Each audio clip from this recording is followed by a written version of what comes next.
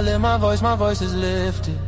Gifted, I foresaw the end, I ripped it. The whole enchilada with a side of avocado. I came down from my fences, desperados. My flow should be sold at low, next to the 2x4s, an electric range stove. The bolts and screws, home and approved. Gentiles and Jews, penning on views. Broken for you, my moment approaching. The coaching, the ocean is waving. The money I'm saving, the arrest I'm evading. The models I'm dating, this cup of mine keep cascading. God has engraved me into the palm of his hand. I'm in the best hands. I be washing Jeezy's dishes, pots and pans. I peep the Lord and land. I speak because I can.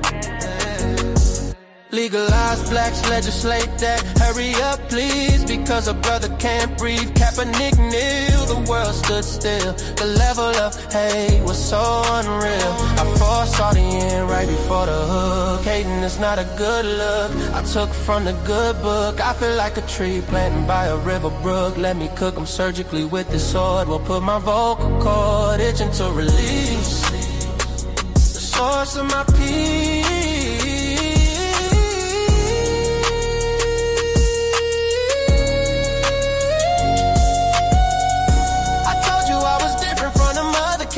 I'm flipping verses on these tracks like an acrobat. Yeah, glory to the Father, he implemented a plan. Jesus carried it out, it is finished. The Spirit empowered, blessing after blessing.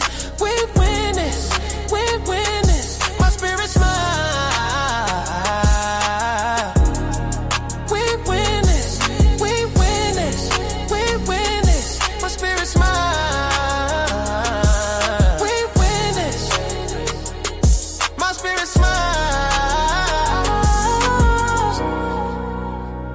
My spirit smile, my spirit smiles.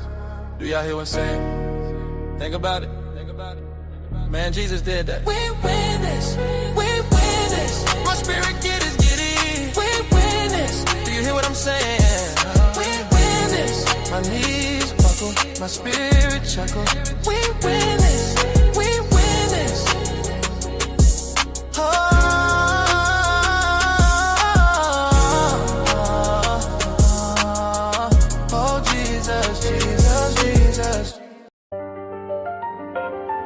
Came from the storm, and nobody see it. No.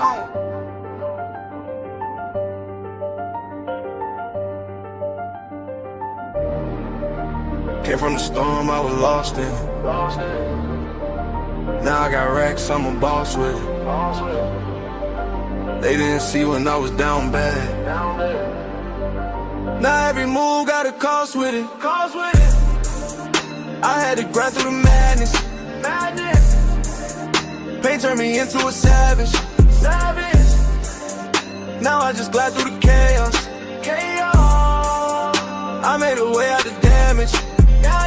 Well, down on the storm, I was fighting myself. Had to build it alone, I ain't asked for no help. They was sleeping on me, now they watching my steps. Now I move like a king, I don't deal with the rest. I done seen it get dark, I ain't fold, I adapt. Every loss that I took, I just turned it to racks. I ain't chasing no love, I just stay in my bag. Now the same ones doubting, tryna say I'm the man. Yeah, I've been quiet, I don't speak much, but my vibe tell it all when I pull up. I was lost in the rain, now I leveled up. Now I'm floating above, I ain't regular. Came from the storm, I was lost in it. Now I got racks, I'm a boss with it. They didn't see when I was down bad. Now every move got a cost with it. I had to grind through the madness. Pain turned me into a savage. Now I just glide through the chaos. I made a way out the damage. I had nights I was thinking about giving up. Had to fight through the doubt, had to live it up. Now I'm up and they see how I'm living now, but they don't know the pain that it took to get up. I done been through the fire and pain. I was moving through life with no plan. Now I'm solid, I know who I am. I ain't worried about nobody's hand. Yeah, I just stay in my zone. I don't need nobody else. I was down on my own. Now I'm up all by myself. Yeah, all that pressure made me, all that pain changed me. I ain't the same me. I had to go through it all. Came from the storm, I was lost in it. Now I got racks, I'm a boss with it. They didn't see when I was down bad. Now every move got a cost with it. I had to grind through the madness. Pain turned me into a savage. Now I just glide through the chaos. I made a way out the damage. I did.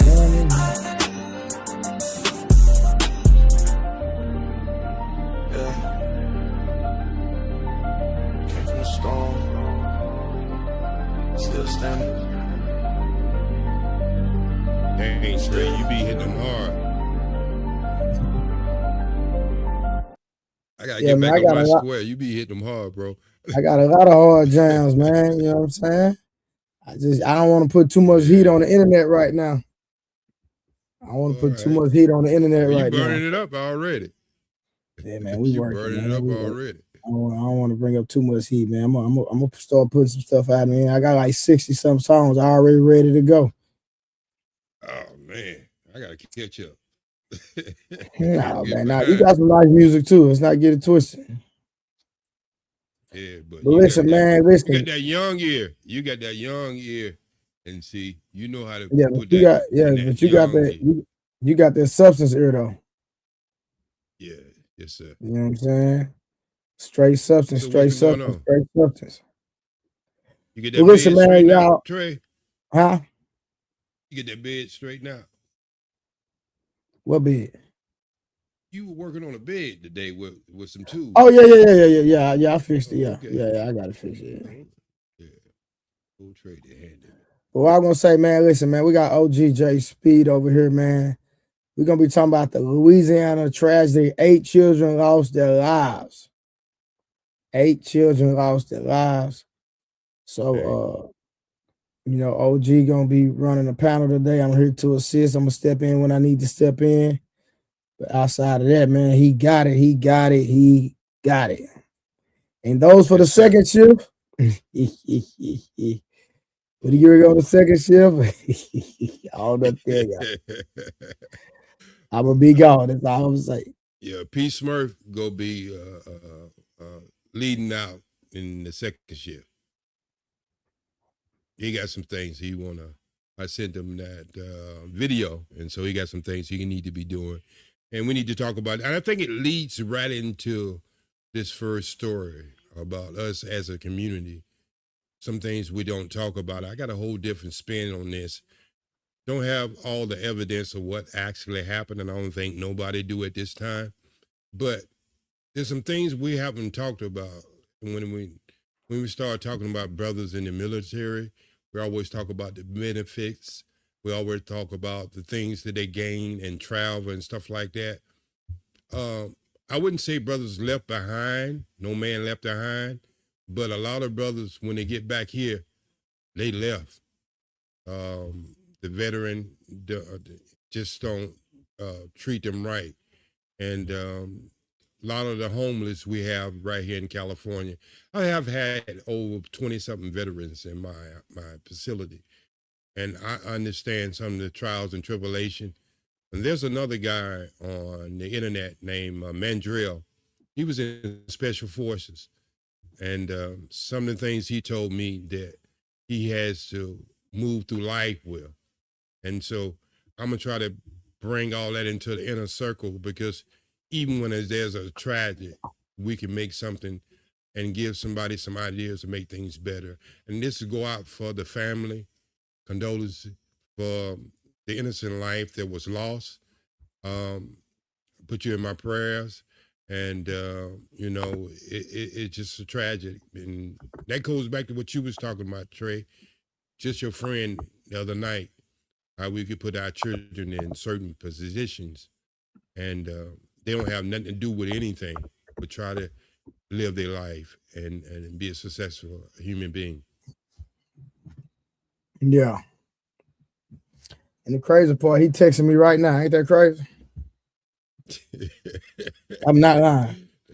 He texts you at this moment. At this moment. Man. Is it anything that y'all was able to work out anything earlier today? Now he understand like that I don't deal with men that don't take care of their kids. I don't deal with bomb men. Yes, sir. So you know, he gotta see me. And so you know, he just understand he gotta see me. So depends on How his about the energy, children? depending. Huh? How about the children? Are they in a little better Yeah. situation now? And they're working. Mm-hmm. Okay, Yeah. that's good. Everything good. Okay, that's a great thing because just like you say, you know, two grown individuals, whatever struggles they go through, they got to understand it still comes down to the best interests of the children. 100%. And sometimes we can't put our children in the midst of that. And I understand how you had to go through that because I had to go through that with my ex, but it was always the best interest of the child. And even when I went to court, I didn't attack her in no kind of way. Didn't say she wasn't a good mother or whatever or anything. I just said that I could give my child a better opportunity. So I didn't attack her in the courtroom. But it worked out, you know. We got a beautiful daughter. And so, you know, but it's like what gave me this idea, Trey, is listening to all the discussions we have over the internet since you've been on here about 3 months, 3.5 months. Mm-hmm. So, you know, all the things we go back and forth about women and men. And one of the things I always listen to you is you try to tell the women, even though you're thinking in a certain kind of way, you could be in a lot of danger. You know what I mean? You have to, I'm frozen, but I'm gonna unfreeze that. But a lot of, you still can hear me, right, Trey? Yeah, I can hear you. Oh yeah, I'm just gonna have to unfreeze that. I'm gonna put this for 1 second, I'm gonna unfreeze it. But some of the things that women have got used to saying and feel like they can have protection. And this is what I tell all my sisters and even my daughter. Even though you can dial 911, sometimes you're not going to be able to dial 911. Sometimes you go get yourself, you got to watch what you say. You see, my grandmother was a strong woman, but she know when to be quiet when my grandfather got a certain look. And I don't think young women understand this today because if they did and know what kind of danger they could be in, I know we do it over the internet, but I'm saying if you carrying that stuff in real life and you think you can talk to certain men in real life like that, we see it every day, Trey. We see young people try to disrespect old people and get that 2-piece, 3-piece bus drivers. I mean, we have to be thinking of what we're saying and how we say things. And I know we have the freedom in this country to say whatever we want to, but what I try to tell people, there's a cause and there's an effect. And these young men don't think like us older men, because we were taught not to put our hand on women. But these young men are not taught that. So that's bringing all this. I hope we will have a decent discussion. And when people come up tonight, we can just talk about how we move as human beings dealing with other people. And it's all love over here, you know, because we have the conversation. But I don't want women or men to get the idea that you can take some of the things you hear on these platforms and think you can move like that in real life, because things like this can happen. And, you know, when I told the story about the girl who lived with me, her brother deleted the baby, the mother, his mother, and his father. So, you know, people, and then when it comes to mental, and this is what's not been taken care of, when these brothers are brought from military, and you teach a man how to kill, how to be a killer, delete people in war. I'm asking the question now, how do you turn off that switch? Once a man been trained to do that, how do you really turn off that switch? Because at any time, that man could become an enemy of anyone. And the way he looks at an enemy is totally different how me and you might look at an enemy. So I think that all this has to be in this conversation, because I don't think we have enough information. And I'm not getting nobody no excuse. What I'm saying is we gonna have to start looking at things a little different as far as, because these things gonna keep happening. Believe me. That man could be, just because you say the WAR to people who are trained to do that, they're trained to delete. And the WAR don't mean anything to that type of soldier. Now, there might be some people who own ships. There might be some people who pilot, mechanics in the Air Force, and they never see any action. They might be on the ship and never see an action. But I'm talking about the boots on the ground. Them the brothers that come back here all messed up. Not all, but a good percentage of them. And I was just looking at a report for anywhere from 13 to 58% of the brothers who come back from the military have some violence or domestic violence in a relationship. That's a big number. What you got to say, P. Smurf? Hey, good day, fellas. What's going on, chat? You very much right. A lot of people don't turn it off. Sometimes you have to go through the process of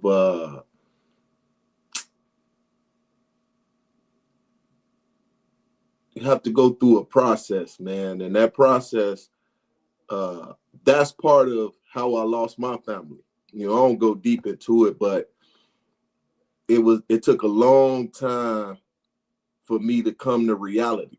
And sometimes I don't even think I'm in that reality. Like a minute ago, it's times where I don't sleep, I don't get to sleep, and I'm always cautious. So when we was having a conversation last night or the night before, and they was talking about, no, actually it was last night, and they was talking about being on guard, right?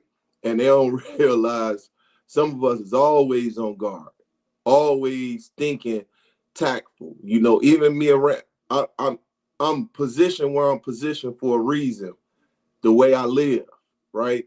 And I have to snap into it, and what snaps me back into it is my children. So I always have to think my children, my children, my children, before you react, or before someone, when people think attacking me, I'm thinking already tactful how I can get to you, right? And I got to cut it off, and you just can't cut it off sometimes. To be quite honest, you just can't, because you know already, I'm already thinking of how to take you down. I'm already thinking of my reaction to a certain thing. So I'm gonna kind of land it there. But going back to that thing in Louisiana, man, yeah, that's what I'm trying to get away from. Mentally, tragic. Yeah, it's too tragic. And it's always. Let me ask you something, P. Smurf.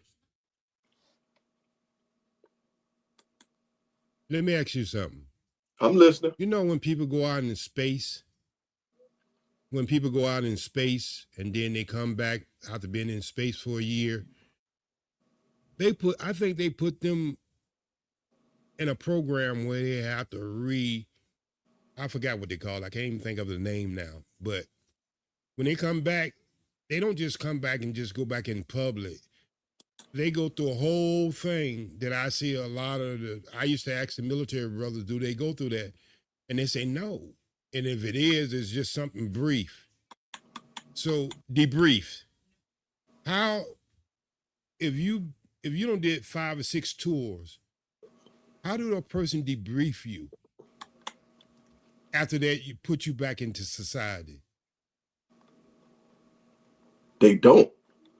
Like, it's a process that some of the things you see, some of the things you do, like, you can't explain that.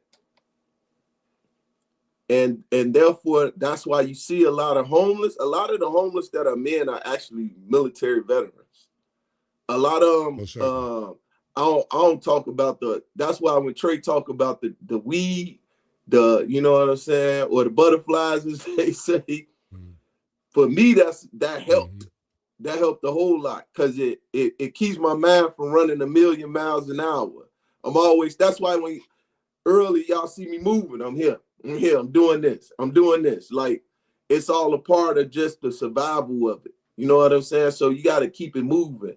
And that's the one thing that slowed my mind down, to be able to focus in on one thing at a time. Like, even when we talking, I'm doing work, I'm researching, my mind is just moving, thinking, moving. Sometimes I probably get a good 4 hours of sleep, maybe 2 hours of sleep. I'm lucky to get a nap. So I tired myself out to get a nap a minute ago. So that's when I'm up with y'all. I'm up with y'all because I don't want to go to sleep sometimes. So you never debrief, and they just leave us in the midst of whatever. They give us the support, but how can you explain something to people that never been through what you've been through? Right. Let me just give you a little insight. I was going to be a military career guy. I went to military school, Air Force and Navy.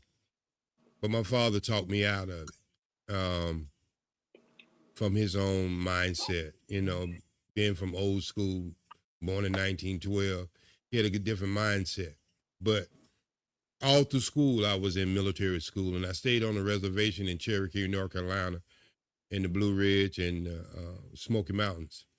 One of the things I found out in military training, and yeah, I was on the rifle team, I was on the flag team. I mean, I was always that kind of structure. I love the things that military school gave me. The things that you learn, the discipline, you know what I mean? The exercise, working in the child hall, doing KP, you know, all this stuff that you wouldn't learn in regular high school, you know? So I came to understand it, and that's not even close being in military, you know. The most I was on, you know, the rifle team where, you know, we go target practice, you know, and, you know, we have competition, but I'm not actually shooting at no human being. But being an advocate for 40-something years for homeless people, I have seen a disservice when it comes down to our veterans. And I don't think we as Black people talk about that enough. We always talk about the benefits. We always talk about, just like I said earlier, the travel and the things that offer you. But some guys are not, they're not all there to even accept all that kind of stuff. And they end up on the street, just like you say. So we're going to get into this tragic. Believe it or not, Trey, I think you know more about the tragedy than I do. I just have a different twist of how I like to have this conversation go up in the back end. And Smurf, you might know more than me, P. Smurf, about this tragedy. I didn't find out about it about 2:00 today. Yeah. And I was looking at some stuff on the internet. And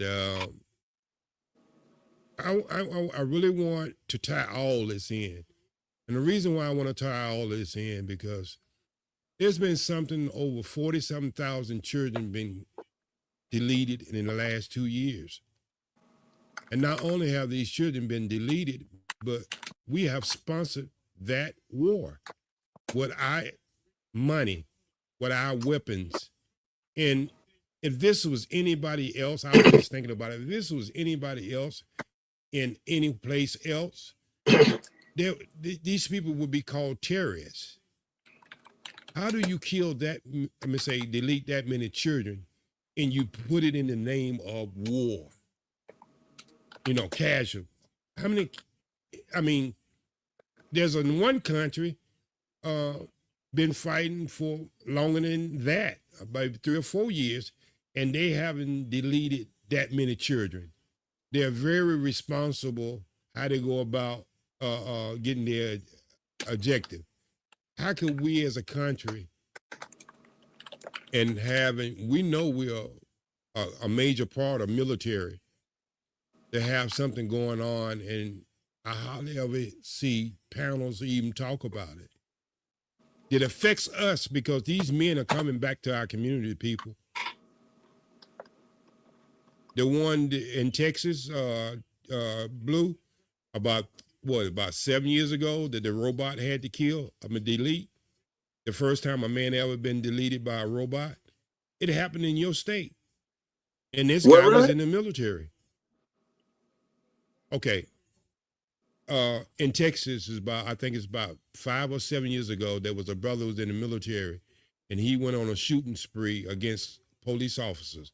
It was happening right after one of the things had happened as far as our community, by the police had shot somebody. I think he ended up injuring a bunch of police, and they actually had it on video. He was using tactical, the same as he was in military. He wasn't just somebody out there didn't know what he was doing. And there was a brother who was in command of this robot, and this robot, he told the guy he would send him something to eat or something, cigarettes or something, and the robot blowed up the brother. And it was a brother who it was the first time in the United States that a robot has been used to kill or delete a human being. And that just happened 5 years ago. And this is what I'm saying. We forget about these stories because we got so much news flash. A Black Man Unfiltered. Have you ever been over here, Trey?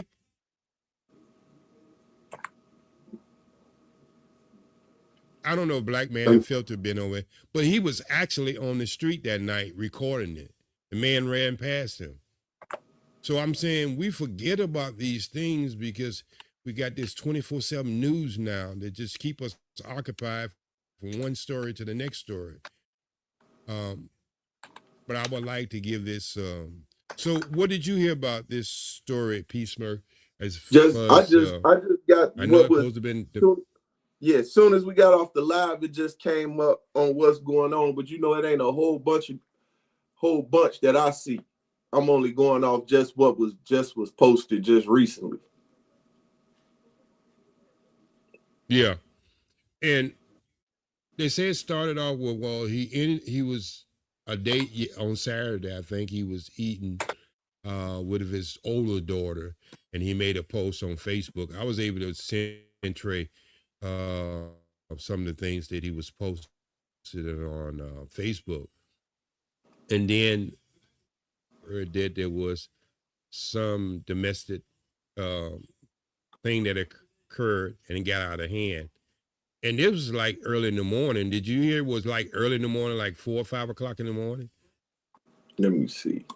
I'm now want to look even more into it, OG. Let me see. Hey, while y'all looking, peace to y'all. How y'all doing? We will. How about yourself, my brother? My brother, Ismail. Can't complain. How you doing, Mr. Ismail? Good. I want to chime in. So on the brother that you're talking about. Do you know anything about this case? I know very little about the whole situation. I know a little bit, but I'll speak on the aspect you're talking about, soldiers returning from combat. I'm a 7-time combat veteran, okay? And I did 28 years. So let me, and I know the Army National Guard and the Army Reserve and the active component Army, like I know the back of my hand. This, from what I understand, okay, let me preface this by saying, from what I understand, this dude never even deployed. He was in the National Guard. Now, that doesn't take anything away from being in the National Guard.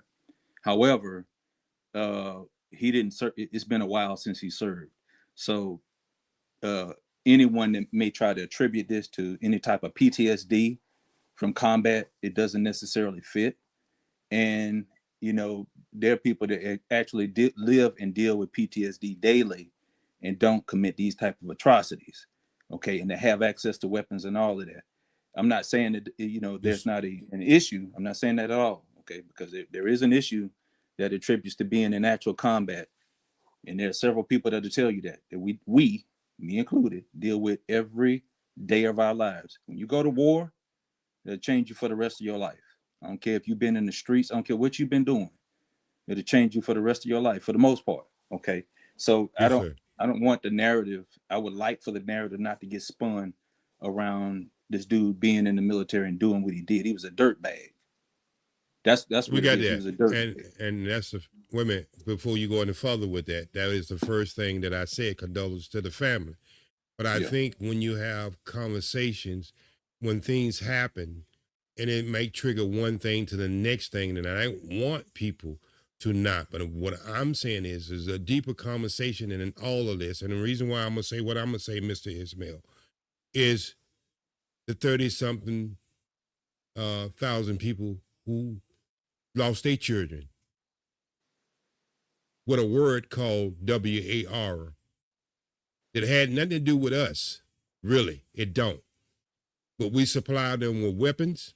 We supply them with everything. And it's like, I am a spiritual person. What you do to the least of us, you do to all of us. And that's what I want to contribute to this conversation more than anything. That we go day to day and there's some mother and some fathers crying and we act as if it don't matter. Now there's things that go on in the world that we don't participate in, but I'm actually talking about things that we are participating in. Well, that's real deep, brother. And here's what I'll say to this: being around the world and serving in several different countries, that's it. And no disrespect to your point, but my point on this and being in many of these countries, they send their children to combat. They supply their children with combat. So anything that we do, whether you buy a loaf of bread or you actually buying anything, it contributes to that same effort. That's just my point on that. And I'm not trying to shoot down your point, but me personally, unless we're directly, not indirectly, because we indirectly do a lot of stuff. You know what I'm saying? Yes, sir. As the global power that we are. Yeah, we indirectly do a lot of stuff as a global power that we are. But we don't send our children out there like that. Just on that point that you're bringing along. They send their children out in the street at 7 years old with AK-47s. Literally. No matter what country you're talking about around the globe, we different around here. But can we use that as an excuse to kill 30,000 of them? But you talking something indirect, though. Yeah, see what I'm saying? I understand. So we got to understand. Let's put content with that. All right? Yeah, right. Let's actually put content with that. Hey, OG, my bad. I had to handle that situation I was telling you about. Yes, sir. Did it working out? And we got a bunch of super chats, so let me know when you're ready to read them. Okay, go ahead. Go ahead and read all the super chat. All right. First of all, shout out to AI Matrix for the membership. Appreciate that. Thank you so much. Then we got Unbe Stream. You know, Unbe Stream always be coming through. He said, I don't blame women or men, just a sick individual that did the crime. That's how we all should handle any individual choice that a person makes. Then he come back with another $5. He said, has less to do with being a soldier and more like being a sick psycho. Don't put that nut job ish on my fellow veterans either. He just evil. Facts. All right. We got Mont. He said, new OG Speed profession unlocked. 40-year-old homeless advocate. New OG Speed skill unlocked. Rifleman. Unbe Streamer came back with the $2. Evil is real. It's not always mental illness, etc. I agree 100%. We can't keep blaming everything on mental illness. Facts. All right, Unbe Streamer to $2. War is the reason why we are able to yap on YouTube. 100%, brother. Right. And then he came back. Ishmael, what's good, brother? and then he came back with $2. Without war, most of us wouldn't have a voice. Appreciate that, Be streaming. All right. Well, I'm tired of people, and I'm to be honest with you, I'm tired of people using that excuse because people have always had a voice. Always. And see, this is where I get a little upset with this, because we act like we can't talk about a whole circle. We have to just dismiss certain parts of the circle. Look, we talk about families that if a man and a woman got in the street and they did everything, they just tearing up the community. We talk about gang members, drive-by. We talk about all things. People are influenced. If your top of your government is doing the same thing that they doing in the community, you can make all kinds of excuses you want to. A life is a life. We got to just stop acting as if we really doing something to stop something, or we are doing something. Most of them people don't even have where they can even reach us. They're almost like shooting slingshots. They couldn't reach us if they would. And I'm talking about in our own borders, okay? So what I'm saying is, a lot of things we do around the world, because we are powerful, but what we call that in school, if somebody's powerful than everybody in the school, we call that a bully. So what I'm just saying is, we got to look at everything as the same thing, regardless if you're part of it or not part of it. Look, I have uncles, I have nephews, I have a lot of people in the military. But I'm saying, when I want to have a discussion, I want to have a discussion. I don't want to make excuses for any of it on no level. And what I'm trying to do is, I go out there in the street. I put my feet on the ground. I see the soldiers. Some of them with their limbs and stuff cut out are homeless. I'm not saying that I'm not going to never make excuse for something evil. Someone who would go and delete 8 children. I'm not going to make an excuse for that. But I'm not going to stop talking about what I'm talking about too, because it might rub somebody wrong. It's wrong to kill.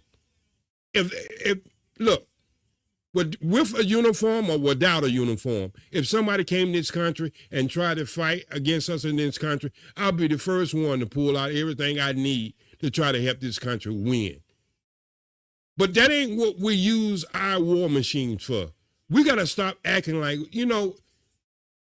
the real freedom comes when you think you got real freedom. It's when and I'm going to be honest, when we can start talking like white people, because when white people to have problems with this, mostly what I see talking about this thing we in now. We acting like it is not even existed. This thing that has got gas $7 and something in California. It was up to $8 just last week. We got to try to act like this is not a cause and effect. All right, we can talk about this case, and I'm not going to never give nobody an excuse who do that type of harm against anyone, even if they did it against a dog. But don't act like we don't go around the world and do this to people every day.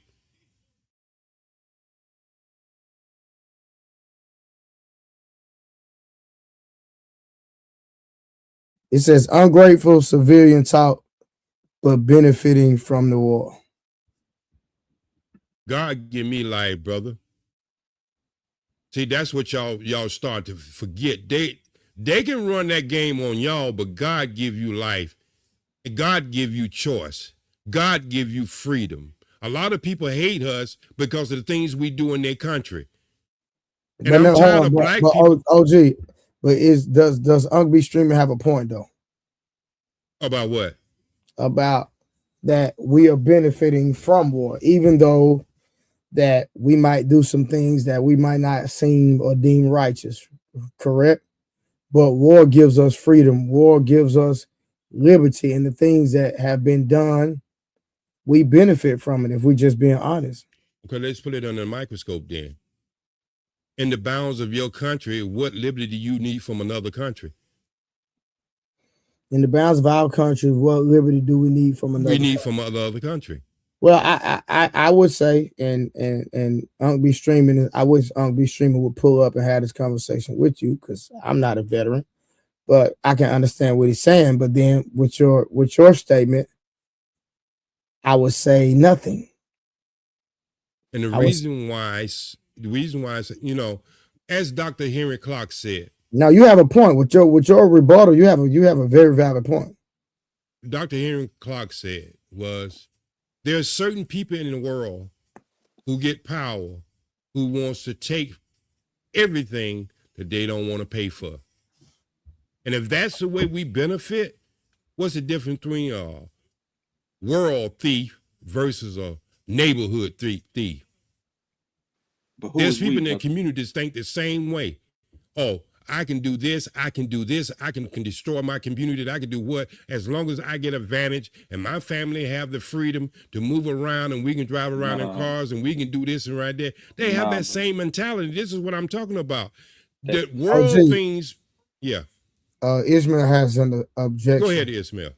Yeah, brother. That doesn't necessarily apply to the black community like that. The only people that come in and are allowed to continue to destroy, these are these are crash out operatives, in what I like to call them, because everybody else in those other communities, they ain't allowed to do that like that. That's brother. No, sir. I can't. No. And what I forget what the brother's name that was super chatting. He's correct. Stream.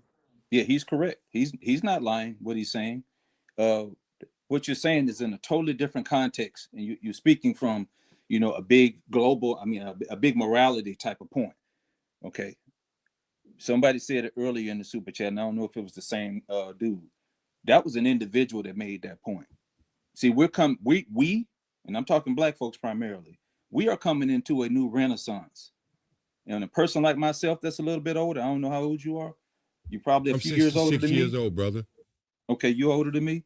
But folks like myself in my 50s, these young folks ain't like that. Like they don't come in with that same mentality we come up under. You come up under boomers, and so did I.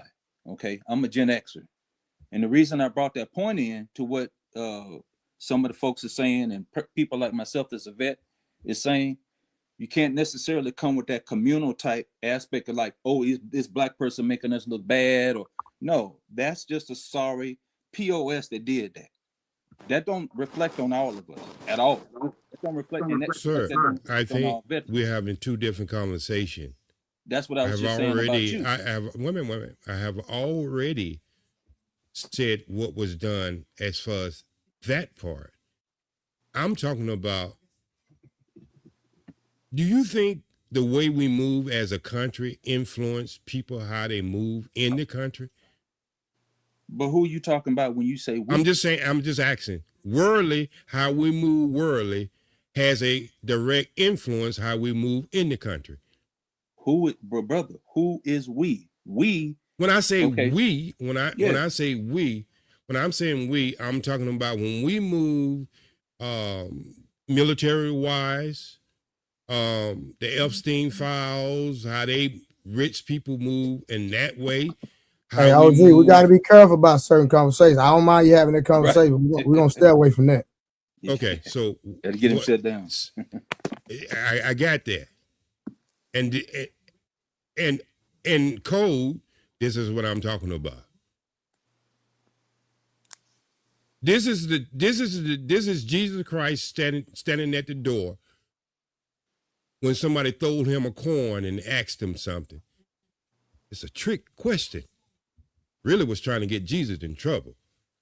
I'm saying, as a whole, when we start talking about this, that the freedom that you say that we really have, just not being like, I remember when this other, you can look over Alaska and you can see when that started, black content makers couldn't even talk about it. Okay. Because we're told we have freedom, but there's still certain things we can't talk about. But that's just the nature. I understand the nature of the beast, OG. Hey, this is what I'm saying. I'm just trying to put a microscope on it. That the things that we allude to that we have, that's not a microscope, brother. No, that's a telescope you putting on it. You putting a big telescope on it. You put a microscope on it. No, I'm putting it on it. You know, you put a microscope on it, then we're going to, just as you said, okay, you didn't point that to our community. But when you speaking and you say, we as a country, that's putting a telescope. Them people up there in D.C., they don't care nothing about none of us. They ain't care nothing about me in uniform.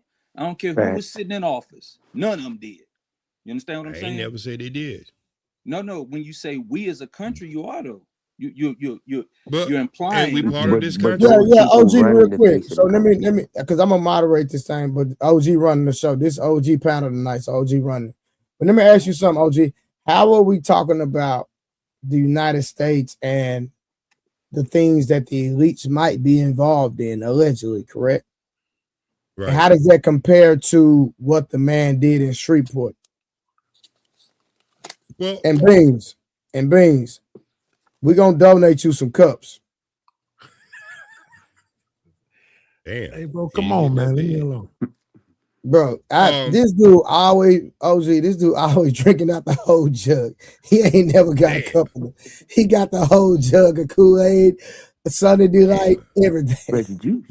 Shit, he had a whole pot of Oodle News one night. You know what I mean? So, yeah, you're right. He be getting down. When he get down, he get down.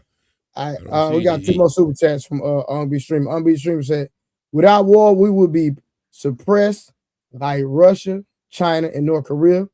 We will be treated just like their citizens of they take over us. And then he came back and said, this is OG saying easy to say from Free ASS USA. So my thing is, everybody who wants to say and put that much weight on how our country is ran, I have to question people in their spirituality and their beliefs, because I believe God give you freedom, and the only person who can make you believe that God don't give you freedom is the devil. And I just, me straight up, 100. Any man that make you believe that he has to do something or he's doing something for the better interest of you, and then I just had this brother say they don't care. Well, how do they make you believe something when you know they don't care? Huh? No, brother. We how do you make? We don't join for that. We don't join for that, brother. No, sir. We don't join for what everybody think we join for. We join for these benefits to take care of our family. Period. Point blank. I understand that. No, so do a drug dealer sell drugs in the neighborhood to take care of his family. So we equate us to drug criticize that. But you'll criticize that. Hell yeah. So you'll criticize that. They go to combat? No, listen what I just said. I said, if a brother was selling drugs, a kingpin in the neighborhood, we'll have everything to say. I'm not talking about the people who might be benefited, but us on the outside, we'll have everything negative to say about something that's negative going on in our community. All right, brother, that's a totally separate thing you keep bringing up, and I'm telling you. Okay. Is it really it's separate? Really not separate. You ever heard of Iran-Contra? Is it really separate? Exactly. Hold on, Harvin. It's other people in front of you. Yeah, it's 100% separate. All right. It's 100% separate when you see service members, whether they're active or reserve, and that's all they're doing it for. They'll risk their lives and whatever come with it just to feed their family, just to make sure that they got something for a legacy outside of going in the street and doing what they got to do. It's 100% different. To another country and doing it. All right, OTC, who told you that? OTC, did you want to say something? Then we're going to get Harwin in there. Then OG, you back on. Fast. I feel like he not being honest, because if we go back and look at some of these wars, the Iran-Contra, like he spoke on earlier, I didn't see who said it, but Vietnam, if you go into what they was doing when they was going over there in Vietnam, they were seizing poppy fields. Like he can act like the government wasn't doing nothing, involving drugs, but that's not you know, when we go back and look at what happened when they was over there, yeah, they All was right, pretty much hey, just like. OGC, we ain't going that deep. All right, let's stay above water. I just wanted to. I was just making clear. Well, We talking listen, facts. I already know that deep stuff. I think all of us privy to that. Let's keep it on the surface, but at the same time deal with the context about. Let's stay in code. Yeah. Let's stay in code. If y'all want to have that conversation, y'all go on y'all platform. Okay. I'm talking about if you want to go deep sea diving, respectfully. I was just having a conversation. I didn't know what I. Let's stay on the surface. I think No, I understand that, but saying but coming on my platform saying what the government did without no proof, we're not doing that. That's what I'm saying. It is proof. Well, guess what? I want you to upload the proof on your page, and I'll come verify it. Okay. I can't post right now, but I will. Okay. Well, again, when you post the receipts, make sure you let me know so I can come over there and look at your video. I appreciate that. Bet. Because this conversation is about actually Louisiana. It's not about the government. It's about the man that did that in Louisiana. I'm responding to what the dude said, but I don't like if you gonna like try to control what I'm saying. We can move on. Well, it's not that I'm trying to control what you're saying. It's my platform, and at the same time, when you want to play a game, you got to understand the rules. All right, we can move on, bro. Whatever, bro. Okay, Harvard, you got something to say? I don't want to encroach upon what you just said, so I'm gonna pass it. It's fair to do that. It's fair to respect what he wants said and don't want said. But can we just be honest that OG was the one who kind of broached it when he made the comparison between the drug dealers on the corner? Yeah. But hey, Ben, you see, I've been trying.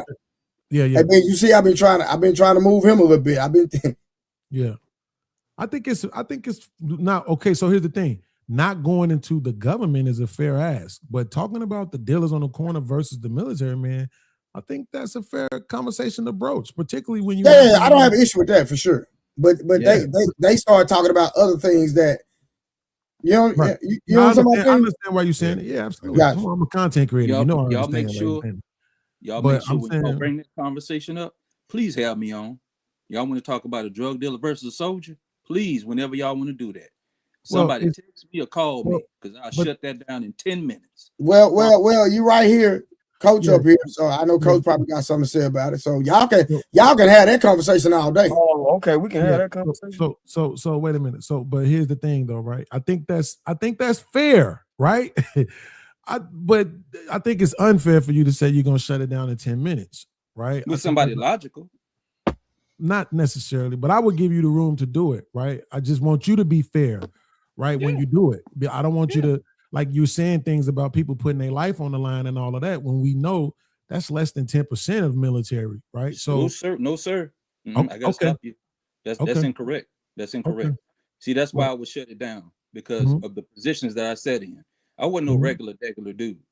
You understand what I'm saying? I'm not popping my collar, but I'm coming with a receipt that nobody can ever come with outside of people that serve the way that I did and where I served at. You right, but that's anecdotal. You see what I'm saying? Exactly. That doesn't matter. You're making you made a generalized statement, right? Your argument was that we can't compare the guys on the hood or the drug dealers to you because of to the military because military man. I understand. So I mean, you can't hear me if you're talking. Right, so you're not going to even be able to understand where I'm coming from if you just go over talking. Right, so you said, right, the example that you used, the reason why we can't compare you is because military men will put their life on the lines to be able to take care of their families. Right, drug dealers do the exact same thing, but you're making it from a position as if the majority of people in the military actually see combat when they don't. That's where you make the false comparison, brother. Okay, that's where but is it true or false though? Is it true that the majority of servicemen, military personnel, don't see active combat? Is that a true or false statement? Yes. The comparison you're making is a false equivalency. Absolutely. I'm not asking you about the comparison. I'm asking you, does the majority of military personnel see combat? You put it up there like that. When you put it up there, we understand, Mr. Ishmael, we understand that it's a false equivalency, but at the same time, Can you answer his question though? I can answer the question if you put it in the right narrative. You can't sit there and say, well, did everybody that served go to combat? I didn't say everybody. I didn't say everybody. That's not what he said. Right. What I asked you was, is it a true or false statement that the majority of military personnel don't see combat? Is that a true or false statement? All right. I'm going to answer you, and I'm going to answer you this way here, because yes or no. You can't just ask that flat. You can't just ask that flat statement. When you say see combat, you mean see combat. So let me ask this question in between, right? I think I can clear it up. Bing. So you talking about actual men who got loaded ammo going through the boots on the ground, hunting people out, right? Yes. I would say in that regards, it's a minority of those, right? See combat is what?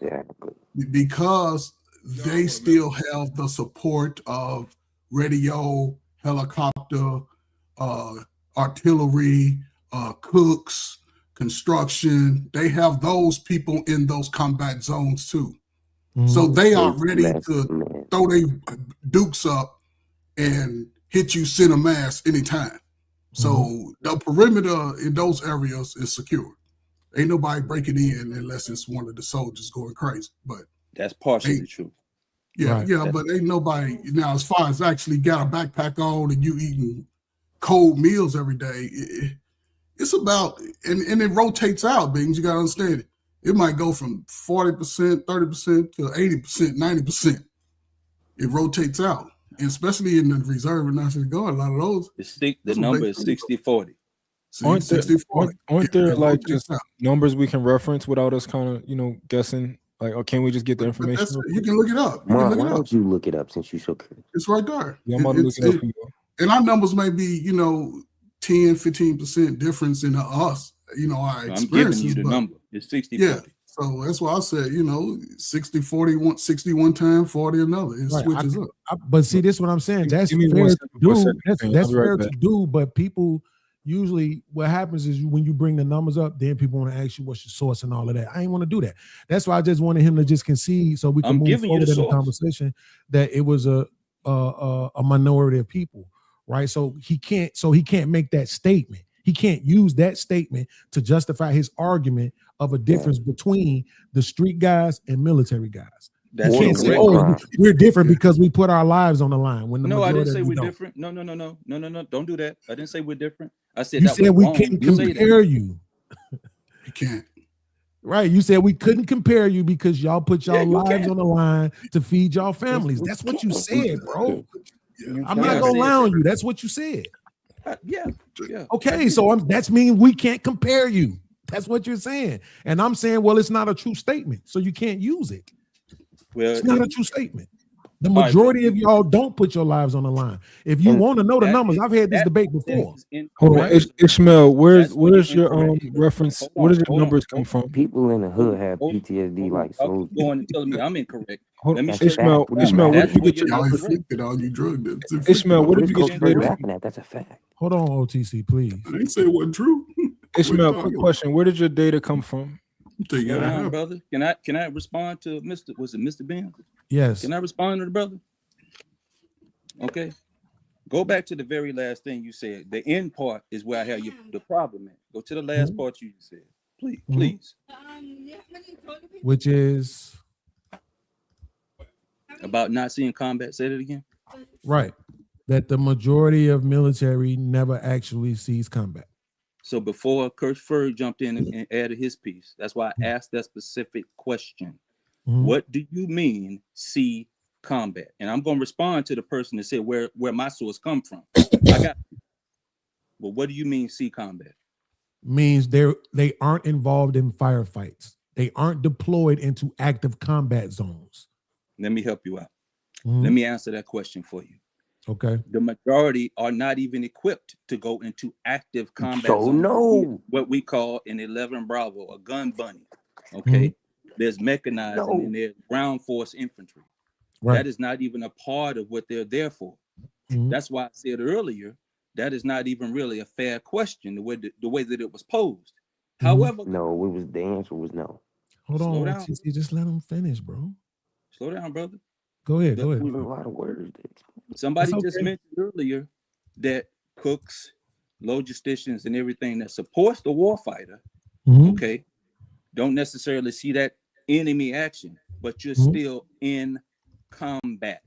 Right. And you getting benefits, still by the way, deal too. with the enemy. All right. When you somebody let me know when you got some Scud missiles coming at you. Matter of fact, go tell those people that was over there at the port of Shaway, but this is public information, if they were in combat or not. Okay. Those people were going by the nomenclature. They were 25. They were infotech folks. I know the unit that was over there. My feet been on that ground for years. So were they in combat? That's why I asked that question. That's why I'm saying you have to think about what's being said here. Direct combat? Yeah, the majority of the forces ain't even built for that.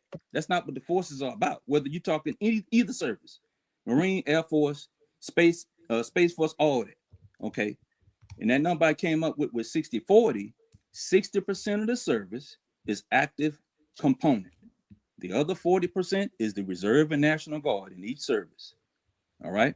That's why I came up and said that. I just didn't pull it out of the air, because you can't keep sustaining the fight on the ground like that with the active component. You have to bring in the reserves and the National Guard to come in and support the fight. So I have to bring context and clarity. All right. That's why I'm saying that. So when you say in combat, the majority does get into combat, but not into one-on-one battle that you think you're seeing on Rambo or some stuff. No, he ain't saying none of that. Don't work like that. Right. So so here's the thing. It's still, you're still misrepresenting the facts, right? Because you're saying in combat, right? But again, if that's the case, I could say that about every black person that live in the hood. They live in a combat zone, and that would include the drug dealers. Red zone. They literally live in combat zones. All right, brother, you got it. Wait a minute. See, wait, don't do that though. See, wait. So wait, hold on, OTC, please. I'm begging you, bro. So listen to what I'm saying. Do you notice how when you was talking, I was listening, bro? I ain't trying to be dismissive. I ain't do nothing. I'm trying not being dismissive. Okay, I'm trying. You just said, okay, you got it, right? As if now you don't want to have a conversation. No, I would talk to you. I got okay, cool. To you. Okay, cool. So what I'm saying is this. Again, we're not defending anything. We're just trying to have an understanding. What I'm saying is this. We could have a conversation, but I'm just trying to get you to understand that you can't use the argument of they put their lives on the line to feed their family, and that's the difference. You can't use that argument because it's not true for the majority of military personnel. I just proved to you that the majority does see combat. Here's the thing. Even if I gave you that, you would have to say the same thing about the drug dealer. That's based on the premise that you painted, you would have to say the exact same thing about the drug dealer, which means you can't use the argument. Do you not understand how I that? can? You know how I can? How? So in 2003, and I ain't going a long story time here. Absolutely. Who do you think was going into combat in 2003? What people do you think? And I'm saying later in 2004. Who you think was going into combat based off of what I said, that 60-40 earlier? Who you think was going into combat? You talking about the Afghan-Iraq conflict, right? Yes. Well, primarily Iraq. Yeah. Okay. But yeah. Now, when you say who, are you asking for specific divisions or race or what? No. Who? The people. What people? Yeah. What people you think was going into combat?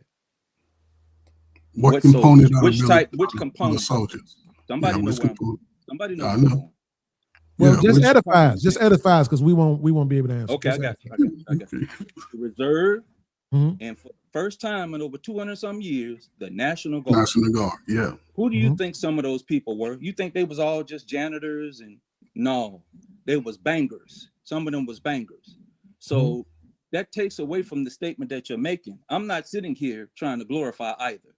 All right, I'm not here to glorify the military. Let me because that may be this overarching thing that I'm here doing. No, I'm going to clarify some of these statements. And like I was telling OG earlier, the attachment with veterans and this dude ain't got nothing to do with nothing. But when it was brought up about drug dealers, I'm like, no, there's a night and day comparison here. There's a night and day comparison. It has a lot to do with it. Yes. So OG, I do want to address what you were saying about veterans earlier, Barry, right? About veterans outside in the streets. Most veterans and our service veterans for 2 years, right? most older veterans, they want to be outside because a lot of guys used to be in control of something in the military, gave them a sense of discipline. And sometimes when they get out alone without families. And instead of being confined, because most know how to live on the street. Most know how to survive in the roughest areas, right? Especially if they did 20, 25 years. These guys are military ready to the day that they leave this earth. And I knew 40, 50 men, older men, your age and older, my age, being everybody's age on this planet, that preferred to just, just get their little money and just sort of just make things happen without any, confined, like they ain't trying to buy no house, they ain't trying, they can survive off the bare minimum and still, you know what I'm saying? In some cases, like this guy, some people need the help. Now, I would say if you had boots on the ground consistently, you definitely need to talk to somebody about it. I had a cousin that was a combat cameraman. He showed me dismantled membranes the Gulf War.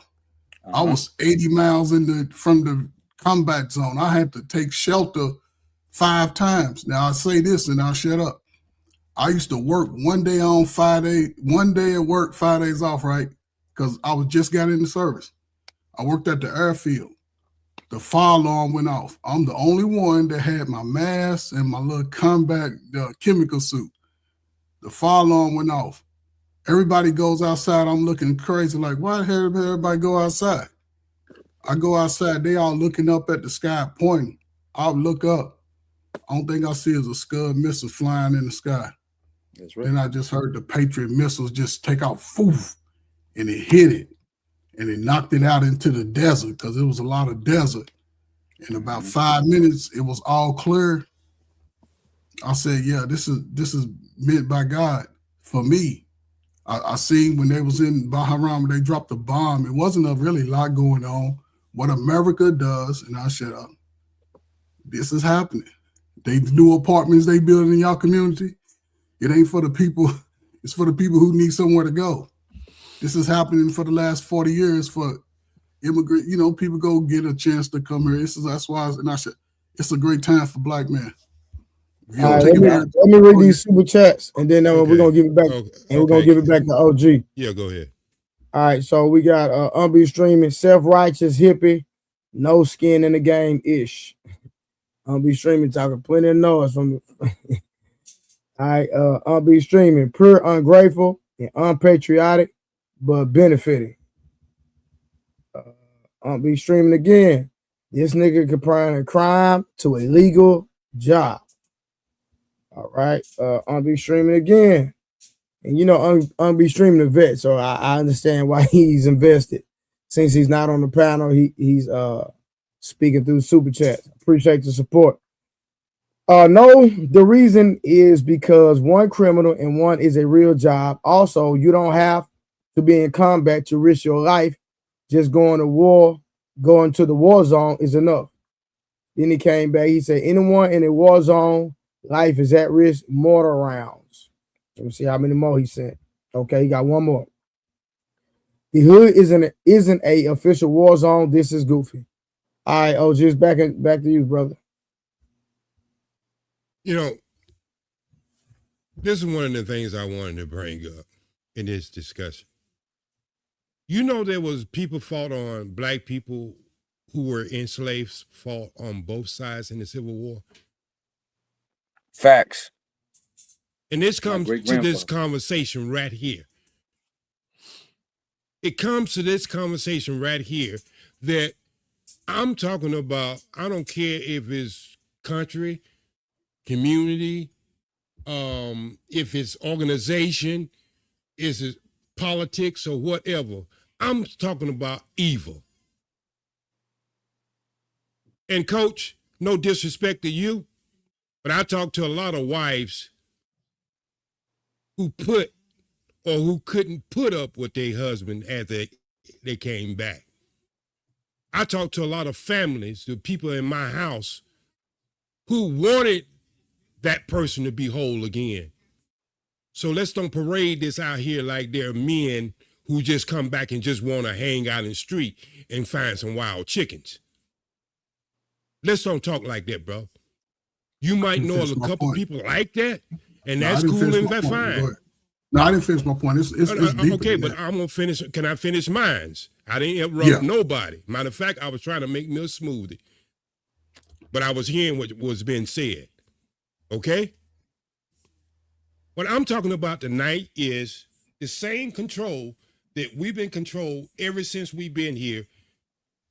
This following behind whatever is laid on the ground that we got to try to figure out is it good or is it bad.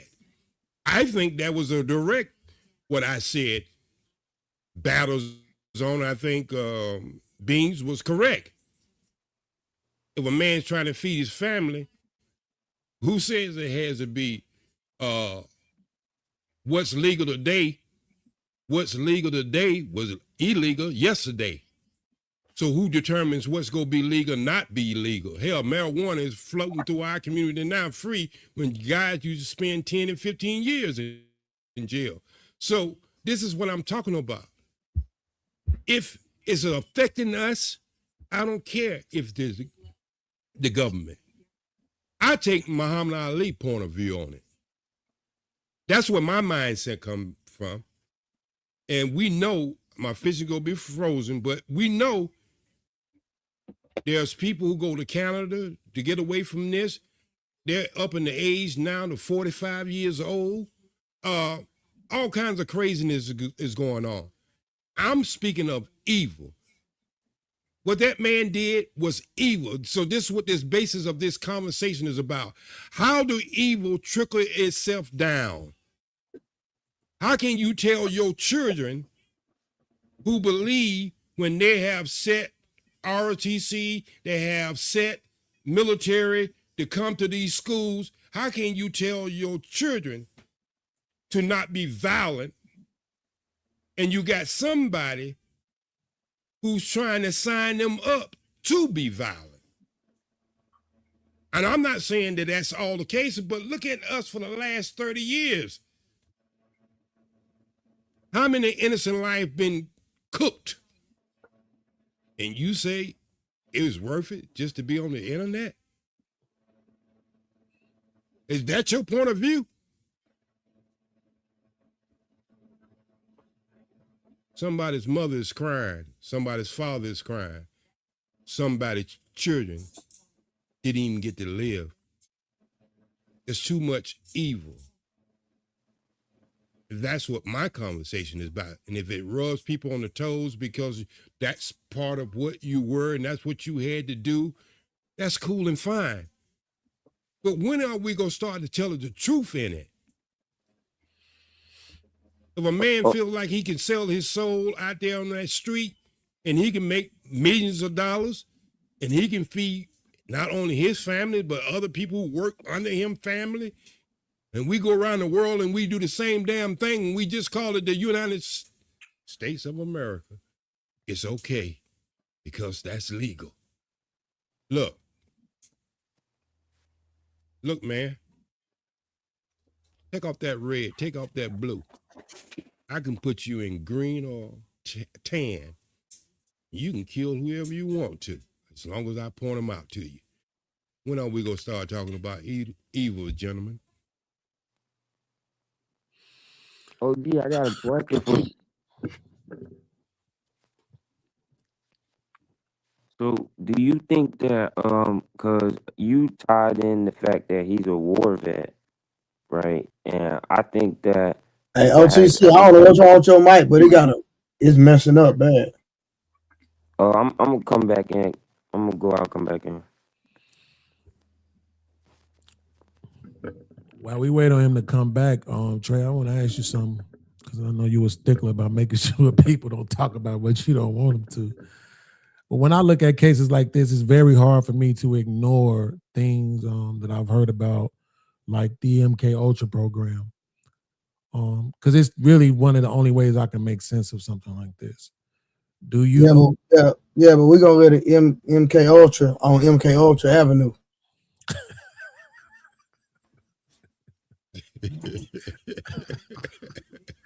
Ever since he got that robe, boy, I swear. This nigga. I'm just saying, even if we don't use the framing, right? The terminology. It gotta be something, bro. Like it's okay. You can say it without saying that. Yes, I'm saying it's hard for me to just think that for some random no warning type reason, right? Somebody just wake up one day and then the kids. Can we call it government programs? You don't even execute the women. The women survive. Yeah. Right? The women who you're probably primarily upset with, they survive. But the kids gone? Like that just, I don't know, man. I got a question now. I don't know. I don't know if anybody knows this, but from what I saw, it was only one mother. Does anybody know if that's correct or not? From my understanding, it was a mother and a girlfriend. With all those children. Well, what I'm saying is, I'm talking about, it was two women shot too. Mm-hmm. No, so from my understanding, it was a mother and a girlfriend, and then 7 other kids were his, one of them were not. From my understanding. Okay, I thought they was all from one woman. Okay, I only asked that question. I think 7 of them were. That's what I want y'all to walk around that there way we go. versus there we go. That's what I thought. So I know, and I'm not even going down that road.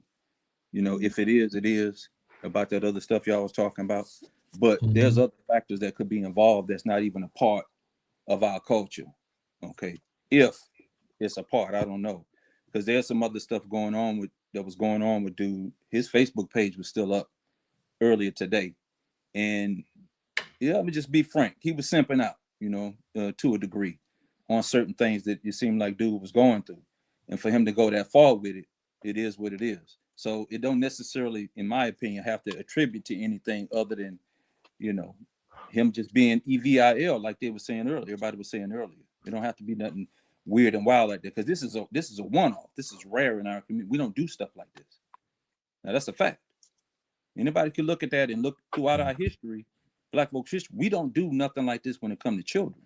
We're the only community around the world where you can't go and buy a kid. Y'all want to talk world stuff? You can go around the world somewhere and buy a child. You can't buy one in our community in this country. Somebody gonna knock you up about messing around with their kids, okay? And I understand why everybody's kind of grabbing for straws and trying to figure out, why would this happen? And that's the reason why I made that statement, because we don't do this. Brothers don't do that. I don't care what you're going through. You don't do this. You don't do this. You mess around with no children like that. Okay? So it could be attributed to a whole bunch of stuff. That was my point. I just look at I'm feeling OG on this one. It's hard to discard the military implication. It's just hard to discard it. But I've seen this in real time in Chicago 15 years ago with Jennifer Hudson's sister's boyfriend deleted the baby and the mama. It had nothing to do with the military, Coach. No, it didn't have nothing to do with the military. He was just a regular old, guy within the street. I witnessed the whole thing. So, I didn't see the actual deletion, but, being when you're there and you're seeing that same type of trauma, it's been something that's I've been saying it since I've been able to recognize it. That time in our lives, and most of y'all 40-year-olds' lives, and when it was going through the streets, it was affecting mothers and children. Our service. Hey, Coach Ford, I got a partner got hit at a family gathering playing dominoes. That's why I'm saying y'all got to kill this military bullcrap. I got a partner sitting in the crib, whole family there, everybody playing dominoes, Coach. Brother-in-law pulled out a pistol just out the blue, hit him 9 times. Brother-in-law hit him 9 times. To this day, I can call him on the phone right now. He don't even know what it's about. To this day, he have no idea. Like, bro, I don't know why he did that to me. Man, I think that mental health stuff is an excuse. I ain't gonna hold you. I think it's just some people. I'm not even talking about mental health. What you mean that? Yeah, he's trying to make the argument that sometimes people just do things, right? And they don't. He's trying to say that we might be reaching for the military argument, right? But even in these examples that you're using, it was personal. It wasn't mass. and it wasn't kids. And even if I go with the example that Coach Ferg used, he just on some bullshit because he was in the military. Because he know the actual narrative around that Jennifer Hudson shit. He knows what the whole world is saying about that Jennifer Hudson shit. But still, that it wasn't random, right? But it's 40. Don't you know in Chicago just last month it was 40 people got murdered, right? That's Coach. That's all the time in Chicago. Yeah, and a lot of these young men, unfortunately. No, but it's in reality. So he lying beans. No, I just said no Chicago slander, bro. No slander. I'm talking straight from the heart when I talk about Chicago. That's a place nobody don't kill nobody more than in Texas. We just looked this up the other day. Texas has more murders every year than every other state. Okay, well, but watch this, Coach. Y'all know what do y'all know what a worst place on the earth is? Texas. El Salvador. Yeah, Mexico's down. No, that's a fact. No, they be El Salvador. Go do your research. El Salvador, they have more M's than anybody. Damn. On the sunny day. Stay away from that motherfucker. Right, but again, look at the example. Look, this is what's going to keep happening. We're going to keep using examples that's nothing like this. Because to bro's point, this don't happen. Right? Even now with Coach, you ain't hear about all them shootings? Yeah, they was shooting at somebody. And we know these niggas don't have a problem with spraying and don't care who get hit and keep going. This is different. This ain't that. He didn't say and then run. He went and targeted. He said, I'm getting you, and you. My own family, his own kid. Target. But Beans, do you think it's had something to do with the baby mother, though? It's possible because we seen a situation like this like 2 years ago. Where the dude, he was on camera, he was on video. He said, I'm here to get her, bow. He went to the other chick, I'm here to get her too, bow. Right? On video. And see, old boy, did he ask Trey? Real quick, OG. Dude was a weekend warrior who didn't deploy. So they saying the dude never was deployed either. But go ahead, OG. It's a fact. Now we shaming him. No, it's a fact. It's a fact. We ain't changed. He said, I think one of the questions was on his Facebook page was, he asked me a question, if you can have your children with a different woman, but the same children, would you do it? It's like old boy said, he simped out. So look, that right there gives us context then. Y'all can kill this whole, why we even bringing up the military for anyway? If he's venting, if he's venting on Facebook about his baby mama asking if I want the same kids by a different woman, OG, come on, man, that's 1 + 1 = 2. No, sir. Yes, it is. Come on, man, that's elementary. Trey. That's the worst math I've ever heard in my life. Wait a minute. See, I get all of this. It's kind of like the bonnet bath, but I get that, Trey. What I'm saying is, I'm just gonna say it because I got to be 100. When we ambulance chasing a damn story, there always can be a bigger story that you can stretch out because everything do trickle down. And what I'm saying, if we look how we look as life as a whole country, how would you not think that would not trickle down in society? What? You saying you think something happened to him? Something messed him up mentally doing? No. He's trying to. This is what he doing. He trying to blame. He trying to say because what I'm saying, there's violence. Let's call spade a spade. I'm saying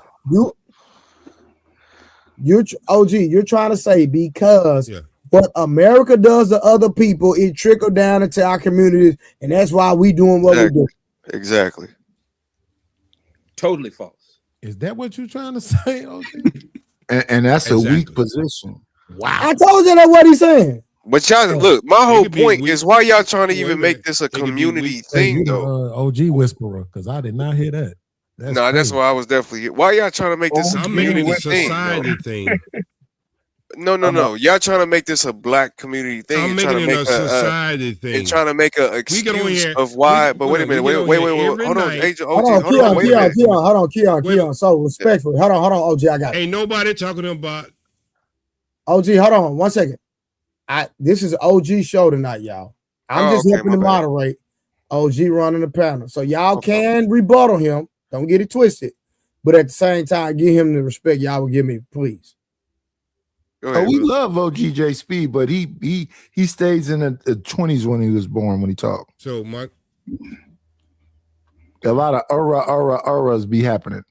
Okay, so let's have the conversation. Of all the things that we compare with things all the world, from relationship to this and that, why when it comes down to violence, then all of a sudden we try to shut our eyelids of what's happening and what's going on?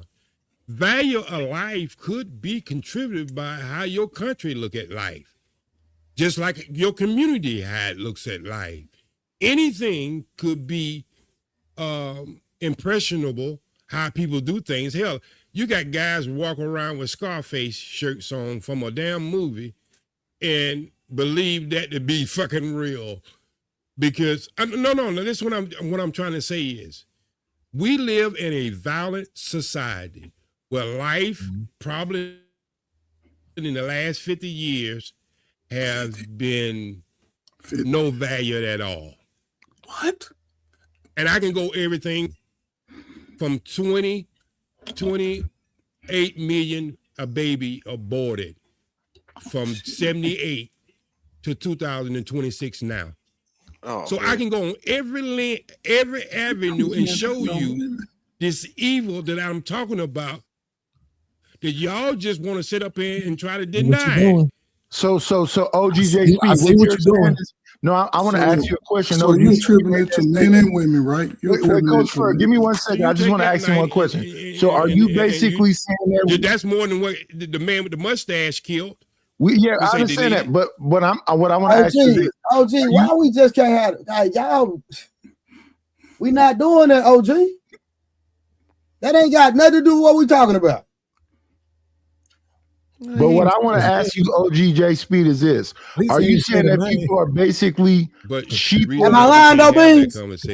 No, but hey, you got to give him credit for not saying the name. No, but it don't matter, bro. It's a conflating argument because that has nothing to do. OG, no, bro. Listen, why you saying that? OG, no, you don't. How you see how you saying that compared to this situation? It don't need to compare on no level.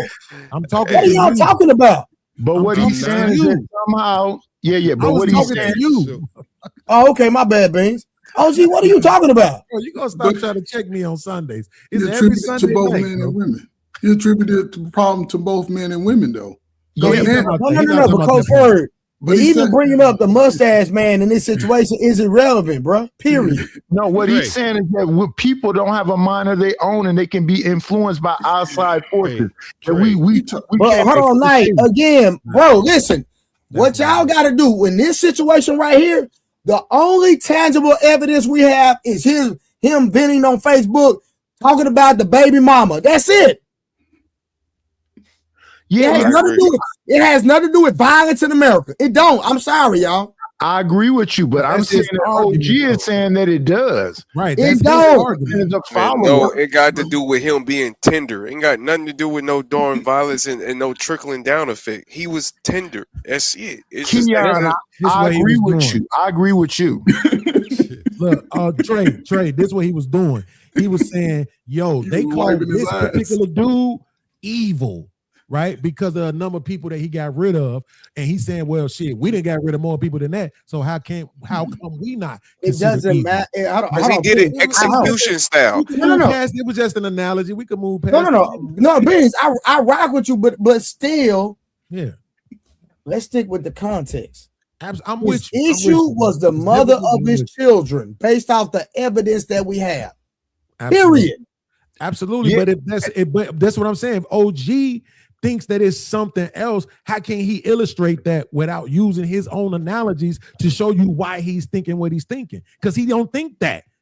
I don't even think that. And I hold on, and I respect it, but because look at what you're saying, right? But I disagree. Look at what you're saying. Even if I conceded to you, because at the end of the day, we still having a conversation, please. Absolutely. But listen what I'm saying. Even if I conceded to you that because it happens so infrequently that it's probably more likely that this is exactly what you think it is.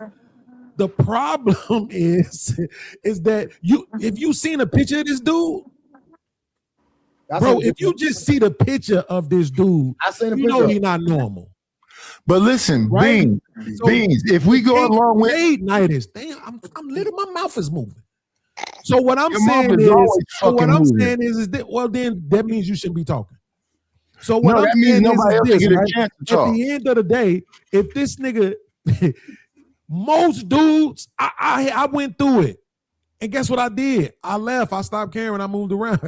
Like, that's what most dudes is go do. Hey, you was trying to use these kids to stress me out. I'm gone. They ain't finna go do this. So that's what I'm saying. To me, even if I conceded to the point that it's so infrequently that we should be able to acknowledge that it's very likely that it's exactly what y'all think it is, it's just hard for me to accept that because it's like, no, I'm looking at this dude picture. I'm looking at his military background. And I'm saying this dude was disturbed, bro. Something happened to him to put him in that mind state. It wasn't just this woman and these kids. I believe it was.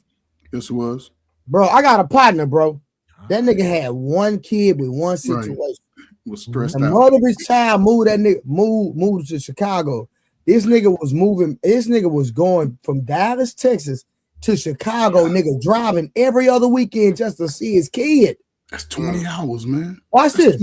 Well, we talking about every weekend. Damn, it's 20 hours. Watch this. One way. That nigga spent $250,000 on lawyers and still lost his case. Yep. That nigga called me. And you know what type of phone call it was? Absolutely. I talked him down, bro. Salute, man. We talking about one kid. I had to talk this man down. Yes. Yeah, tendernism is a mental illness too. So sure, I agree with you. I know about tendernism is definitely a mental illness, my nigga. Like, what were we talking about? Like, that's why I agree with Keon. It can be an individualistic thing that this man just said, I'm not going for it, and this is how I'm gonna respond. And us from the outside looking in, going, oh no, he's no. It's very simple. It's not complicated. But this is something that's been attributed to most, I ain't gonna say most black men with children, man, for the last 40 years, man. I know people, the same situation Bean went through, Trey, your guy went through. I've known that most of my adult life. I've known that this is something that's really been plaguing black men. And, and outside the military, I get it. Sometimes it's stressful. Sometimes, and that's why they give you these diagnostic tests. They won't see if you something wrong with your noodle. Often if anybody recognizes that you losing, somebody go send you somewhere. They go march your ass over, and you gonna go see and talk to somebody. And if this guy's never deployed, been in the woods a couple of times, slept outside, he's doing all the getting ready stuff. But I think it come down to his baby mama, man. He probably listened to some YouTube podcasts and took that shit too far. Coach Ferg, let me ask you this. Either that or somebody he know.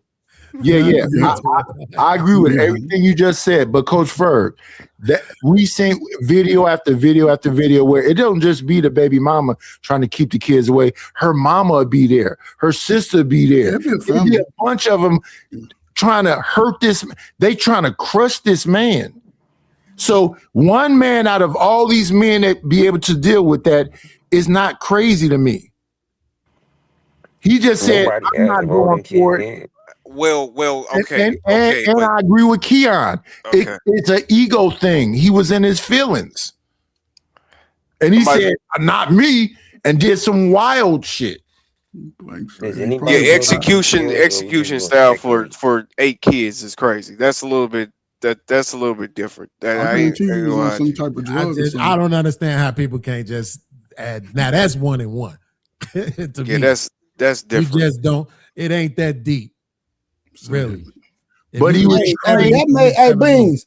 If that's the case, that makes the context that narrows it even down more. Yeah, but if he a military guy, he been trained to be a killer. No, he just turned his. No, he ain't. No, according to Beans theory, no, this dude was he was a supply Well, no, you still go through training, even if you don't get deployed. You still go through training. You're right. Bro, he was a supply clerk. Bro, you act like this nigga the cartel or something. Yeah, slow down.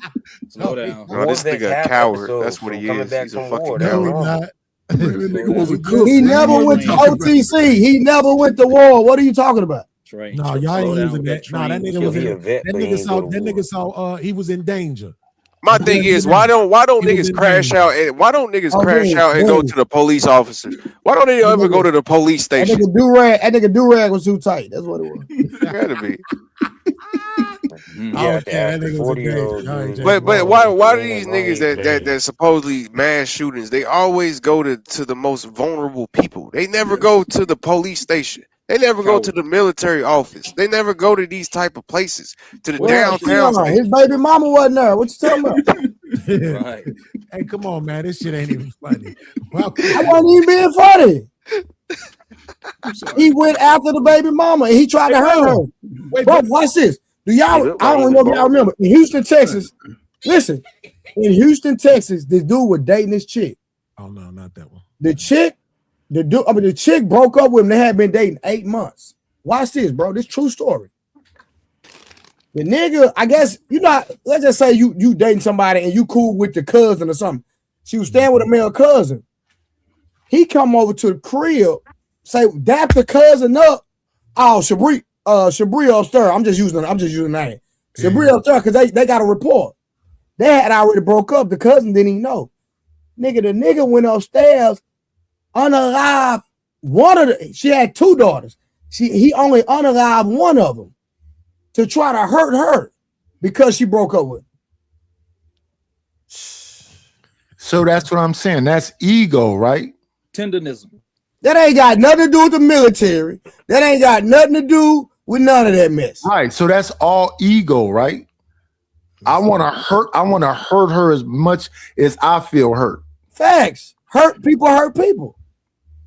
Yeah, but when you hurt by a woman to the point where you want to hurt a woman, that's tendonism. He's a goofy. Exactly. That's goofy shit. Keon, I'm agreeing with you. That's right. It's tendonism, but that's the power of the pussy.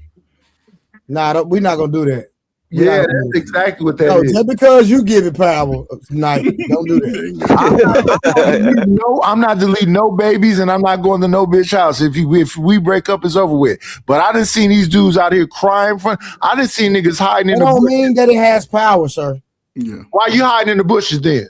Because he ain't got no power. No. Let Trey. No, Trey, answer that question. Why they hiding in the bushes? I can't relate.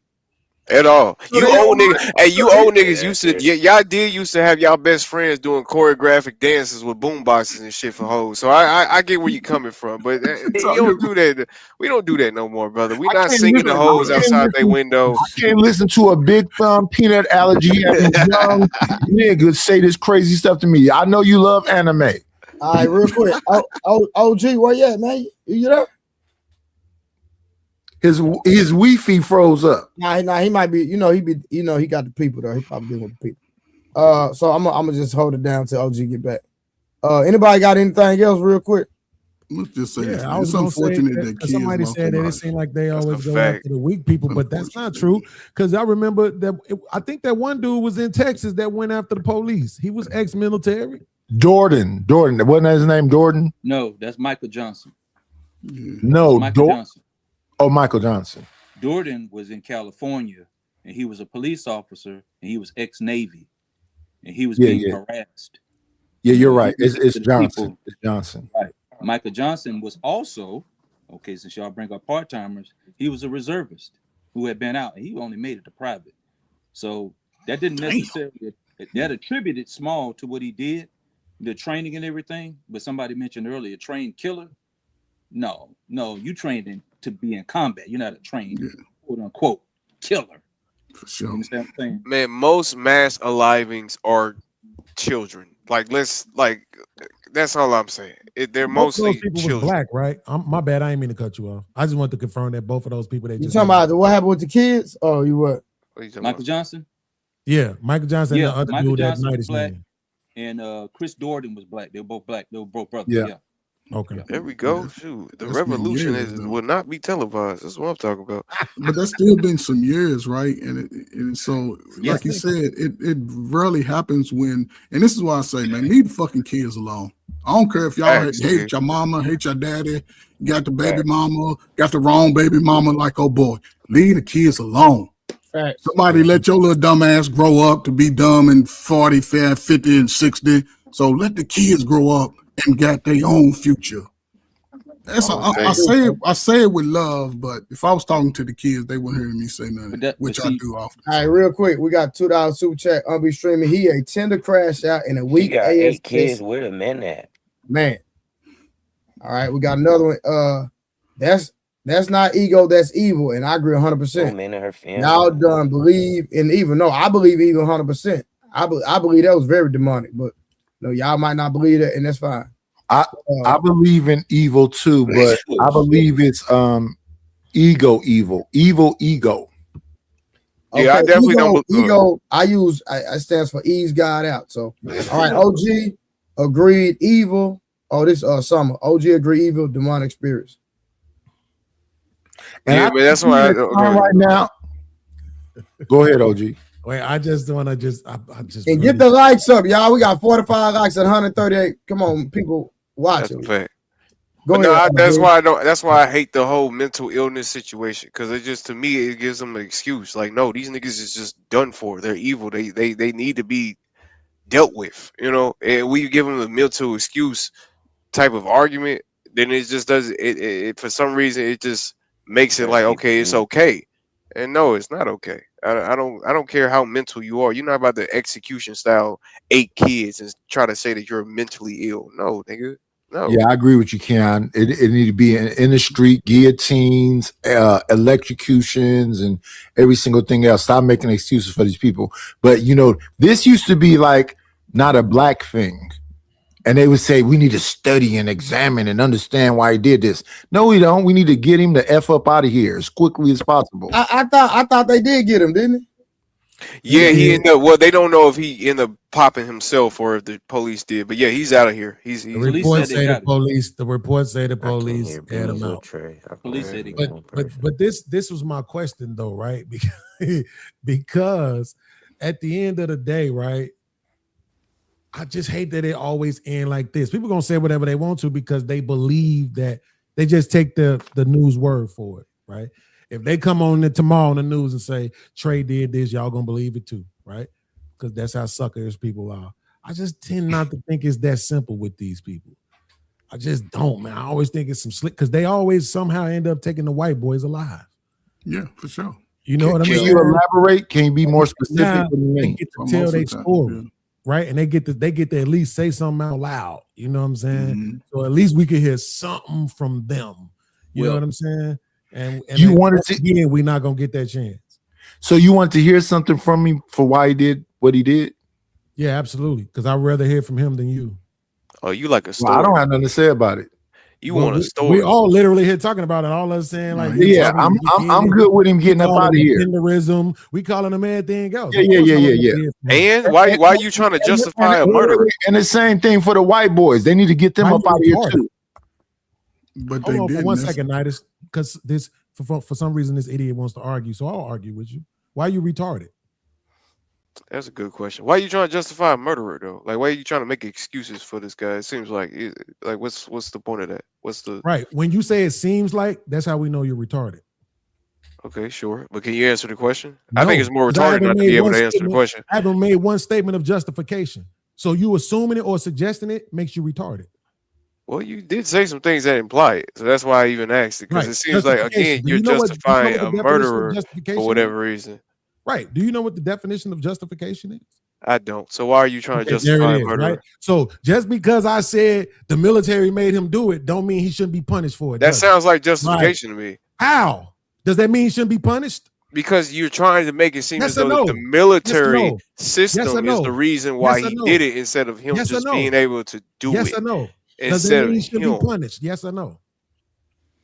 What do you mean? Does that mean should he be punished? Should he? What do you mean? Yes. Even if I say the military made him do it, does that mean he shouldn't be punished? Yes or no? No, yeah, definitely. Okay, You still cool. should be Right. punished. So therefore, that's my point. But that's not the point. Your point. You're trying to move the goalposts into just because I said the military made him do it doesn't mean he shouldn't be punished. We're not arguing if he should be punished. We're arguing his reasoning. Stupid motherfucker! You literally just said I was trying to justify it. Oh wow! Which would mean he shouldn't be punished. Oh wow! What the fuck are you talking about? Well, like I said, just because you're screaming doesn't mean that you're making any more better of a point. At the end of the day, you're trying to justify it by saying that just because he was in the military, that means that he had a reason to do it. You know that now you just proved that you don't know what justification means. You're retarded. But Beans, you can't keep saying the R word. You know that's against TOS. They don't like that on YouTube. Is it? Because I say it every week, nigga. Yeah, they got a problem with that. I said it every week for 5 years. I ain't much as got a letter, an email, or nothing about it. Yeah, they got a problem with it. Come on, man. I wouldn't do that to him. Stop it. I don't do shit on nobody else's channel. I wouldn't do on my own. Stop it. Don't do that. But this motherfucker right here with this stupid shit, I hate that. Bro, listen. Yeah, I hate when stupid people try to justify shit. What I said literally. I don't like that shit. It makes me a little bit. Okay, fellas, y'all not going nowhere. Y'all going back and forth. OG, it's back on you, brother. I should have called him the C word. What's that?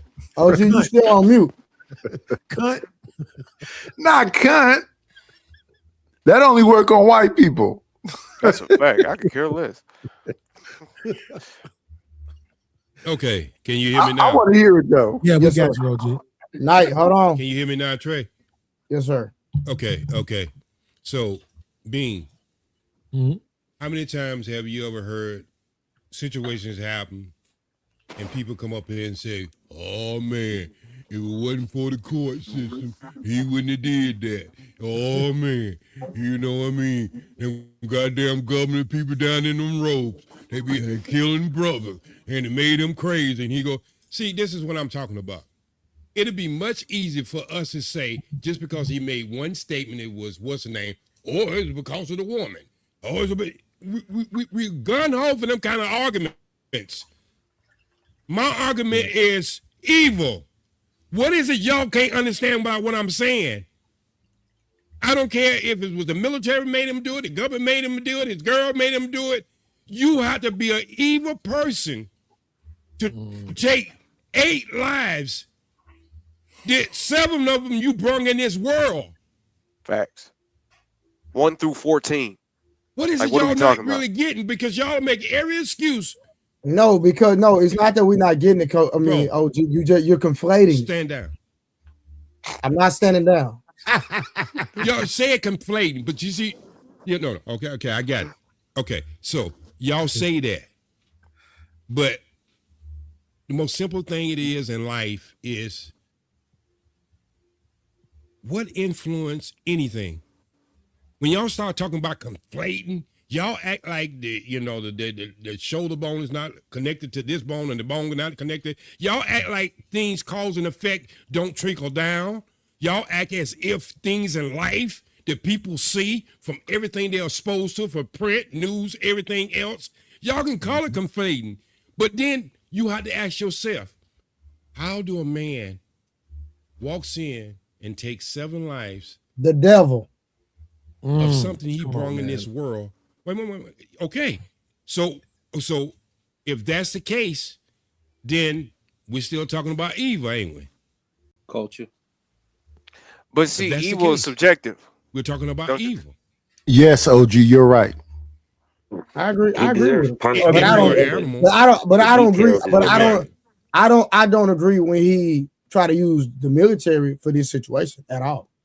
See, can I make a point real quick? I'm not trying. Yeah, go ahead, sir. So even when I believe y'all making a false equivalency with the military, we still can narrow this thing down without being all, going all macro and put it on culture. Whatever culture, built this dude, whether it was a quote unquote simpish type culture that this dude came up under and didn't have a real man to mold him and teach him how to work through things. And like Mr. Beans just said earlier, hey man, I just moved on. Okay.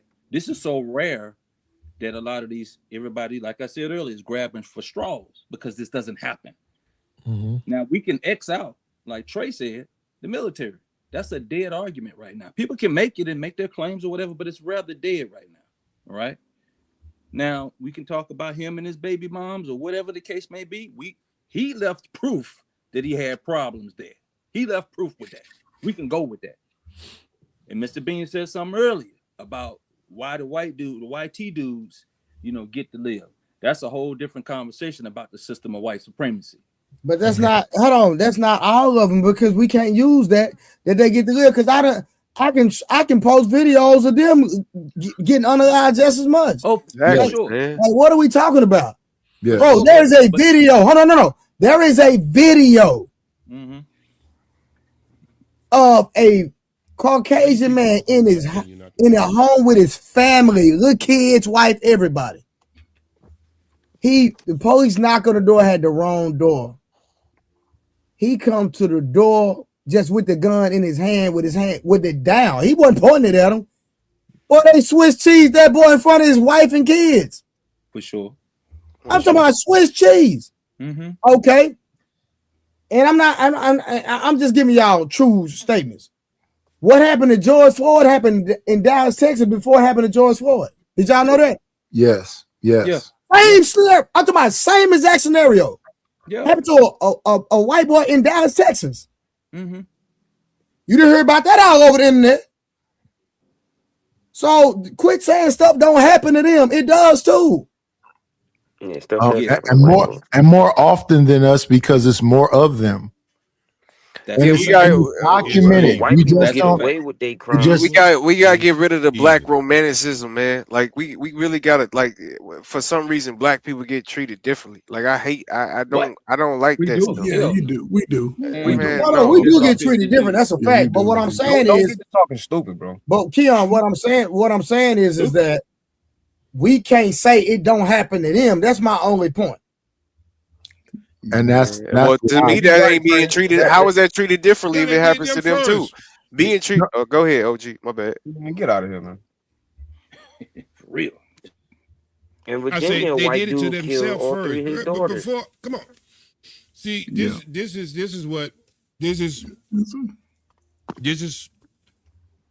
little girl. The thing about what y'all don't understand. You don't have, even if you want to talk about cops, you don't have black cops stupid enough to go out there and do that to white people. That's point blank. Not by the numbers. They might do it to themselves, but they ain't gonna be no stupid ass black cop go out there and do that shit.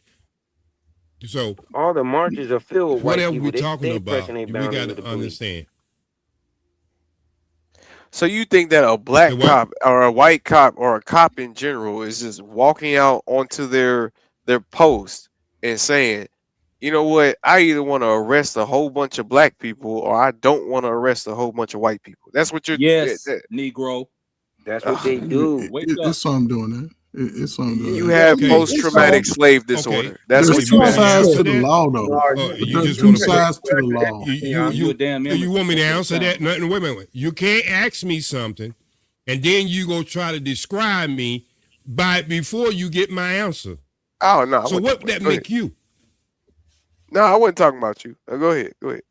Now I can sit up and call you names if I want to, but I want to have the conversation. Okay. So, hey, hold on real quick, LG. Beans, do you know you on mute? Police. Yeah, he's talking to his channel, Trey. He talking to his channel. Okay. Yeah. Okay. He muted over here, but he talking to his panel. Okay. So. Okay. So as a fireman, as a police officer is one of the only job that puts on a uniform before he goes to work and say, I need to find trouble. That's his job. I need to stop crime. I need to find trouble. And if any of you weak guys out there who's looking at your girl's phone, you'll know when you're looking for trouble, you can find some trouble. So I'm not saying they got out there and say, well, I need to delete this certain type of person, this certain type of person. I'm saying you're going to your job looking for trouble.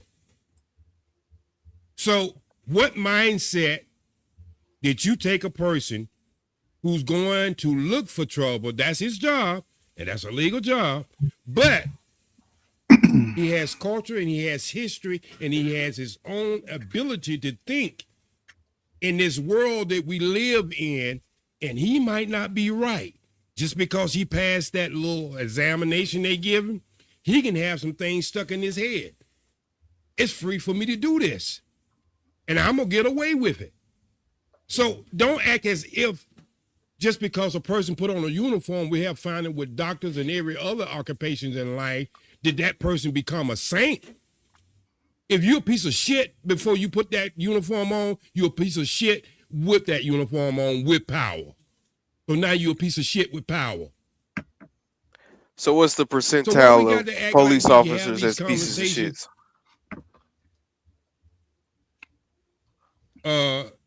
In California, it's a lot more than 6%, the people we want to say. How many 6 or 60? Most people can't handle power in real life. 6. What the fuck y'all crying about if it's only 6%? Well, see, this is what I'm saying. This is what I'm saying. What percentage of police officers are black? Well, let that be your mother, your brother, your uncle, your sister. It's still a minority. No, it's not, sir. I don't know where y'all get that from. The most of the officers out here now are what? Okay, most of the officers are black. So we have our own infighting with Latino people too. So don't act like if so you're saying that most of the police officers in California are black? Let's just be real honest about. You think a uniform changed a man's mindset? Yes.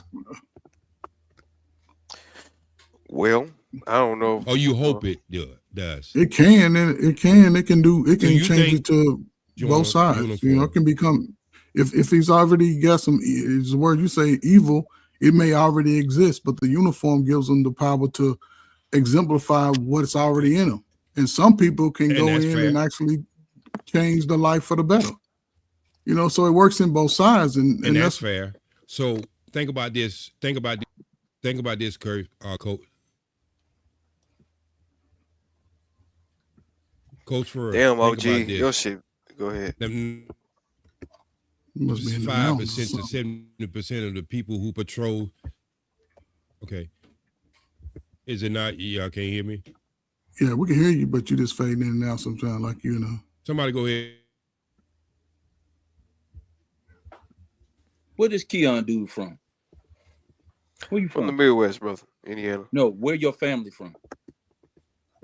What do you mean by my family? My family's from the South, Mississippi. Your family background.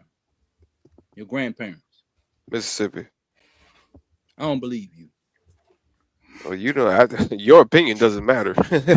So thank God for that. You know why thank the Lord in heaven. Thank white Jesus that your opinion doesn't matter, brother. But yeah, my family's from the South. I don't believe you because we don't talk like that. Even those of us who got law enforcement and family.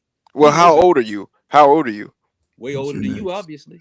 Okay, so that's probably why, because you're an old ass nigga who thinks that for some reason that your societal problems from back in 1960 and 1980 still matters in 2026. So that might be the problem. Some of them do, Keon. What do you mean? They worse, Keon. They worst off. They worse. Worse how? They just voted on human rights about the issue that happened in just now. We don't have to justify these foolish statements. That happened in 2026. Foolish. You talking ignorant, bro. Yeah. Foolish. What happened in 2026? What are you talking about? I would expect you not to know this. Oh, then explain it then, brother. Since you're so informative, explain it. No problem. I got you. In 2026, the United Nations voted on is the most atrocious thing event in history that occurred. That it still affects us to this day. That was the transatlantic slave trade. The United States. What did they vote? Listen, you want me to explain it on? Okay. Okay, listen. The United States of America, the small hat country, and one of the, I want to say Argentina, is the only ones that voted against it. There were about 50 something that chose to be quiet, and over 100 voted for it. For what? That is the most atrocious crime in human history. I said that in the What beginning. about the atrocious crime? You're not you're not explaining it, right? I mean, your ancestors experienced You don't know what the transatlantic time. slave trade is? What did they vote on about the transatlantic slave trade? Is my question. They voted on reparations. They voted on reparations. They voted on reparations, on whether we are going to receive reparations for what was done to our people. Yes. That's what they voted on. Yes. Okay. So we're talking about reparations. They voted. Go ahead. They specifically mentioned things that still affect us today. I got it, Harwin. I got it because you go. I know I got this because I got it. Because the thing is that we're gonna kill the argument because you're not gonna get it unless we find out our true heritage and you find out what actual tribe you come from. As long as you're saying you're black, as long as you're saying you're African American, it's a waste of time. Well, no, I know that there was a bill. There was a bill that was supposed to be passed in the government that was supposed to be the research of reparations. So if that's what you guys are talking about, then that's not what we're talking about. That's bill. That's not what we're talking about, Keon. I'm confused. I don't know what you guys all talking the about. crimes that's been committed amongst all races in the history of the world that we know it, the Middle East, the Far East, Russia, Castlevania, black translational slave trade was the worst of all human races put together. And countries got up there and spoke on how it specifically affects us today. Yes, Keon, because we don't know our great aunties. But yeah. So they voted on that. Hold on. Why are we even here? Like, help me understand it. Let's go back to wherever we was. Go ahead, brother. Because he kept saying he asked you why we here. How we don't get hold on. You say what, Ho? He said because he said he tired of black romanticism. He tired of us acting like we're being treated differently. Even though the point you made, Trey, was still a good point. Keon, but at the end of the day, nobody I send you my number in the back chat, and I can send you some receipts, and I can let you have some conversations with some people that are actual Indians that look like me and you can understand what truly transpired. You can go on the government website and see what these people did to us, because it's right there in our face, but we just don't know it. So when they talking about what happened, it's not a game, Keon. I was on the same type of time you was until I went on the government website and read for myself what actually happened to us. So what changed your life once you figured out you were really? It has nothing to do with that. Hold on. It has nothing to do with that because your life. Hold on, Keon. I'm about to help you out. Because if you knew what was taken from us and what we're actually owed, we would be, all of us would be like Jeff Bezos. So you think you proving that you're a tree hugging Indian will give you reparations? Is that what you're trying to tell me? Brother, you don't gotta be a translator. Now you're being condescending. No, I'm just asking a question. No. You can't be. Hold on, I got this, y'all. You can't be asking a question when you're being condescending. Possibly, but can you answer the question? You being a tree hugging Indian is going to get you what's the point of me answering the question when you're being condescending? You're right. I don't think that you prove that if you're going to ask straight up, then I will answer. But as long as you're being condescending and you making fun of something that we truly are, is really disheartening, brother. Okay, well, let me make a statement. I don't think you're not African American and you're not black. You're right. Let me show you this though. You proving that you are a Native American or Aboriginal to the land or indigenous to the land. No. You are too. Okay, rather if I am or not, but you proving that to me is not going to give you reparations if that's the end goal. No. You don't know that. You don't even know how this go, bro. No, it can. But like I said, Keon, that's a conversation we can have offline whenever you're ready. I'll put my number in the back chat. Whenever you're ready to have a conversation, we can have it. Okay. All right. Okay. We can move on. I think black people should just accept that they are dark-skinned people from Africa. It has nothing to do with no. You still I think you need to study a little bit more about history before you speak on it. Still lost, my brother. But see, that's the point. What made you even have the motivation to try to look up that I didn't. What happened was an educated person right here. Let me show you. This person right here pulled me to the side and say, hey, I'm going to take you to a government website. And if you want to hide something from a man, especially people of our complexion, what do? You put it in the book. Especially you 80s babies. Or, because for y'all don't read it. That's how we learn how to read in a circle. We used to sit in a circle and listen to everybody stutter that shit. Then we I got you. Gotta I got stop. But again, he showed me on the government website what transpired, and I didn't even know what happened.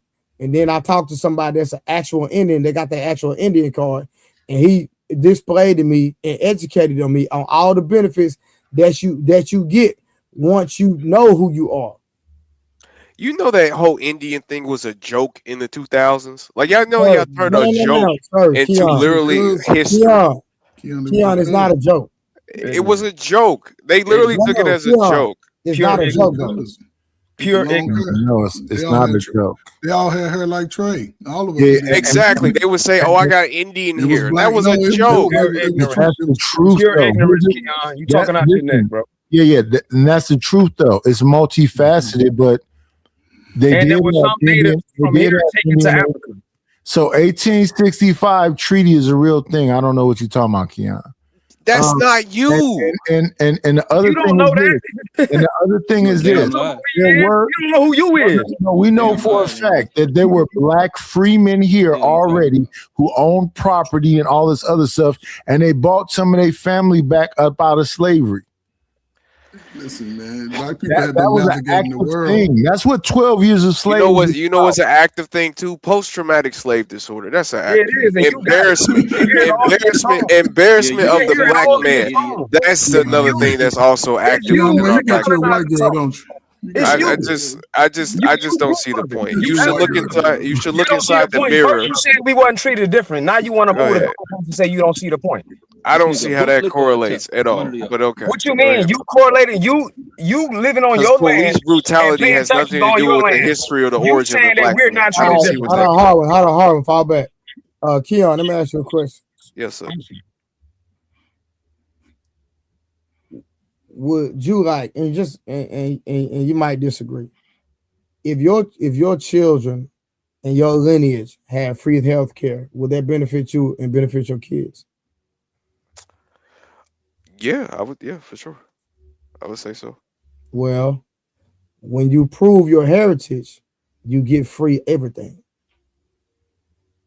Not because you're looking for a handout, but because of what was taken from you.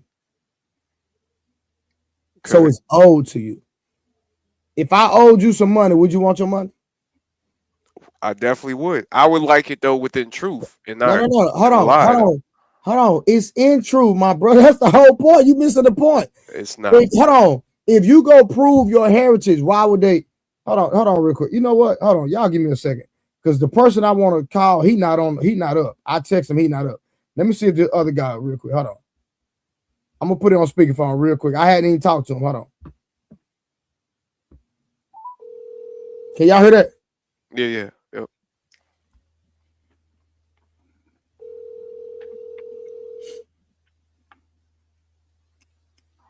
What, Frank? Kev, what to do? Oh, no, shit. I went to sleep early. Nah, you good. Hey, real quick, I'm on live. I just want to and you ain't got to go too far in the conversation. Did you prove your heritage in Oklahoma? Yeah, I'm Indian. Huh? Yeah, I'm Indian. You what? I'm an Indian. Okay, what benefits do you get? I got the check. You get a check? How often you get a check? No, I gave me a stimulus check. Okay, but I'm talking about what about the health care and all that stuff? Yeah, I go to medical center, Telequal.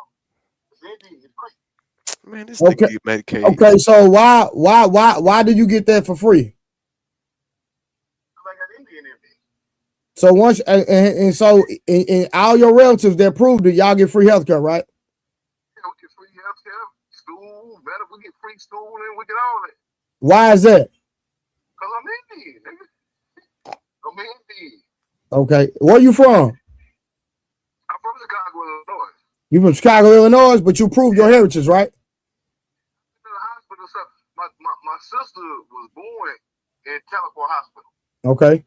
It's an Indian hospital. You can't go there if you're not an Indian. You can't go there. Gotcha. She was born in Telequal Hospital. So she lived there for like 18 years. Then she passed away. I was shot. I've been down there and shot.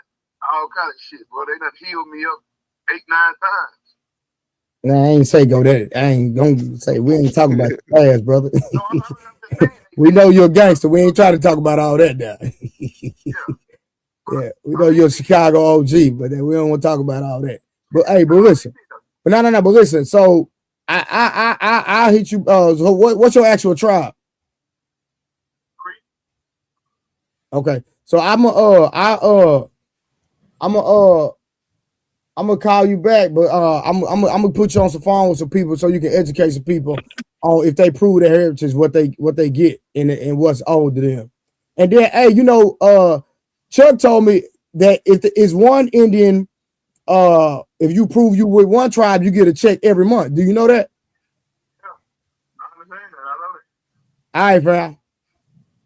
Let me know. All right, bet.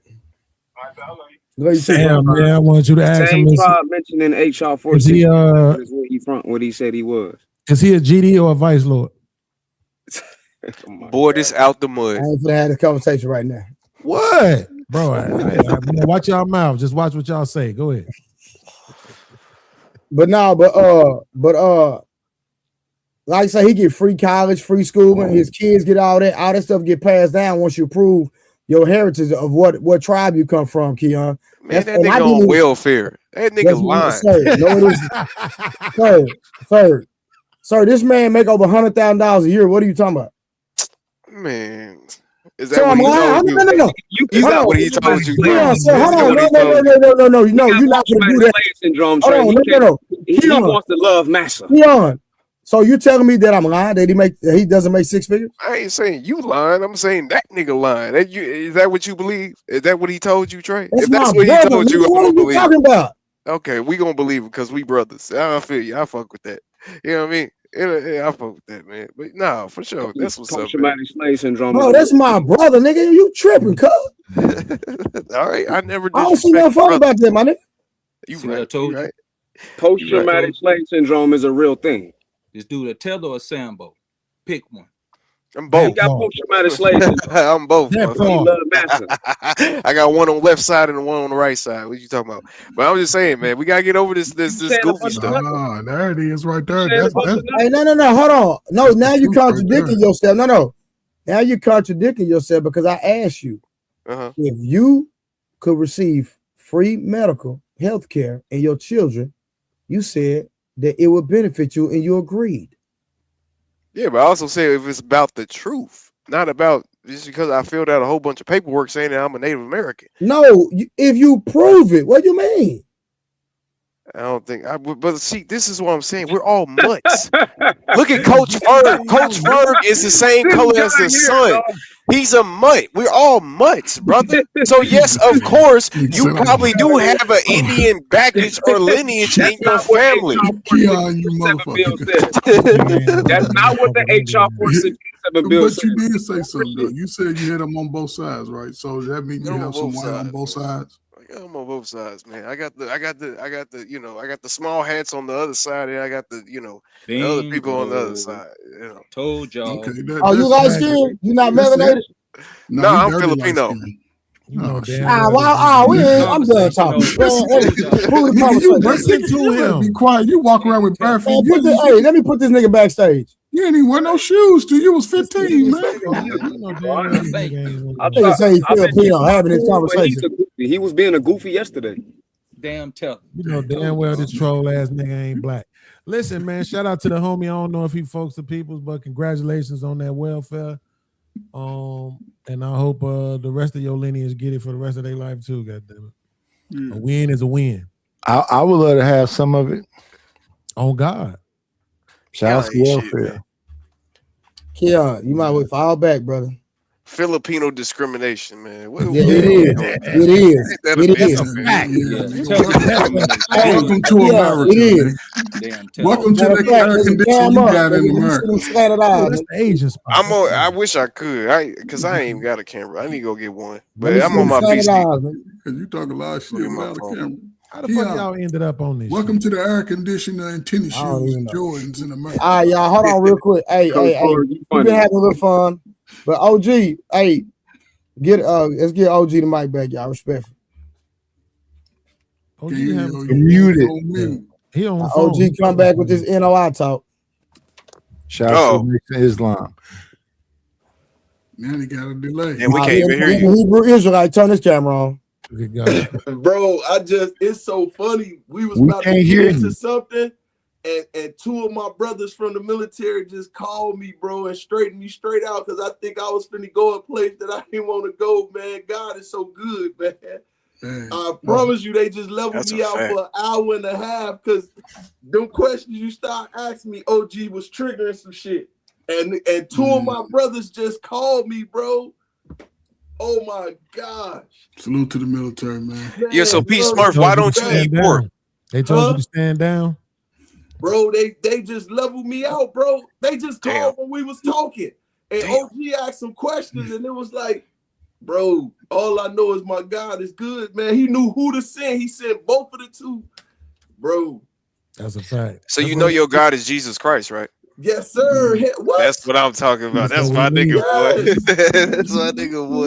That's what listen, that's what everybody needs, bro, because when you start talking about how these people sent them missiles over there and blew up that school and killed 168 kids at one time, but then they finna spend all this time shitting on this nigga that killed 8 people. He bad. Don't get it twisted. Them was his own kids. I don't know how he did it. I'm chalking it up to mind control. That's my opinion. But I'm just saying, we calling him evil, but then they want to talk about this other shit. It's lawful and it's all this and that. But you know, kill 168 kids. That's not evil. Long as it's being done under the banner of the flag, it's all good. Shit, they be all right. Y'all got it. Y'all got everybody gonna use their cell phone tomorrow, ain't they? We big USA around here. I don't care about none of that. I know the only commodity America really had was coal and big nose, big lip people, right? Hey, OG, if you speaking, we can't hear you, brother. I think OG trying to. Yeah, something's up with your mic, OG. They don't use coal no more, and they since still you trying in to. God, I'm gonna say it's God. God's trying to tell you something. God has put me in the house now. There you go. There you go. Wow. But look, see, this is what. Hey, I'm glad they called you Peace Smurf. God is good, bro. And I haven't said anything about FOI, NOI, none of that tonight. I'm strictly talking about evil. What evil is good. It's good for animals outside of us. But when you what we have here, people, is the guy from Philippines. Oh yeah, Keon. Keon. See, we're the only race of people that let other racist people come into our conversation and disturb it. Yep. Well, that's a national. Nobody else would even allow that. And you better be praising God that Trey has a good heart and he let anybody up. And you are a true factor and a true demonstration he lets anybody up. Hey, real quick, OG, he said black gangster disciple. Who? Oh, wow. Dead homies. You talking about your man, Trey? Yeah. Okay, then. Much love. GDK. Yeah, but go ahead, OG. Yeah, so. Shout out to the Trey ball. Now y'all starting to understand that the people who came before us and people came before me. I love my city. Like James Baldwin and all these writers and all this stuff. The shit that they had to go through. Because, you know, somebody told me a long time ago, you don't have to lie on anybody. The truth hurt bad enough. The problem is, we can get up here and call each other the N-word, C-word, D-word, and all kinds of other words. And it shows the fact is, what is the level of freedom that we really have? Because it's getting so bad now. All these other content makers don't look like us or have pigmentation in their skin. are starting to call us the N-word and everything else. But their channels are not getting strike. And so it just shows you what level of freedom you really think you have. I just want to, I mean, if we were trying to gauge our freedom towards other people in other countries and stuff like that, y'all got to understand is what y'all might call not freedom could be freedom for people who's born into that. Maybe a woman don't want to walk around with a G-string on. Maybe a woman wants to walk around with her hair covered. But see, y'all see this, welcome to America, be any kind of freak you want to be, but you really can't have serious conversation. Well, certain groups in this country can't have serious conversation. We can talk about whatever conversation you want. If you want your channel demonetized, God bless you. No. I'm just saying, not only just No. You can talk about what the hell you want to talk. Whatever, nigga. On your pace. 100%. Trey, you're not listening to what I'm saying. No. Oh, geez, I'm talking about real life. I'm talking not on no channel. I'm talking about real life. Oh, gee, you can have any conversation you want in real life. What do you mean? With a consequence? No, you might get punched in your mouth. Oh, gee, me and you can sit down and have on the phone and talk about whatever the hell we want to talk, and ain't gonna be no consequences. Okay, no, that's a fact. What are you talking about? You tell Edward Snow that, who broke loose all that shit that you thought you just said. Now. Thank you. But see, OG, I think your problem is you feel inferior to the white. I don't feel inferior to nobody because I'm blessed, brother. Because I can get rid of them just zipping down my damn zipper. Me and you talk on the phone. Hold on, y'all. Me and you talk on the phone in real life. When have we ever talked on the phone and didn't keep it 100? Or didn't talk about what we want to talk about? That might be why I'm on the no-fly list, Trey. No. You're not answering my question. This nigga retarded. You're not answering my question. When you gonna watch? We talk about a lot of stuff, but if you think my phone has not been tapped, my phone's been tapped ever since 1990. Well, I don't know nothing about all that, bro. Okay. I talk about what the hell I want to talk about on my phone. Okay. What, Trey? We can't talk about individuals because when we do just talk about individual, there's a lot of people do a lot of things that other people don't do or don't feel like they can do or don't have the freedom to do. I know you don't because you don't live that life. Damn. Well, me personally, I'm not subject to any white man, so you got me messed up. You got Keon down here. You might want to fall back, brother. Yeah, right. You got Keon down here who believes. Then you stick your chest out.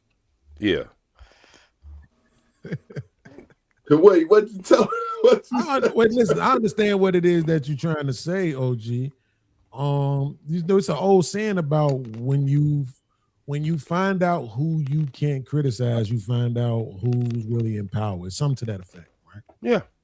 So I understand what it is that you're trying to say. I mean, just in my opinion, I think that's the difference between men now and men then is men back in the day used to be more willing to sacrifice it all, and men today just not. And here's the thing, I don't begrudge them for it either. Fuck all that. Hey, look, that's a fact, nigga. Fuck that. Why we so sacrificing our lives, man? Y'all gotta stop thinking that's heroic. No, that's dumb. But again, man, you don't have to sacrifice your life. Today, there's a different way that you can weaponize yourself and everybody around you, right? Because a lot of slow, dumb, and I'm being facetious when I say a lot of slow, dumb niggas got all the information readily available, right? Yeah. And this is the thing, when you come into age of wisdom, you have to be willing to act on some of that shit that you learn. You cannot. I don't think, but you can't name nobody that's doing that on principle. Name somebody that's doing that and they don't got nothing to do with money, because I don't see it. But still, those rewards.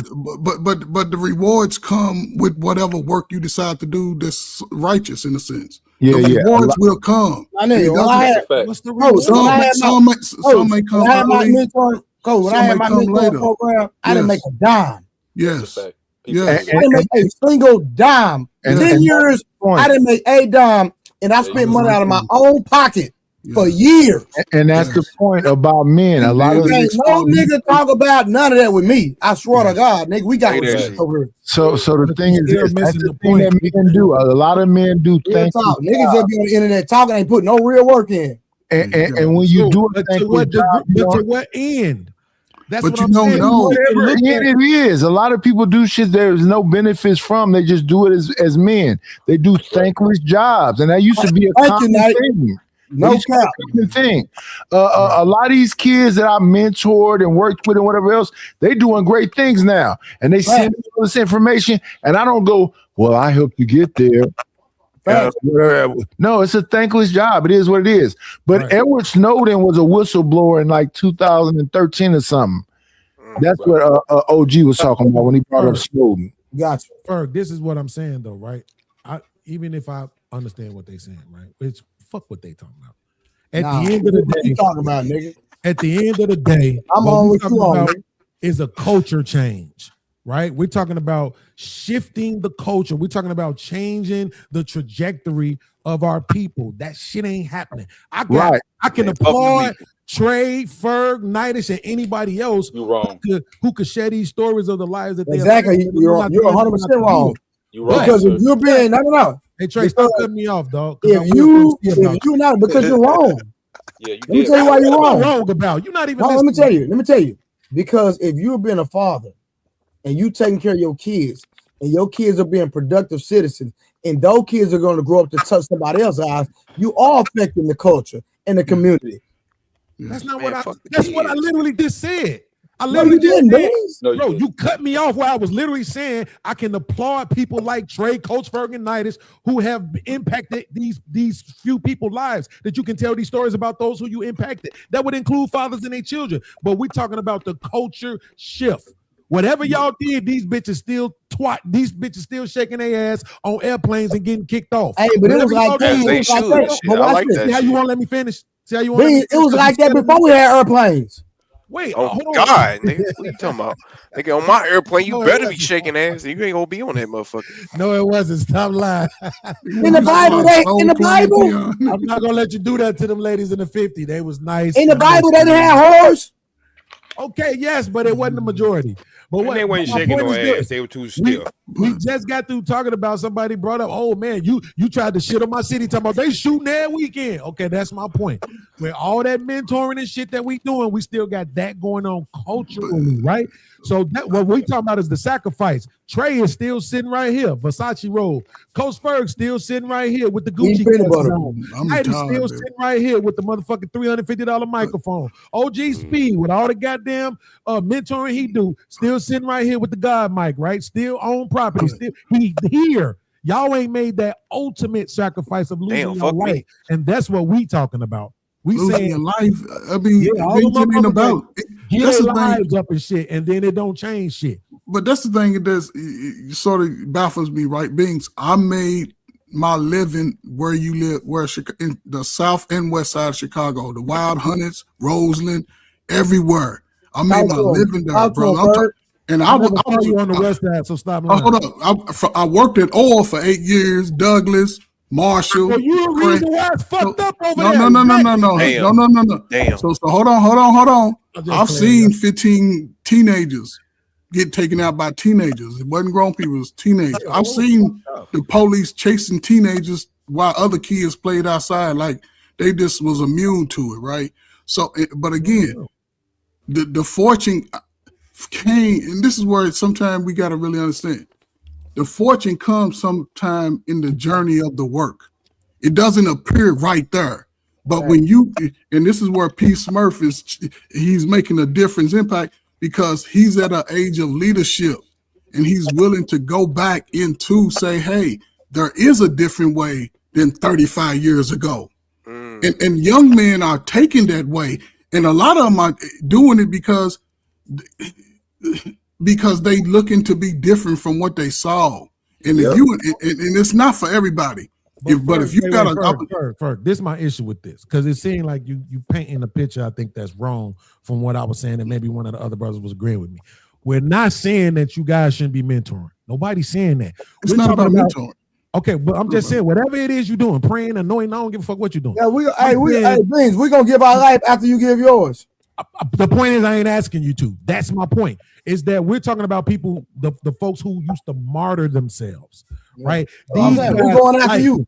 Like, think about it. Martin Luther King, I ain't asking you to do it. That's the point. I ain't going to do it. I'm not asking nobody Well, he else didn't to do it. ask to get shot either, My though. point So, I mean, is be that honest. Martin Luther King, Malcolm X, all these guys, they went out there knowing that they was putting their life on the line. We ain't got that no more. I disagree. But again, all the leaders, all the men, and when I say leadership, you 35 and old, you niggas is old as fuck too. Just be real about it. So your maturity should be kicking in, right? And it ain't necessarily got to do with the community, because we got slow nephews, we got nieces growing up under sisters who's wild and shit. We can still lend the ear to those. And again, it may not seem like a big blessing in the moment, but that work will start showing off. And as she grows, she's going to bless you based off what she's doing. And you just may get blessed tenfold. That's what I'm saying. You don't want it. Blessed with what? It could be money. It could be money. It could, listen, because there's millions of dollars out there to help young black men. People just don't go get it. It's millions of dollars. It's millions of dollars to be able to get you 15, 20 little dudes, sit them in a circle and talk about these conversations there about you too, about the girls, about money, about politics, about racism, because a lot of them are looking for that. Yes. Hey, Coach Ferg, as a man, isn't that supposed to be a part of your purpose to be able to leave? People keep saying a legacy is your own personal kids and your own personal. No, it's about Coach Ferg is a library. OGJ Speed is a library. If you let them people speak, they're going to be able to touch some people. And that's going to be the benefit of it. They might not reap the benefits of it, but then people that they reach, like Pac said, he might not be whatever, but he's going to be the person that's going to reach one person that's going to make a difference. OGJ Speed can reach one person and make a difference. Coach Ferg can reach one person and make a difference. Even you, Beans, can reach one person and make a difference. Beans, I'm up to Beans. I'm up to. I'm gonna say Night.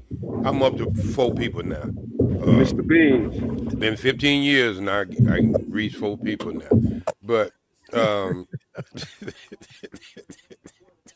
hey, OG, when we gonna start reviewing the other video? Let me know. I can start. We're gonna wrap this up because I think what Coach Ferg just said, that we got to learn from somebody. If Coach Ferg can go out there and buy a bald head and wear glasses at 2:00 in the morning time, then he can prescription glasses too. This is what that good VA do to you. Give you some good prescriptions. Prescriptions. Good kind. But anyway, Peace Smurf. Peace Smurf. They know that you had some more work to do tonight, and could you put that video up there, Trey? We can go ahead and end this segment and move into this next thing. And I'm going to let P. Smurf, because this is part of who he is. So I'm believing he can explain this better than I can. I was just amazed about it. I didn't even know what was going on. Damn. Hey, while y'all doing that, I'm gonna give y'all the good night and end y'all with this. Appreciate the conversation, and to the last point that was made about what y'all was talking about, we don't have to martyr ourselves. It's a leaderless movement out here. That's what Dr. King and Brother Malcolm and even Dr. Khalid Muhammad was about. We don't have to look to someone else to do it. We out here doing it right now. It's happening every day. Peace to y'all. Y'all have a good one. Peace and love. Respect, my brother. Salute, Israel. Trey, you got the video? Okay, so we're gonna turn this. We're gonna take a minute and then bow our heads and take 20 seconds, and we're gonna let P. Smurf have on this, and I'll just kind of like.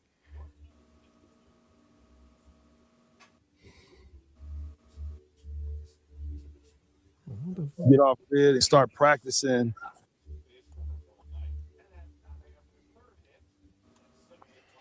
In the mountains of Arizona. You want me to play it? Yeah, go ahead. Yeah, play go ahead, play it. All right, let me know when you want me to stop it. Peace. Let them know. Okay, go ahead. Just let it flow. You'll get the gist in a second. Go ahead. Living off the grid, come pick a spot. Water, greenhouse. Yep. solar power. This setup actually powers the church and this kitchen that we built for the community. All the panels on the church actually powers the well house. The well house. This is the heart of it right here. Yeah. We have two separate solar systems here. We have one system that runs the church, the bathroom, the greenhouse, and the kitchen. And then we have another one over here that runs independent of this, strictly for the well. Sometimes you can come in here and see after a active storm or something, or even a snow melt. You hear it right now? You hear that? You can walk in the door and that'll be so loud. It's almost like somebody's blowing through. From 660 feet down. There's a lake under here and it's all the way down to the Mexico border. This is the largest aquifer in this area of the country right here, under this land. God knew where to put us. If you can the whole land, we're in a bowl. All the water goes to the low point and then filters through the earth. And they're 660 feet down, and they did an alkaline test. This is out of the ground, 9.5 alkaline, and this is free. That's right. You see how he took care of it?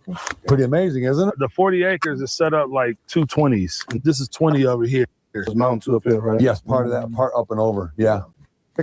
Got the greenhouse. Yeah, oh, you go to the greenhouse? Yeah.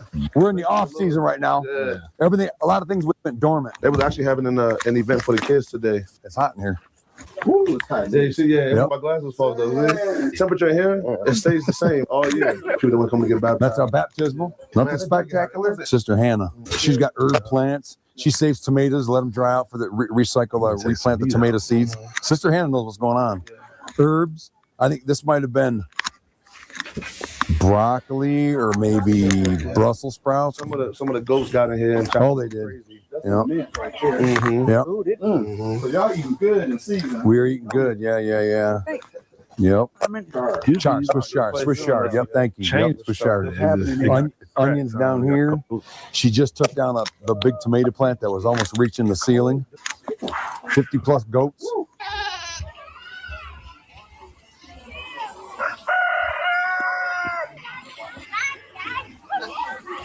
Goats ate all these trees. They ate the trees. They wild, man. Yeah. We're gonna eventually fence this off. We're gonna have to fence it off. Yeah. You can stop it right here and let this is our water storage. Smurf give everybody an overview of what we're looking at before we get too far more into it.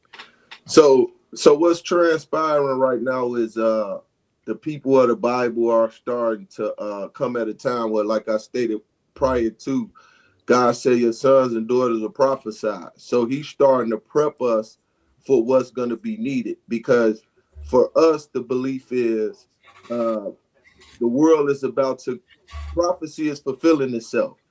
And we're getting ready for the time of the last reign of Babylon. So right now we in the Babylonian system still, right? And we're in the time of the 10 toes. So in this time, Jesus would set up his kingdom on earth. And when he set up his kingdom, he having people that's prepared or becoming prepared to be able to sustain wherever he goes, which we call it the place of safety. In order for you to get in that safe place, there's things that he always prepares his people for. Like when we exodus out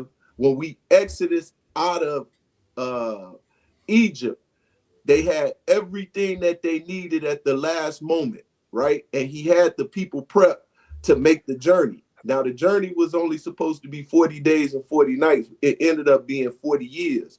So in our belief from the Bible, there's nothing new under the sun.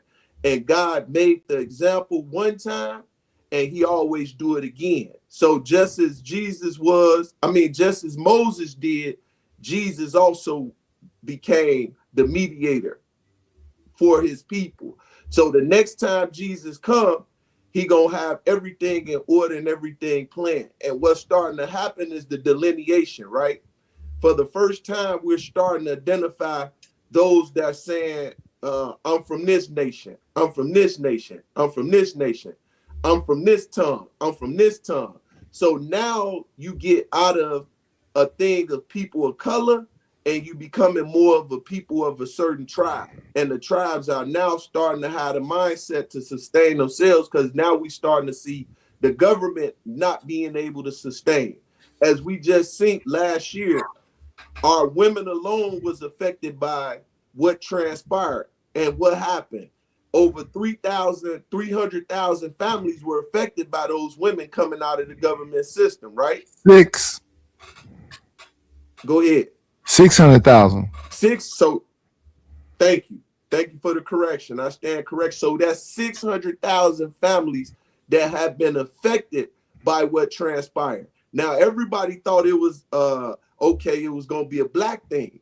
What happened when they shut down the government? For the first time, they seen that people of color were not the only ones depending on the government for subsidy, right? And so what's transpiring is now people getting together. This is something that Creator with the C has always talked about. Getting land, maintaining yourself off the land, getting people a like mind, and coming together. And what we're seeing more than ever is people starting to unplug from the matrix and the system and starting to depend upon the means of the community. So every day we speak towards this, there are actually people doing it, right? As I showed earlier, even with myself, we're prepping because God has laid so much on my heart. My brothers I just got off the phone with, they were just talking about the whole concept of exactly what we talking about before I even got into the conversation. So it prepped me already to know what or how the mindset. And it's everything that we needed to survive when we was in the military, off the grid, to do what we need to do. God placed it in us for a purpose. So now, all of a sudden, after 20 years of all the things we've done, now my brother's starting to come together. And the thing that I'm asking, why are y'all calling upon me, right? And they're calling upon me and they're saying like, bro, you were the one that guided us. You were the one that gave us the Bible. You were the one that showed us, not just taught us, but you were showing us about what you were doing. Talk to me. Yeah, because this is bullshit, brother. Why are you wishing on the downfall of America? What is with that when it comes to the Israelite community? Like, why y'all wish the downfall on government? Wait, hold on.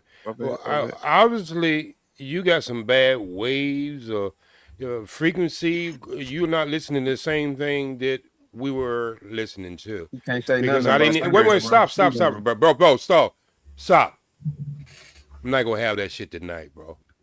All right, okay. If you just want to be somewhere that you want to think the way you want to think and say what you want to say, regardless of what's going on around you, this ain't place for you tonight. All right. He didn't say anything. This man is a veteran. This man, these people that you are actually seeing now, they're not for the fall of America. They living in America. They're using that freedom that you said earlier that you have. They are building the communities. They ain't waiting for no 40 acres and a mule. One gentleman went out there and bought 40 acres, and he's inviting other people to come to live there, and they want to keep this going. So it's not about the fall of America. It's about the rise of America, because we all are in America, and we need to start preparing for ourselves. We have seen from Katrina to when the government shut down to Kobe. I said Kobe. We have seen that from Blackwater into everything else, this country is not really prepared for tragedy. So if people want to get together, why are you? Wait a minute, stop.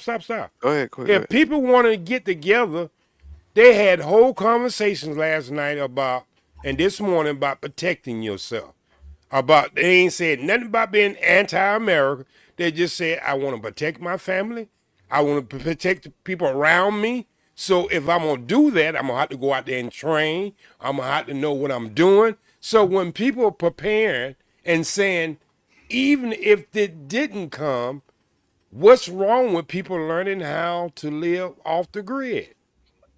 Well, there's nothing at all. But you can't sit up here and One second. Let me read this one. Go ahead. I gotta read the one super chat. I forgot to read it. Shout out to T King. Hopefully you still watching. Play the video of the woman with her 15-year-old child getting dragged by the police. I just want to hear y'all stance. T. King, are you talking about the lady that when the police pulled her over, she was being belligerent? That happened in Dallas, near Dallas. If you're talking about her, she was very well negligent. I'm not taking up for her, but we can have that conversation anytime, any day. But go ahead, Keon. Yeah, no, all I was saying was that there's nothing wrong with gaining knowledge and learning stuff. I would never disagree with that. My thing is when your motivation is because the government is going to fail one day. There's going to be this apocalyptic type of era in our lives. So let's get ready and prepare. That's what I don't agree with. Because why in the hell would you even want that? If anything, you should be trying to help to go against that and try to help the government not go down that apocalyptic way. That's just where I just kind of disagree with that. So what would that look like? The thing where you don't think that a possibility of America being taken over and you have to be a prepper. What would be the opposite way to because you say don't look for that. So what would be the opposite? What does that look like? Trying your best to not go down that route. That would be what I would think that would to look at it as in how can I help instead of how it's going to end up. It's going to end up this way. Okay, you're probably absolutely right. But fuck that. Let's think about how we can help it not get that way because this is where we live. This is where your children is going to live. Yeah, so but we heard that before. They said, think not what the country can do for you, but think what you can do for the country. But people, and I'm going to say this about people of color. People in the South, I think, gonna fare better when it comes to that. Because when I think about my older people, they had 2 deep freezers. They had a garage full of stuff. They were storing things. They was doing preserves. They was prepping just naturally. My aunties used to sit around and they used to go to they used to can good, make preserves, make apple butter, and do all this other stuff. That was just a regular thing.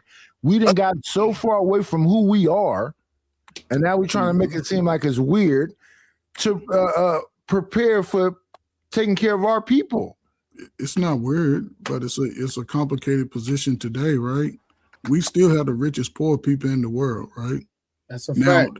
Now with this grid, right? Again, this is why I say, man, if people are choosing not to learn the skills needed to sustain a village, then that's where the problem gonna be. And it appears right now, all us 50-year-olds, we done worked.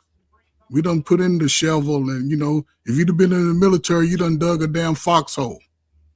So if you ain't dug a foxhole, it's gonna be hard for me to even get into a village with you because that's a different type of work that you dig in the foxhole, right? And you dig it to the tallest man. So you short niggas gonna have to dig it tall to a 6'5" and that's your buddy. But again, this is where the message has to come in a bulk. People have to be able to trust that word that you're giving them, and it comes with relationship building. We all old. We damn near. I retired at 54. Y'all, some of y'all retired by age and still working. So if you got young people, that's the message to build. I don't want to build with no big old knight and say, what knight's gonna do besides peel some potatoes? Not saying that I wouldn't though. I complimented you and you insult me. But Knight is not saying that I would. But Knight, listen, not saying that I wouldn't. But this still the messages still are useful, right? But who's willing to take advantage of the opportunity and it's one thing giving the message, but I just hope that young, strong 21 to 51 brothers really are intentional about life going forward. I agree with you, Coach Ferg, but everything around them has been telling them. If you ever watched The Walking Dead said you need a bunker, you need solar power generators, that you need deep freezers, you need to be able to access water, you need to be able to hunt. It used to be a rite of passage, right, Coach Ferg? You give a man a spear, and he can't come back until he brings something for the. But 90s, you talking a lot before civil rights and all that, right? And this is where the unique thing is, right? And listen, do you disagree? I do not disagree with that. But there was a time when young men had to be intentional about living. It was a time where, you know, we make life easier. And here we are. But Coach Ferd, in 90s, everything old is new again. Coach with 90s and Coach Ferd. I think we got flanked a little bit because Keon thought this was one thing, but as we get in the video, this is not anti-America. This is people who decide that the city life was not good to raise their children. Yeah. This was people who decided that they wanting to show their children that it's a community who didn't want to deal with the hustles and bustles of the cement jungles. And he went out there and bought 40 acres, and he brought all these people together under one faith. That's what I was about to ask you. He brought all these people together under one faith, right? And they are teaching each other. When you first go there, you will see that each family would help the other family get themselves together, build what they need to build so they can leave. Because a lot of people coming in there with trailers and then they build a house. So let's just get into the video, Trey. You're there. It had nothing to do with Keon being anti-America. Matter of fact, okay, but wait a minute. I never said it was anything. Look, first of all, it's nothing about being anti-American. What I said was that it's not about anti-American. It's about being pro-separationism. It's about being pro-apocalypticism, if that's even a word. I don't even think that's a word, but thinking that for some reason the government is about to end. That's what I'm talking about. Wait. Listen. Do we have reservation in this country? Yes. Yeah, like Indian reservation. Okay, guys, let's stop right there. Do we have people in Utah that live right here in America, but they have their own way that they want their community to be? Yes. God forbid we do Utah, that. Wyoming, North Dakota, South Dakota, so all those Dakota. Yeah. Why is it we always got to measure our thermostat to Europeans the way they want us to live when we can have our own mind, our own mindset, and self-determination? Why we got to be, just because we start loving the way we want to do something, why we got to be anti them in the first place? It's not even about them. Because of post-traumatic slave syndrome. Because air conditioner is better than the wind. That's why. Air conditioner is better than the wind. Word, but I'll be glad when you get a true understanding of what that word is. And that condition is. Wait, what word? My bad. OG, they call it secession. Yeah. A lot of different people separate themselves, not saying they anti anything. They just want to look at themselves as an individual community. So that's seceding. There are certain states that secede from the whole situation. So we don't, it's not a hatred thing. It's about self-determination is never about self-determination is never about anti, is about loving oneself. It's a human right. If we understand it takes a village to raise a child, and we don't get away from that, and our children are running wild, then maybe we need to reset. But you're being oblivious. Go ahead, B. That dude that was at the beginning of the video, wasn't he white? Yeah, he was white. No, not he. The white. Yeah, I think he got some. But it is some. Wait, hold on. Hold on. I don't know. He more Coach Ferd. No, yeah, he's Obama type. He Obama type. Everybody is Obama type. Coach Ferd got two nigga parents and grandparents. I understand. You more of a miracle than Jesus Christ with that color. If you got two dark parents. I ain't got my tan. I think that guy was white, y'all. I think he was white. He might have been white. Let me say this once again. It's faith. In my camp, it's not about color. Gotcha. It's about a mindset, right? Gotcha. Once again, in my camp, there are all people of all nationalities. We're not extreme Hebrews. We're not one that is a black people. No, we want all people. When we read the Bible, we believe God chose all people to be a part of his family. We are Jacobites. God called Jacob Israel. He adopted him. He became his first adopted son. He gonna adopt all the other sons. And he decided to do it the way he did it. We didn't choose that. So when you come to my congregation, you're gonna see people of all nationalities. All nationalities. So Bean, it's more of a mindset. Bean, it's more of a mindset. Wait a minute, hold on for a minute. Hold on. It's more of a mindset of the freedom to become the architect of what we spend so much time about what we hate versus what we can create. And then you have a person like Keon. Yes, sir.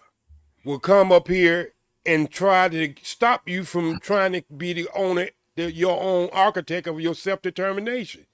So my thing is, damn, everybody has the freedom to build. As long as we follow, we okay.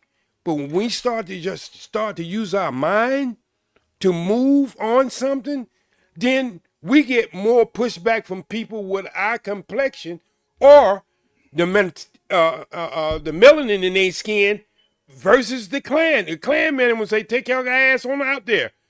But then you got black people talking about, no, don't do that. Don't do that. We can't get away from Massa. But they've been, listen, I think it was just a bad video as far as representation. They've been doing this for years. No, let's finish. Let's finish. Hold on. Let me explain. They in certain parts of the country, Wyoming, North Dakota, South Dakota, all that, those people live off the grid like that normally, right? Hold on. Because now we're looking at, as P. Smurf, it's sort of a religious component to it, right? So most of the people that would attract to that village will be people under the same ideology, right? Yes, sir. It's also some Israelite brothers that wouldn't even go with the white man. They like the hell with the white man. Yes, but again, it starts with preparation, right? Because we are the wise men of the message. So between now and if you want to practice this, turn your lights out, turn your air off, don't turn that shit on for the next week. And then you can go from there. Go out in your backyard, learn how to start a fire without no matches, dig a foxhole. Use a water cooler. Use a water cooler too. Whatever you got. Well, listen, if you got a water, but again, it starts with understanding the resources that are needed to live in that capacity and finding like people who are willing to build that mission with you. Okay, but Coach Ferg, why? Why are you doing this? Hey, white people buy big old fallout shelters. They get it dug in their backyard. Okay. This is my whole point. And maybe OG doesn't know why. Maybe y'all don't know the Israelite ideology, but I was a part of it, and I'm a Christian now. I just know it. I know that there's a motivation that eventually there's going to be an apocalyptic event to happen. And that's what the motivation is. Peace Smurf, do you believe that there's going to be an apocalyptic event happening in the future where the government will be shut down? Do you believe in that? So that's your problem then. Your problem is you went under somebody's teaching and now you're angry at that teaching. Am I wrong though? Do you not believe in that? Do you not believe that there's going to be an apocalyptic event in which the government will be overthrown either by a religious reason? It's a legitimate question. So wait. It is. Wait. It is.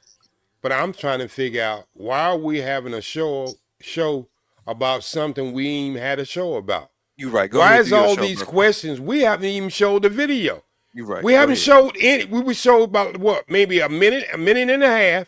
Facts. And why are we having a show about a show we ain't even had it? That's a fact.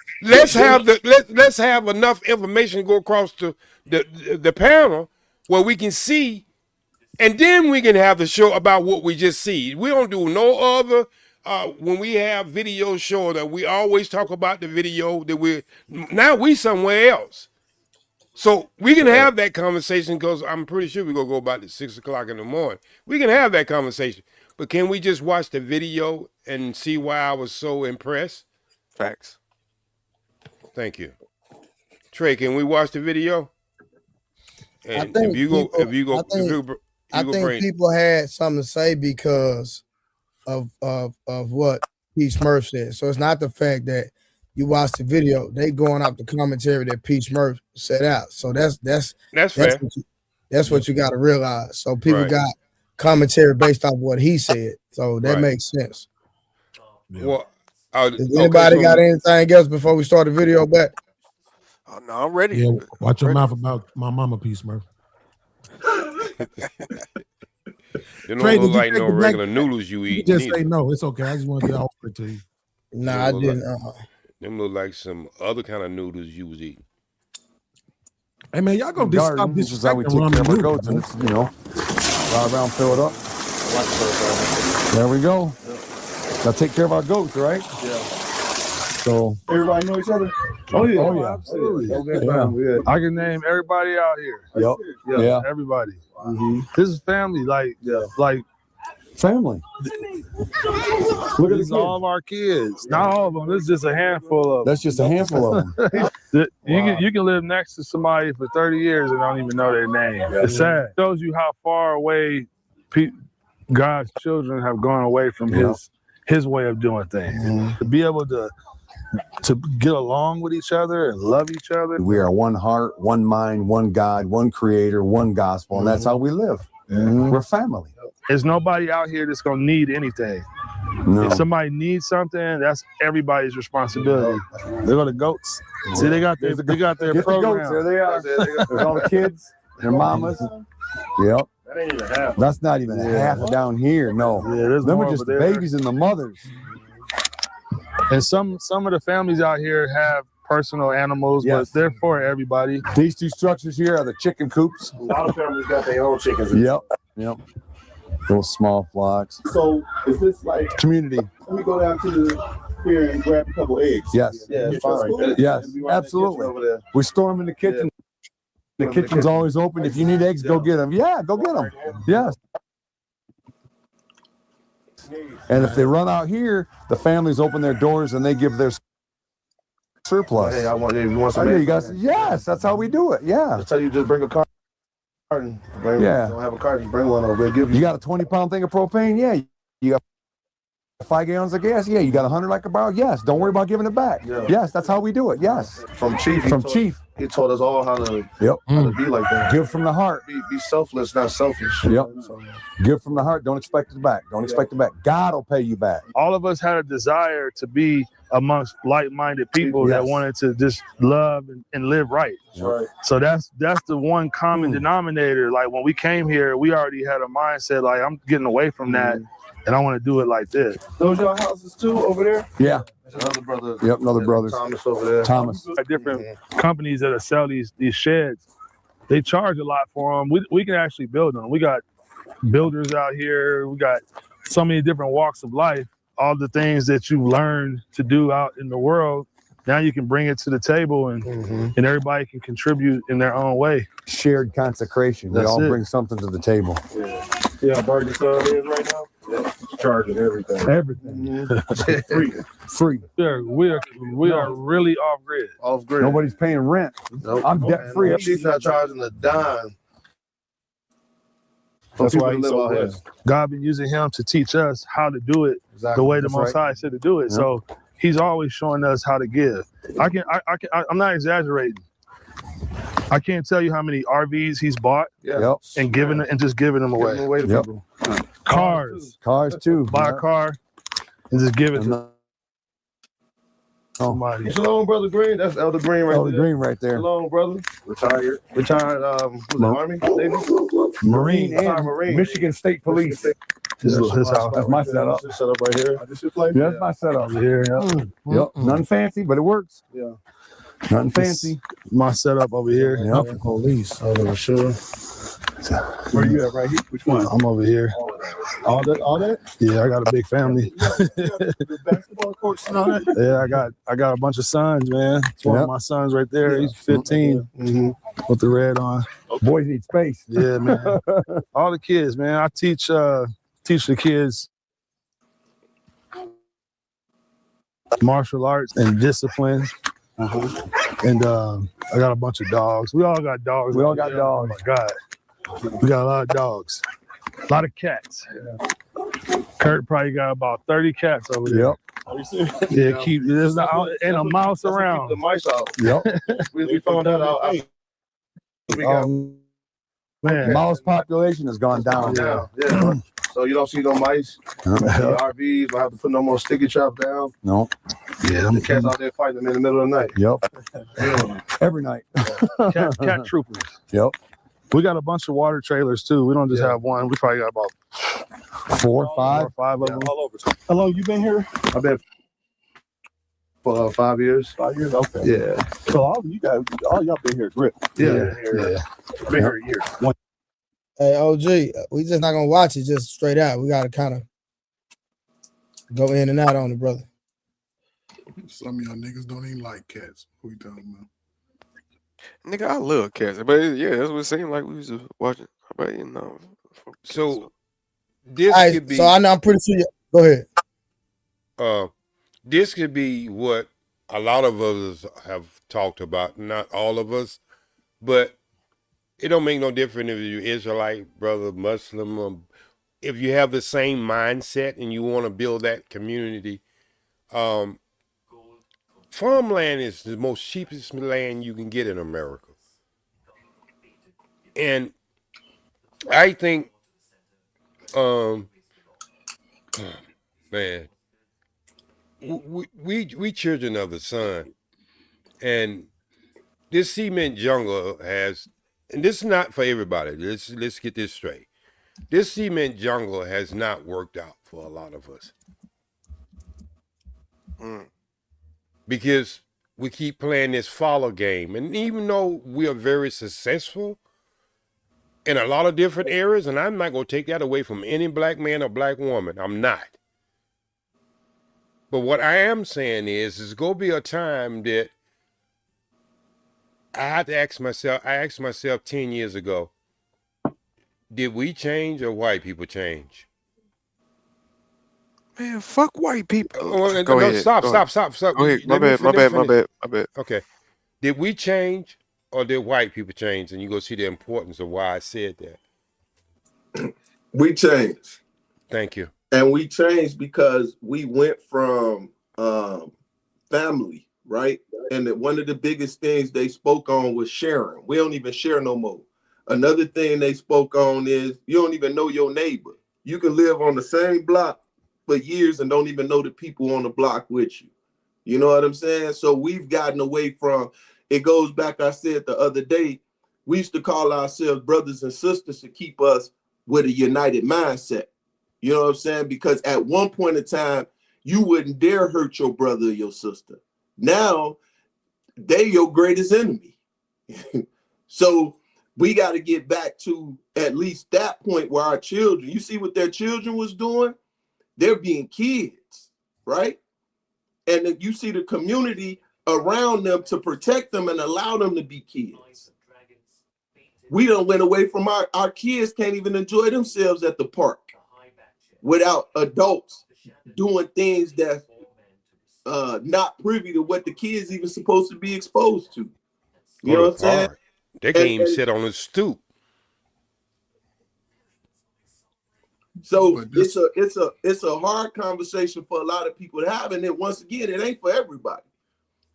What I talk about is for me and those that have the mindset of it. If you don't like it, that's okay. But no, look, Smurf, because at the end of the day, I can never ever disregard or take away what if you're a part of this community, or whoever's this community is. I can never do that because that's amazing within itself. So that's not what I'm doing. What I'm just saying is what the motivation is. That's all I'm asking. And what the reason is to turn up a better product. What is you can't understand about that? To turn out a better product. Product of what? Black men? You think children? Black men need a better children? Black children growing up to be black men and black women. You think we need a better product of black children? You most certainly. Just from listening to you. So we feeling as a parent then. I mean, I'll OG wait a time where we didn't take each other out. Hey, fellas, real quick. Hey, anytime, any month y'all want to join in, y'all ain't gotta sit here and just be quiet, bro. It's an open anybody, conversation. man. Fuck me, shit. Welcome to the welcome to the show, Angry Man, and welcome to the show, Johnny, Chicago Rilla, Howard. Howard kind of quiet tonight. I want to know. I just follow OGJ Speed. OGJ Speed on Amazing Lucas. I think it's the same guy. I want to know what's amazing about it. He's just his name. It's just his name, man. I don't think he's amazing, but it's just his name. No, not Jay, not him. I'm not talking about. He's talking about the. Go ahead, Angry. Y'all said that whole situation was amazing. I said, what was amazing about it? It's amazing to me because it's a foreign concept, Angry Man. It's not that it hasn't happened before, but I'm just saying is this Sigmund jungle we living in, and what are we producing? Yeah, we're producing some of the greatest on top in certain areas, but family. That's not a foreign concept in this country. White boys do that shit all the time. I didn't say that. I'm not asking about what white boys do. Coach Furr said that about 15, 20 minutes ago. You know how that shit usually ends? Latinos also. You know how that shit usually ends? How that? With the ATF raiding they shit.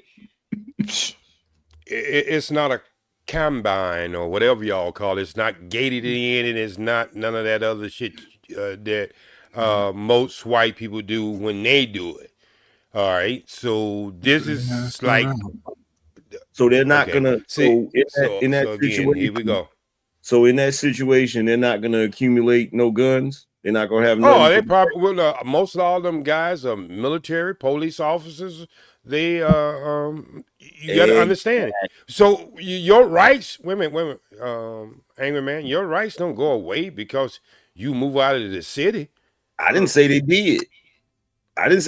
All I'm saying is, whenever they create a off-grid community and they accumulate guns and shit, the ATF is coming eventually. You got to have guns for hunting. Wake up, hunting. No, they're hunting the people. That's what they're doing, and that's why the government ends up coming to burn whatever they got going on. Well, when the last time you ever heard the ATF raid fucking Utah? What you mean? That's Mormon. J-Speed, that's Mormon. Okay, no, wait a minute. What is Mormon? Them niggas get locked up all the time and shit. I ain't talking about for the goofy shit they do. I ask you again. Why is it we always got to have fear about something that we are building? This is not fear. They don't have to raid the Mormons because they get them on the other shit. So that will be our excuse? I didn't say excuse. If you want to, that could be our reason. If you want, when you moving out there, OG, hey. It's too cold in Utah, man. My thing is, Angry Man. I heard you say just last night, you'd rather be caught with yours than versus be caught without yours, right? Absolutely. Okay. Absolutely. Okay. So let's put this in another situation. But here's the thing. If them people raid me, you feel me, and try to lock me up, they're gonna snatch me from an air-conditioned home in comfort. Say that. I'll be damned if I'm gonna get snatched up out of a fucking hut on a dirt clod to be drugged to a damn cell. Okay, so we're talking about some. Wait a minute. Let's stop right there. See, that's our major fucking problem. What's that? We don't. We it's just like when you talk about women who want guys who's already got it made. Now they wants to be the hero to the guy. So we gonna put that in the same fucking circle. So what is it when you start to build something? It has to be at the end game. It don't start off with something from the beginning. So when are you about to book your flight? Wait. Shut your face up, my brother. We ain't talking about that. We're talking about the subject now. Shut your face up. I shut my face up. You got somewhere else you need to be. I can tell you want my you got attention, angry man, but I ain't gonna here, give so it to you're you. a little wet. I'm not gonna give it to you. Okay. Yeah, go ahead. So, angry man, let's finish the conversation. You gotta break down that last statement. I don't understand what. Okay, so what I'm saying is, why is it when you building something, it have to be the end? It has to be perfect. Don't you take building something? You be an architect of something. You start off with a blueprint, then you come up with a full plan, and then you come up with a building, and then you come up with whatever your plan is. Why is it always got to be this idea we have in our head that we got to have? Wait a minute. We got to be in so much comfort, but we're losing our goddamn mind. But it's not. Here's the thing, right? Here's the thing. So it's not that I think it has to be perfect, but what it looks like to me is that Katz is trying to reinvent the wheel. So you have men that live in a modern era that have a modern mind, right? They actually made a movie about some folks doing this. You know, the only way it worked, all of the elders had children, and they didn't teach the children about the outside world. They were totally isolated. It was called a village. They were totally isolated.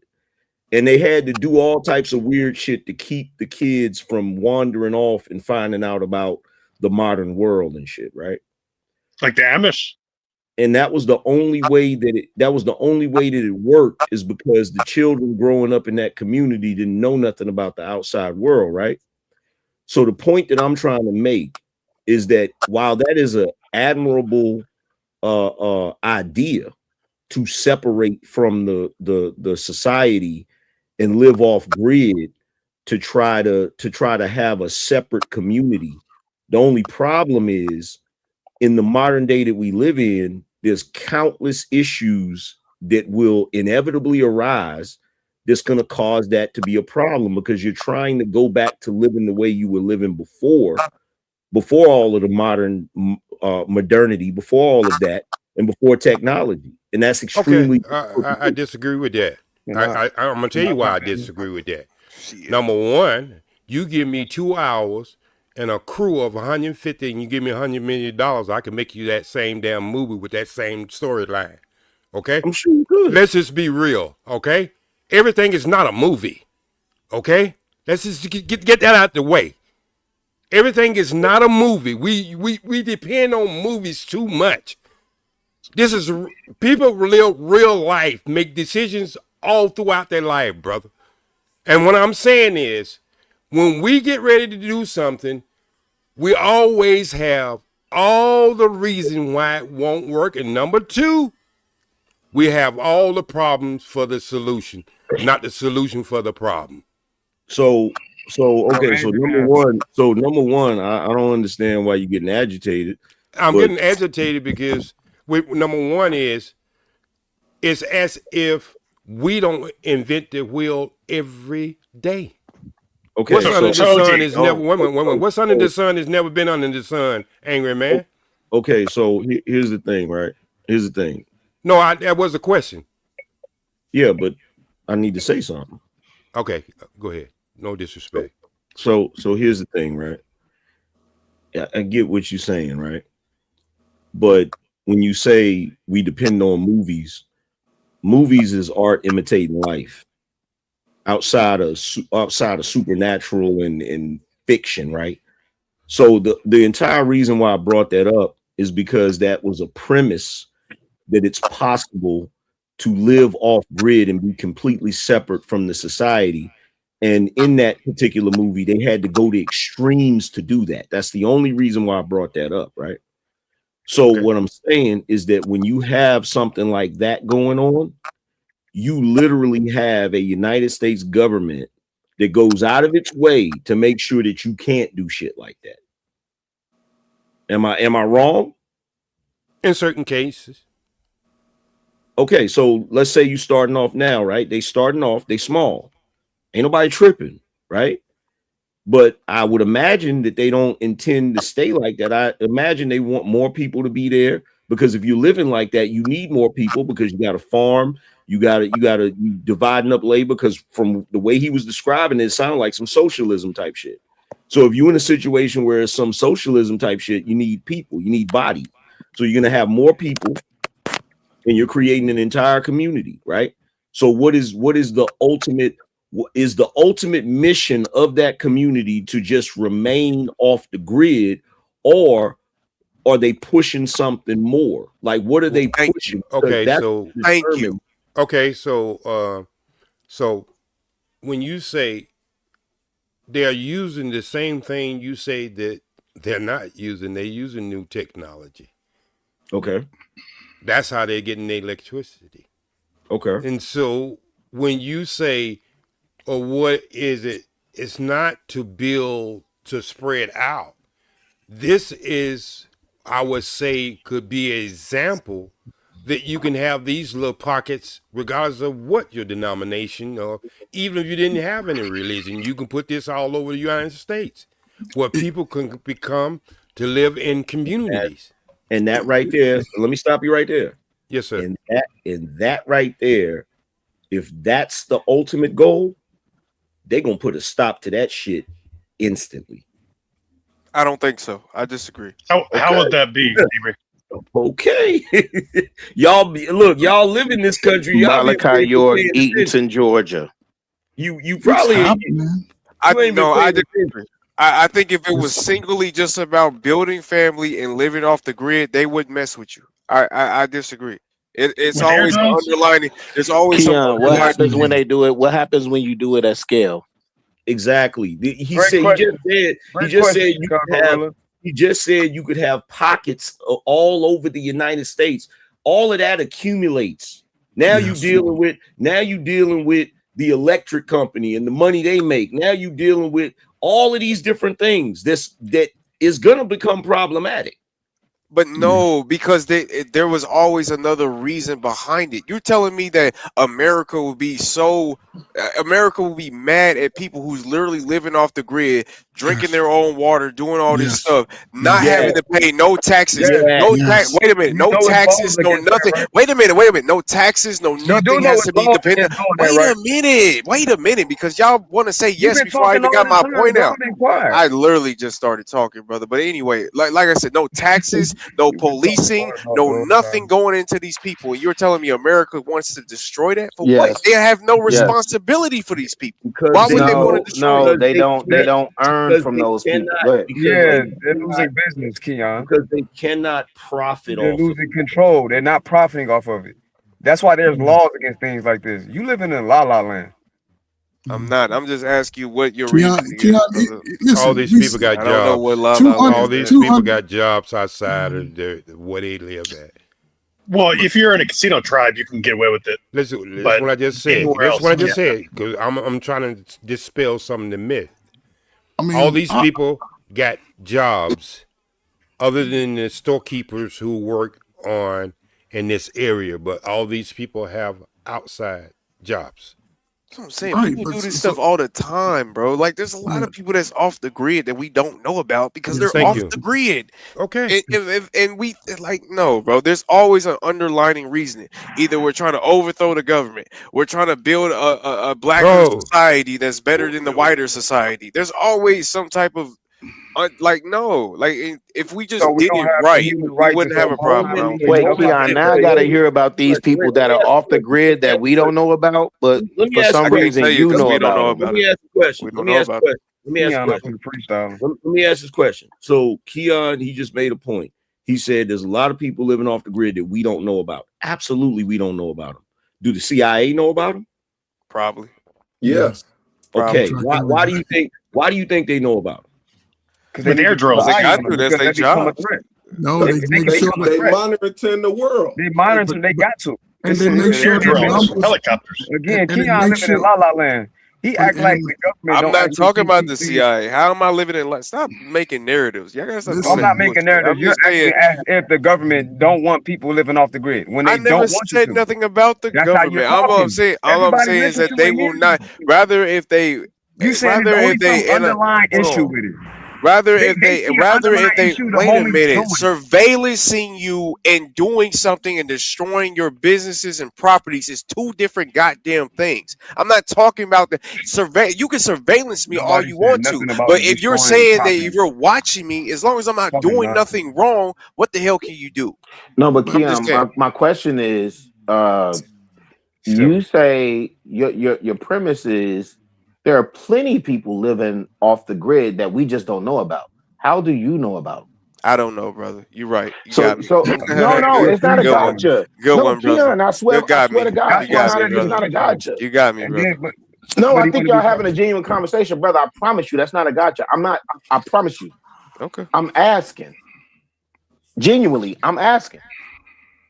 You're right. But Casino Dragons, they're the most famous. I'm not trying to be right, brother. I'm trying to have a conversation. All right, that's cool. But all I'm saying is that there's a difference between people, and look, I feel like y'all being a little oblivious because y'all know history just like I know history. Yeah. There's always some other reasoning behind it. Rather if you think that it was just, oh, we're just trying to live off the grid. No, the fuck it wasn't. No, the fuck it wasn't. You were trying to get away from white people. We were trying to start our own society, our own nation. Because they were trying to Go stop ahead, the Angry rise Man, of my Black bad. Messiah. Go ahead, brother. So you think Angry Man, is that not true, Angry Man? What's that? Is there not government documents in the 1960s that their motive was simply because they wanted to stop the rise of a Black Messiah? Yeah. Okay, that's proving my point. You're proving my point. What is wrong with having a Messiah amongst your people to help save them out of their addiction? But you did. You said you acted as if the government didn't see nothing wrong with it. What are you talking about? This man just That's proved not my an point attack. in real time, brother. That's not an attack. But see, but here's the thing. Here's the thing, right? So where's that echo coming from? Somebody might need to go on mute. So look, here's the thing. If you understand the way the government works, right? First of all, the CIA don't got to have no legitimate reason, like no justified reason. They could just feel like it's a problem. They could feel like it's heading towards a problem. You feel me? And the only reason why I bring that up, if you're just talking about this one spot where dudes is doing that and you know, cool. Ain't nobody gonna trip about that, right? And I'm not even trying to shit on what OG is showing, right? I'm not trying to shit on it. At all. It's not for me. You know what I'm saying? If y'all want to do that, cool. You feel what I'm saying? But when you have if you have a lot of people across the country doing that, like if that becomes a trend, that's what I'm saying. That's going to become problematic because now you're fucking with the church's money, so to speak. That's what I'm saying. Disturbing the public, baby. That's what they get you for. Man, that's exactly and they're always looking for potential uprising. As if they don't see there's not an uprising in us doing our human rights and our ability to be self-identification and self-autonomy. That's a human right. That's not what the fuck you're doing. Look, when you brother, that is what you're doing. You have every right to do that. That's your human right. What are you talking about? How's that not what the fuck we doing? How's that not what they're trying to do? And to Angel Man, your point, that's why they will see it problematic, is it not right? Yeah. Yes. Exactly. That's what Angel Man is saying. You have a problem with comprehension. Anything. They will bomb you if they want to. You can self-identify as anything, but you don't have an army. You don't have a one mic. Keep an eye on you. We didn't have an army in the 60s. We didn't have an army in the 70s. We didn't have an army in the 80s. Yet they still had an eye on us. You did. But you want to act like they were just going to look at us. Check this out. When you have man, get the fuck out of here, nigga. Check this out. When you have people, look, this goes back to the original point that I made, right? When you have these white boys that decide to create compounds and they want to live off of the grid, they're smart enough to know how the government operates, and that's the whole reason why they'll create a militia, right? Which is their right to do. But every time they do that, the ATF come knocking. That's the point that I'm trying to make. Like for instance, there's Waco, a guy, Texas. Yeah. There's a guy I know that had this idea, right? And he said it numerous times. He said, yo, there's military bases that are abandoned. He said, yo, you can buy a military base and have your own community and freaking have your own schools and all of that stuff and blah, blah, blah. And it's like, yeah, that's a good idea. But anytime you're trying to sustain a society like that, you're going to have to have some kind of police force. You're going to have some kind of military force. And the moment that you start doing that, the government has an issue with it because they're like, okay, if that gets too big, they could oppose us. You feel what I'm saying? So that's why I'm pointing that out. Okay, and there is wait, hold on. In America, right, you can start your own tribe or country, right? You just have to have the charters and go through all of that, make sure all of that, your policing, like you said, everything has to be established in a sense, right? But in this off the grid, right, because OG said something, you know, one, in America, it's limited land. So you have to be willing to go outside of America or, and even where they are, there's really no trees. So you're dealing with weather 98 degrees, 100 degrees in Arizona. And you have to build up a tolerance. And this is the try 125 in Arizona. So I was being nice. Most of us are old and probably getting asthma by now. So and again, are you willing to set the training forth so young people could start to live and move? Because again, most of us want to be in the area right now watching the game. Most of us want to be able to call Walmart, Uber Eats, or somebody. So you're going to have to develop a whole different mindset. You can start tonight. Turn off all your shit, unplug your grid, turn off your cell phone, and you can start living off grid the same way. Take all your money out the bank, close your bank accounts. You can disappear from everybody and get people like that. So that's the extreme, coach. Here's the thing. Look, here's the thing, right? Why not do it the casino tribe way? They survive. If anybody's trying to do that for real, in my opinion, the first thing you need is protected status. That's the first thing you need. Protected status. That's a good point. You know what I'm saying? Like your group of people needs protected status in writing that is from the government so they can't get goofy with you. That's in my opinion, that's the only way you could really do it successfully. And how you do that? Who you asking? You better contact the government, they'll tell you. Yeah, and they've been trying to do that for years, right? Ask the casino tribes. Who you at? Niggas have been trying to get protected status forever. Facts. It's a fact. Forever. And that's the other part that y'all keep leaving out. That's the other part that OG keep leaving out. What will make you wait? Hold on. OG can speak for itself. OG, and his mindset. Like angry man can speak for himself. OG, you leaving out. Wait. Leaving out. Listen to me. Just a damn minute here. Let's blow the horn and put a feet on the brakes. Go ahead, angry man. Go ahead. Hold on. Listen, you're leaving out the fact. You're leaving out the fact that this government has a special place in its heart for niggas. I got that out. And women. And the thing about that angry man is they don't need a reason in a cement jungle or a jungle itself. So if black people ever get it in their mind that if I'm always going to be in the bullseye, why not be in the bullseye under my own self-determination? How? What's wrong with that mindset? Oh man, there's nothing wrong with it, but here's the problem. Once you get, look, I said this a while ago because somebody brought up the idea, is like, yo, we need an island. And I was like, bro, you won't catch me on nigga island because I'm not going to be in a concentrated place where we can get hit at once. Yeah. Okay.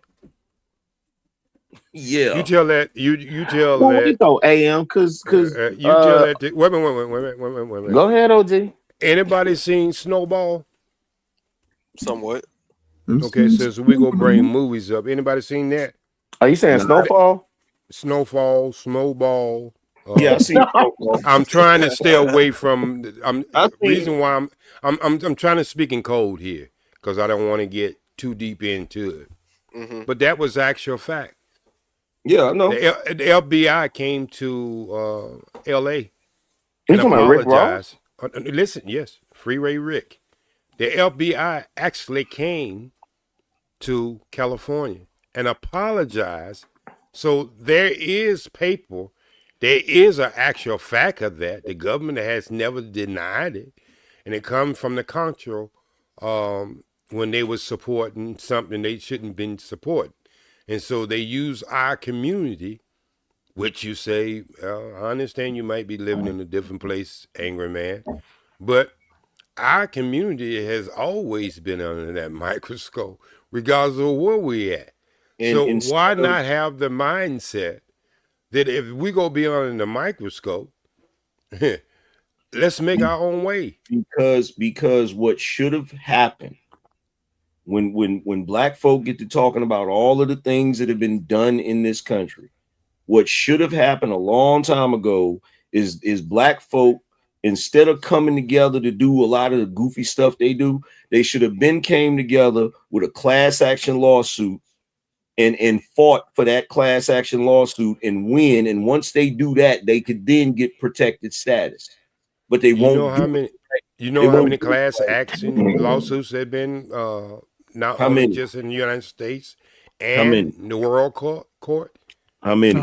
Well, you can go back and get Claude Anderson, and you can pull up his the man who made the first civil rights bill in the United States.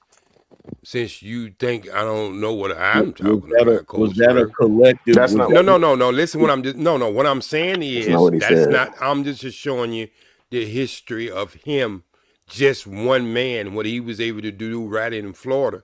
And you start talking about these class action lawsuits and world court and all this other stuff.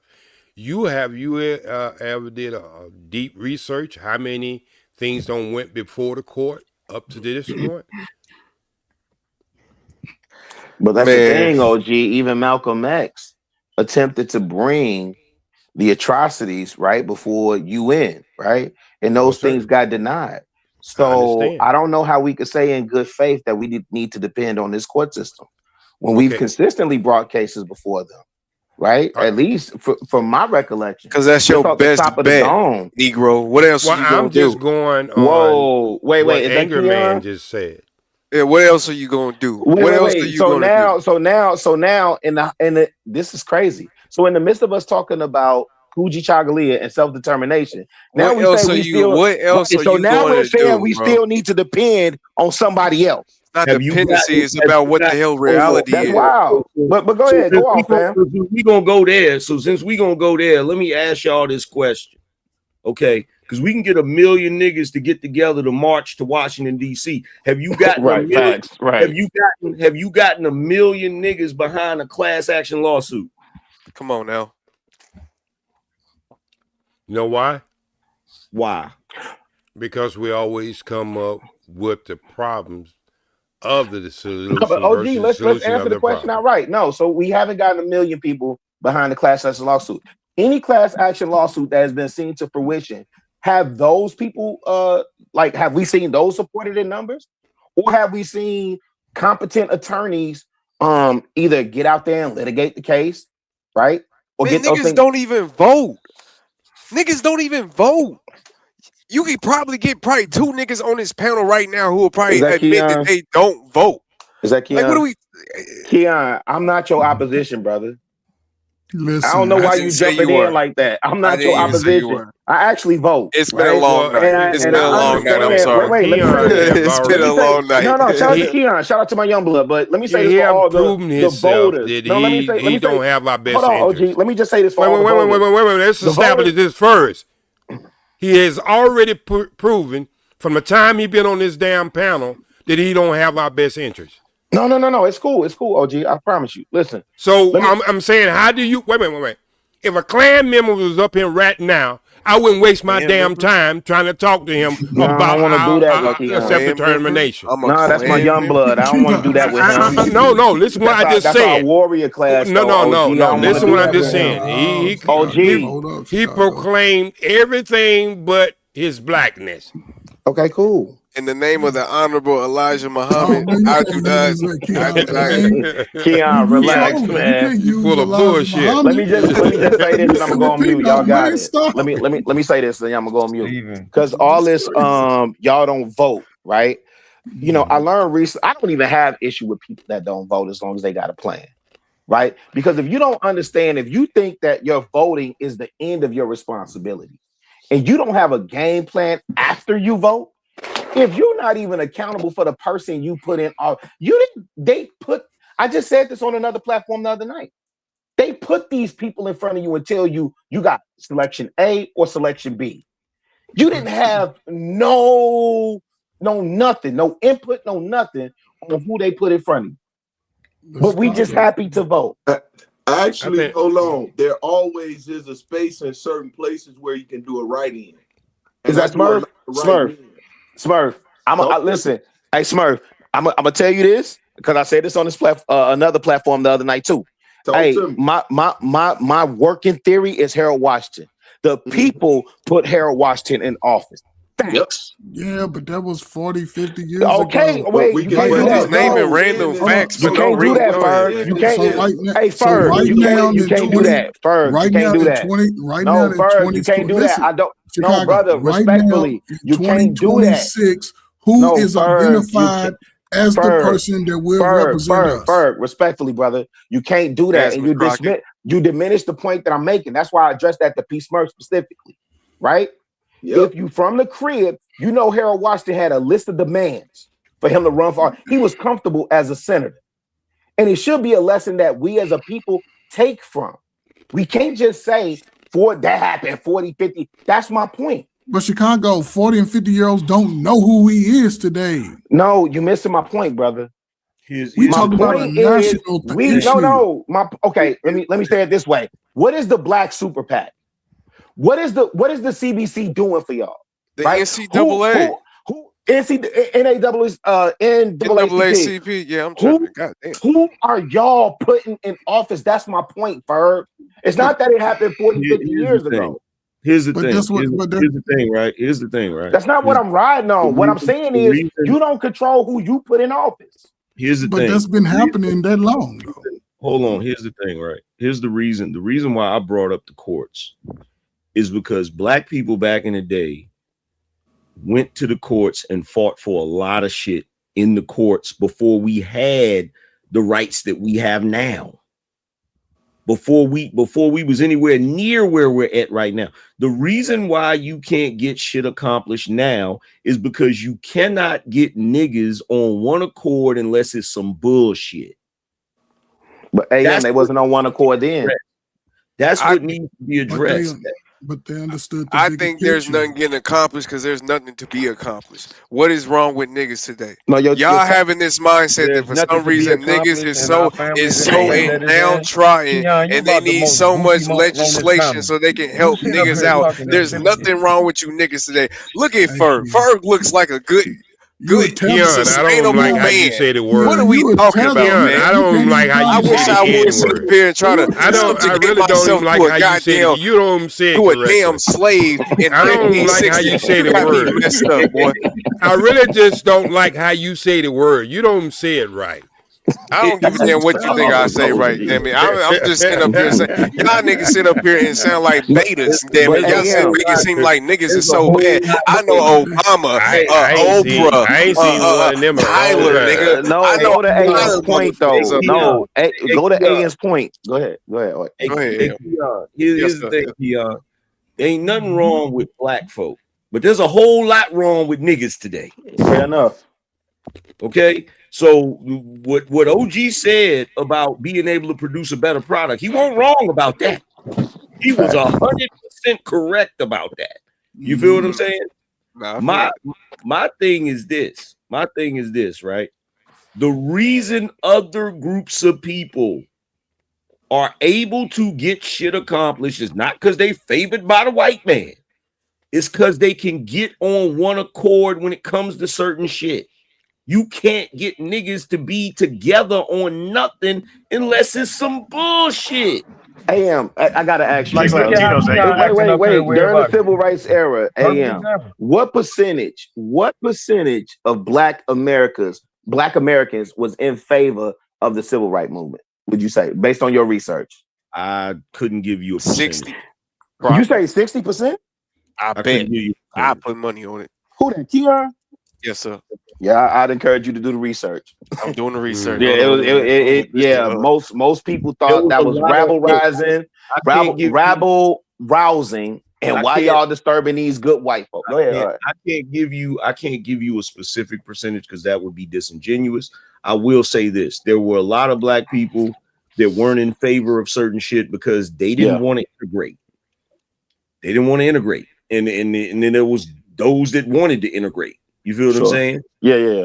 And now that we looking at it, the ones that didn't want to integrate, they might not have been wrong. No. Yeah, I talked to a couple of OGs that gave me insight on that. But this is my point, AM.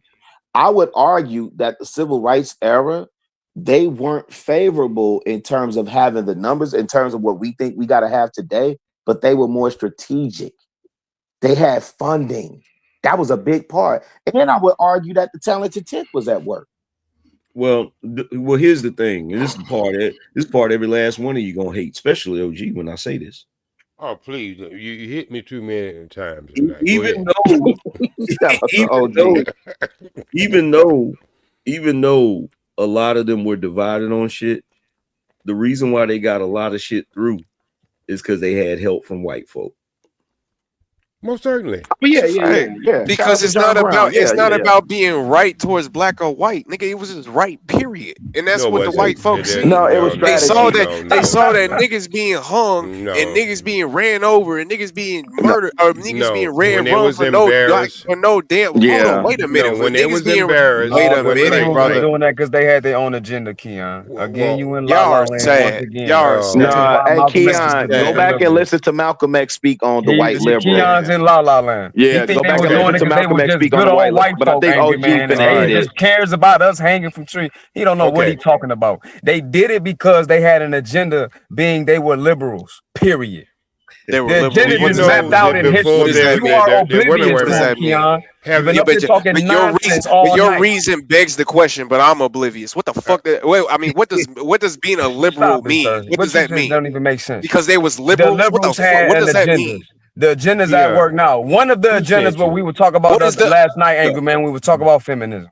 So I guess he's going to say that's not a liberal agenda. What do you mean? What does it mean? I know you can spell. Because you're begging the question. Because they're feminists. Because they're liberal. We understand. Because they're this. You because one the other night that said that there was no feminist group. It didn't matter who started feminism. Now you're seeing why it mattered, because it was a part of a portion of the liberal agenda. Stop playing, dude. Like you don't know what you're talking about. You don't know what meaning means. About history. That's sad. You don't know what meaning means, and that's really sad. You got me. Must be sleep. You got me confused, fam. Okay, let's slow it down a little bit. We go social mode the video and probably in the next 5 minutes, but I do want to ask Anger Man this, because I think he's pretty much a historian himself. There was a case before the civil rights case came up, and I'm gonna just give you a hint. Ferguson. Have you ever heard of this case? Yeah, I heard of it. Okay. So when it came down to Brown versus the Board of Education, that was not about integration. That bill was really about funding for the black schools the same as white schools. So they wanted to kill two birds with one stone. They say, well, yeah, we give you the funding, but we gonna integrate your ass. See, this is wait, let me finish. This is the mindset that a lot of black people have, that a lot of black people is just walking around trying to integrate. No, a lot of these bills had something to do with equal and equality as far as funding. It was the white people who took these bills and made it where busing came in and all this other bullshit came in. Because when you start to understand that, then you can take away some of these damn flank moves that people try to play on your ass. Martin Luther King was hated in the last 3 years of his life due to the fact that if you go back and read the Ebony magazines, the Jet magazines, and all these other magazines, he was totally hated. We ain't talking about white people. We're talking about black people now. Go back and look at some of the articles that was written on Martin Luther King the last 3 years of his life. And so he came up with the thing that he was going to do, the Poor Man Campaign March to Washington, D.C. That's what did it. That's what did it. So when y'all start having this narrative about civil rights in the 60s and the 50s, y'all have a very, to me, regurgitate a lot of bullshit that you heard somebody else say, but you never did your research. Well, that ain't fair, OG. You was there, we wasn't. Well, you know, I signed the Declaration of the Ten Commandments. Yeah. So this is what I'm saying is y'all had to watch it in movies, goddammit. I was happening to be there either in my mama's stomach or I was walking. So what I'm trying to say is we have sometimes when we start talking about things that we weren't there, we have to take the narrative that people have put out there, but we don't take enough time to do research and understand that there was a bill way before, and it came, I think it was it Trailway or Greyhound, that case came along. And then when the Civil Rights Bill, let's say the Brown versus Board of Education, they ran without that first Supreme Court decision, you couldn't have the civil rights, but they added a shit, just like they do in bills in Washington, D.C. now. The bills start off simple, and then they add a lot of shit into it, so the Democrat and then the Republicans can come to some kind of meeting and say, okay, we're going to pass this shit. Brother. Brother, my ass. So, pause. So we're going to go into the video right about now, and for all you naysayers, you just gonna have to deal with it. Just say it's a free movie, okay? Trey, can we get the rest of this video? We can speed it up a little bit so we can see other than just dry dirt and other stuff. You can see what these people are building. Trey, you out there? Over and out, brother. Let me see. Good guy, he sleep. OG. Yes, sir. Oh, Beans woke up. Can I ask you a question? I'm being real serious too. Yeah, no, you. Oh, here we go. Okay. Go ahead. Because I agree with you, right, in principle about the regurgitation, but ain't everybody? Like, even if you do the research, once you go and tell it on the mountain, you ain't doing shit but regurgitating just like everybody else. This is why Angry Man said it wasn't, Beans, this is why Angry Man said it wasn't fair because I was there. So we had to take that into consideration. Okay? Right. So, but again, even if I take it from you, once I go tell it to somebody else, I'm just regurgitating. Yes, but I'm only pointing that out because I'm saying to me, it's more than just the research, right? To me, it's being able to think. You hear me say this a lot is because I honestly don't think people actually. That's a good point, Mr. Beans. You got to comprehend. Right? To your point, they just be regurgitating. They don't get the information and then decipher it for themselves. Use their own discernment to say whether or not they think this is true or this is false, or maybe it's more likely this or that, right? They'll just go get it and then they'll just come back and say, aha, right? So I agree with you, but I just wanted to take a moment just to point that out. Like, yeah, do your research, do your Googles. Mr. Bean.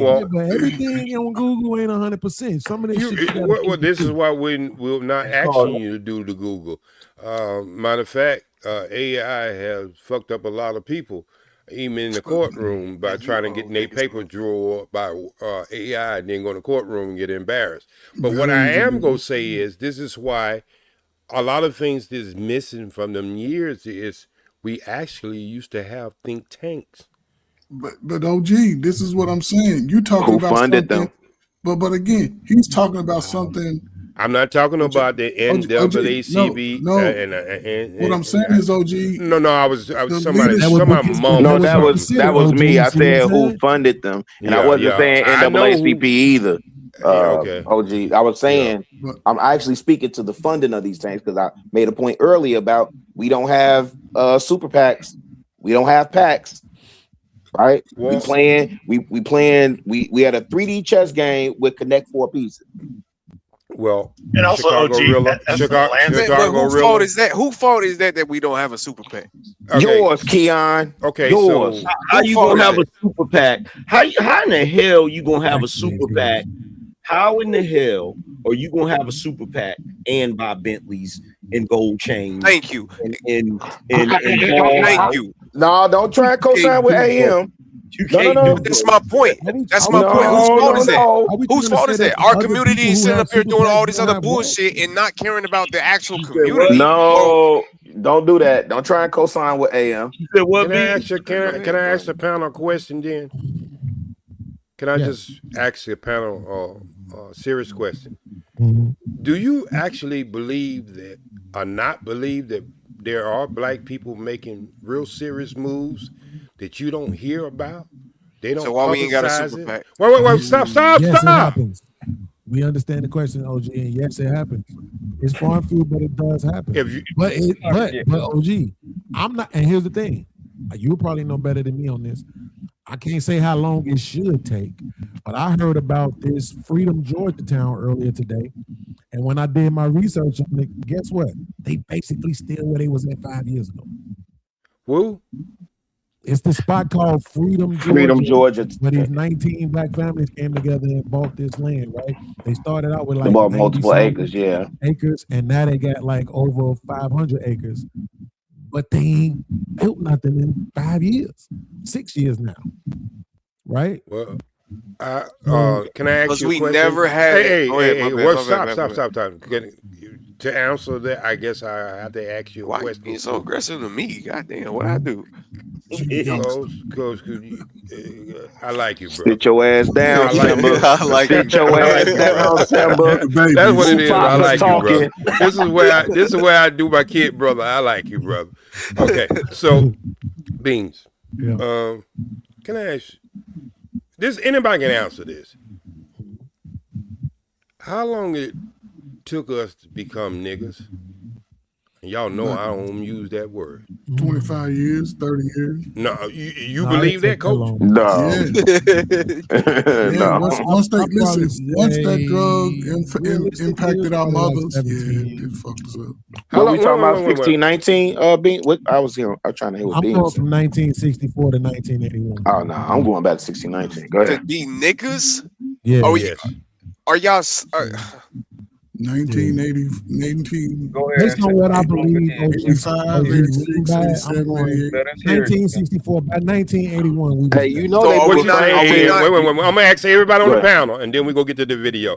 AM, how long do you think it took us to become this word that we love so much? That's a trick question. We was already niggas. Okay. Coach Fur? Are you talking about the behavior? This deviant behavior that you try to change? Yes, sir. I'm going to attribute this to what I've seen firsthand myself, man. Once they put that drug in our neighborhood, we started turning the pew-pews on each other at an alarming rate. So, and then mothers started getting the same effects that men were getting. Jesus Christ. I'm still asking for the year. So I would say when I really thought it was going to be terrible, New Jack City, 1991. You think it's 91? Peace Smirk. I say we're not talking about the biblical thing that people have arguments on. I'm talking about No. I got you. It took over 300 years. Okay. Johnny? I would say after 84, after the time I did the one kid per family, that's what I'm just thinking. It's a mix. How many years? 1984 to now. Okay. Chicago Rilla. Yeah, I'm going with 1619. 1619. I shouldn't even ask my younger brother Keon. But good Keon, what we got? Wait. But no, I would say it took 5 minutes. I don't even think it took years. It took the 5 minutes that the white man took your ancestors away from their homeland and then took them to West Congo and put them on that boat and took them to America. That's how long it took. That 5 minutes of that war. That's why I feel. I'm not surprised of your answer, but you correct. Howard. Yeah. How long do you think it? Say that again. How long from the question I asked from the beginning? I think that different time periods it took varying or different times that y'all don't mention. So 16, 19, but then we'll come up and then they'll attack it. And then if we'll get back low and then we'll come back up again. And then we'll come back down. History isn't linear. It went up and down. So Coach Ferg is right from what he's saying from the standpoint of the crack epidemic following up Iran-Contra and what happened in the 60s. When on the government documents, they admitted they attacked us. And then you got the middle times in between that from the transatlantic slave trade. So it just depends on the time period. I think that's it'll be unfair for me to answer that with just one specific year. Now, if I was being honest, I would have said everybody's answer was correct. Because in no time would anybody who had specified a certain time and date that you couldn't go back and see that behavior. So everybody's right. It's one more time. That's a good answer. Good answer. I would say about everybody who said different times, different places. No, that part I heard. The last part. Huh? There's no way. Are you? Let me just ask you. Are you not saying that there's not a time that we can't go back and see the behavior? Is that what you just said? What I'm saying is there's because nobody went to a time before we came in contact with this person who made, I would say, made this ballpark for us to have this title. Mm-hmm. So everybody's, when they gave a dating and time, it was time that we were connected to these people who gave us this game to play. Because before that, because our history don't start here. Before that, then I would have had a problem. But all this that they say the dates and time was part of contact with another being or another, species of people that we pull from that we were different. Yeah, but the reason why I disagree is because and it's kind of like to the point that bro was just making about when he was saying that time isn't linear, right? For me, I'm always majority minority, right? So if we had a minority of people who, like when they talk about the 1964, 1965, right, with the welfare issuance, right, that was about 20% of people. So that's not who we were, right? But somehow you fast forward and you get to this idea where you think it's 50, 60, 70%, and now it becomes, oh, that's who y'all are. Same thing with the crime, same thing with the gun violence, same thing with the absentee fathers. When you believe or you perceive it as the majority, then the narrative can be placed like, oh, well, this is who y'all are because it's applicable to the majority. But prior to 1981, there's no time where any of that was applicable. Any dysfunctional, deviant behavior. We don't have to stay here. We can move past it. I'm just saying, as a majority, Mr. B. Yeah, well, see, not the majority for us, right? Okay, so my question was not if it was a majority or minority. It's about the construct. Yes, but that's the only thing that makes it logical. You're saying you asked when did we become the N-word? Right. When I say in order for it to be none is absolute, right? And on none of these panels, nothing is absolute, right? Right, which is why I'm saying the majority, not right. absolute, right? Well, but if I could though, because I think I get what OG's saying. I feel like he thinks that it's linear. It is linear. He think that it's like almost like an addition problem. Like this plus this plus this plus this is equaling where we're at now. Like I mean, I get what you're saying, being that specifically we talk about either the crack epidemic or just single homes or the baby mama epidemic and stuff like that today. Then I get what you're saying. But he's talking about the bigger picture, as in like, why are we here in the first place? Like to even have a crack epidemic, to even have a baby mama epidemic, to even have all this stuff to even happen is what I'm kind of hearing. That wouldn't have been true in 1920, 1930, 1940, 1950. We weren't having those issues. Yes, we were. No, That's why. That's why the March on Washington was called the No, March. he's saying in the majority, OG. Beans is Well, I saying, understand. yeah, but he's saying in the majority we did not have those issues. And he wait, stop right here. Then I'm have to use this mechanic analogy or body shop man analogy. Do Rush starts off as the majority? No. Well, if you just leave it there, and what usually happens? It continued to spread. It spreads. Okay, so that was really my question. I understand. No, I was just saying to Bean's point, in the 20s and 30s and the 40s, you still didn't have that. Even if the rust was there, right, there was a counter agent, which would be the dominant of Black society then, that held the standard. No, there was still a Negro or a nigger, as y'all would say, in the 1920s. There was still a version of that. Keon, you're trying to win a point. I didn't say it didn't exist, right? Like, I'm well versed with the Jones brothers. I'm well versed with the Policy Kings and the Bumpy Johnsons of our society back then. That's not what I'm saying. What I'm saying is you still had good, decent, which what Beans was saying. In the 20s, 30s, 40s, maybe even 50s, It was in the 50s. Yeah, even in the 50s. Yeah, those things existed, but there was a counter agent in stable Black families that said this rust will not spread over here. Right. Even in the 1930s? Absolutely. Absolutely. Even in the Depression. In the Prohibition era, you think there was... You think there wasn't gangsters that was running around? You're missing it, fam. No, you missed it. I'm saying it for the last time. Nobody is saying that that would disregard your point. No. Okay, Keon, was it the majority or minority of Black people? I would say the minority. Thank you. That's what Beans was saying. So you think the majority of Black people right now are gangsters? Chicago, let me ask you this question. You're missing it, brother. Chicago, let me ask you this question. Could the majority or minority drink from the white water fountain? The minority. Minority. Okay, then what are we really talking about? Thank you. That don't make what are we talking about? No. This is what I'm saying, Beans. If you're a boss, hey. Because you led with niggas. Beans. I'm talking to Beans now. Okay. Go ahead, sir. Beans. If you are a boss in the jail, are you still a prisoner? Yes. Y'all don't get... Okay.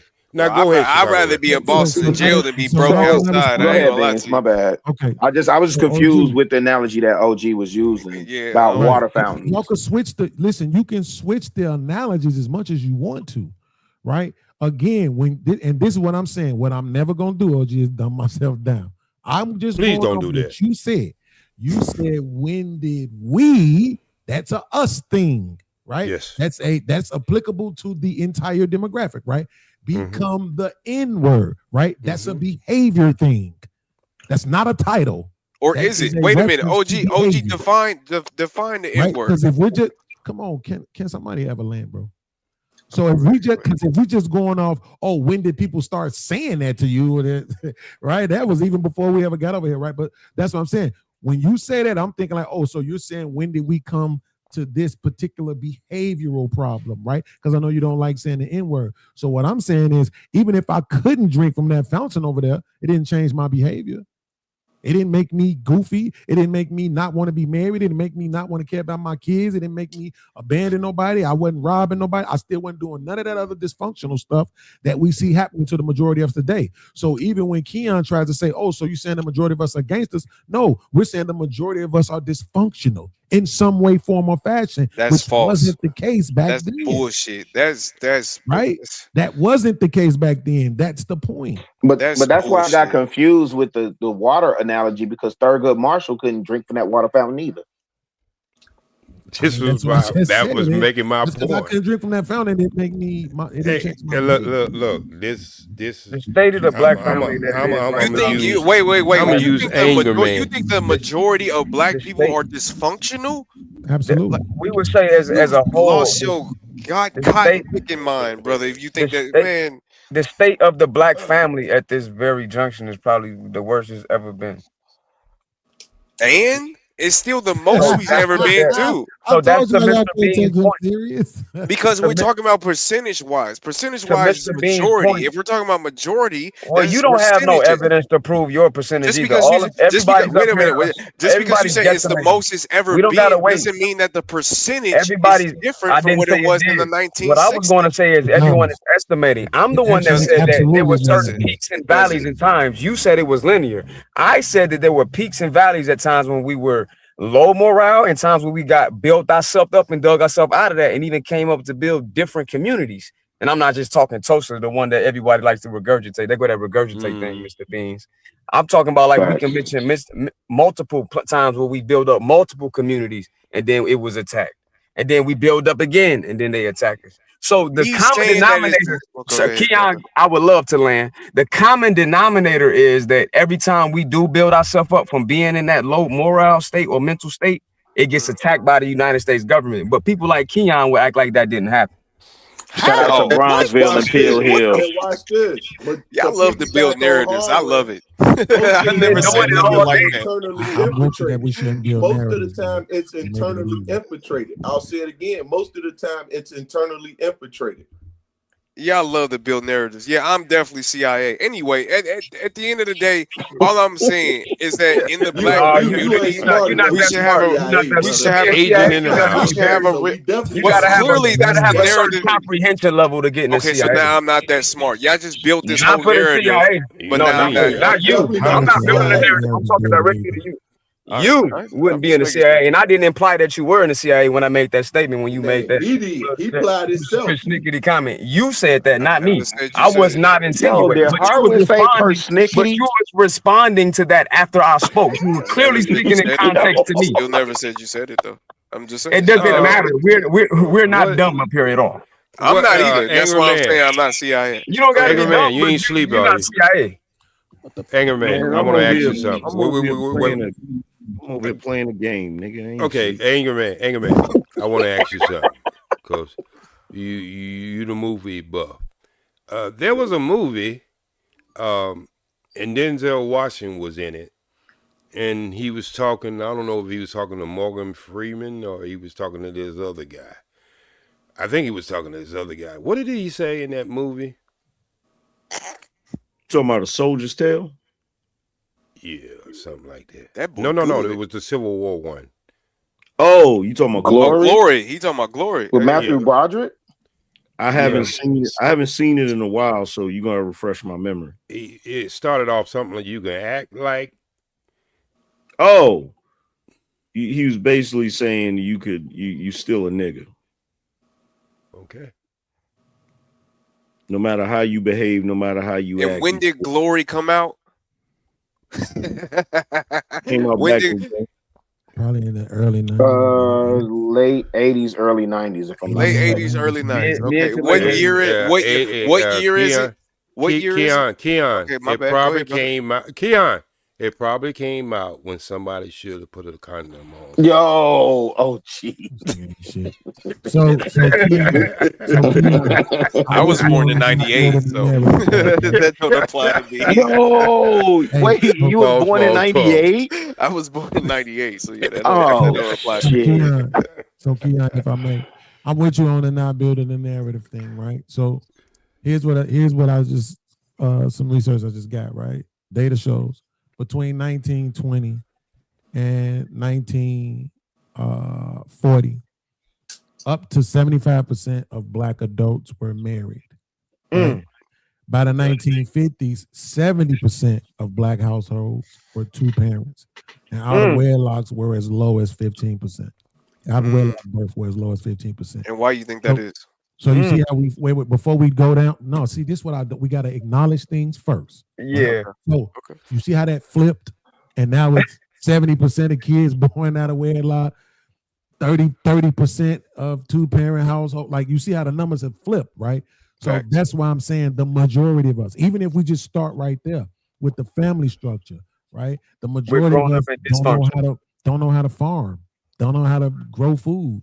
Don't know how to raise animals. But even But here's a point I gotta say. Hold on. even with what y'all been saying this whole time, Beans is not wrong. Okay. My grandmother, who was born in 1920, used to tell me all the time about how black folk did not act like that back in the day. And she was referring to the 80s.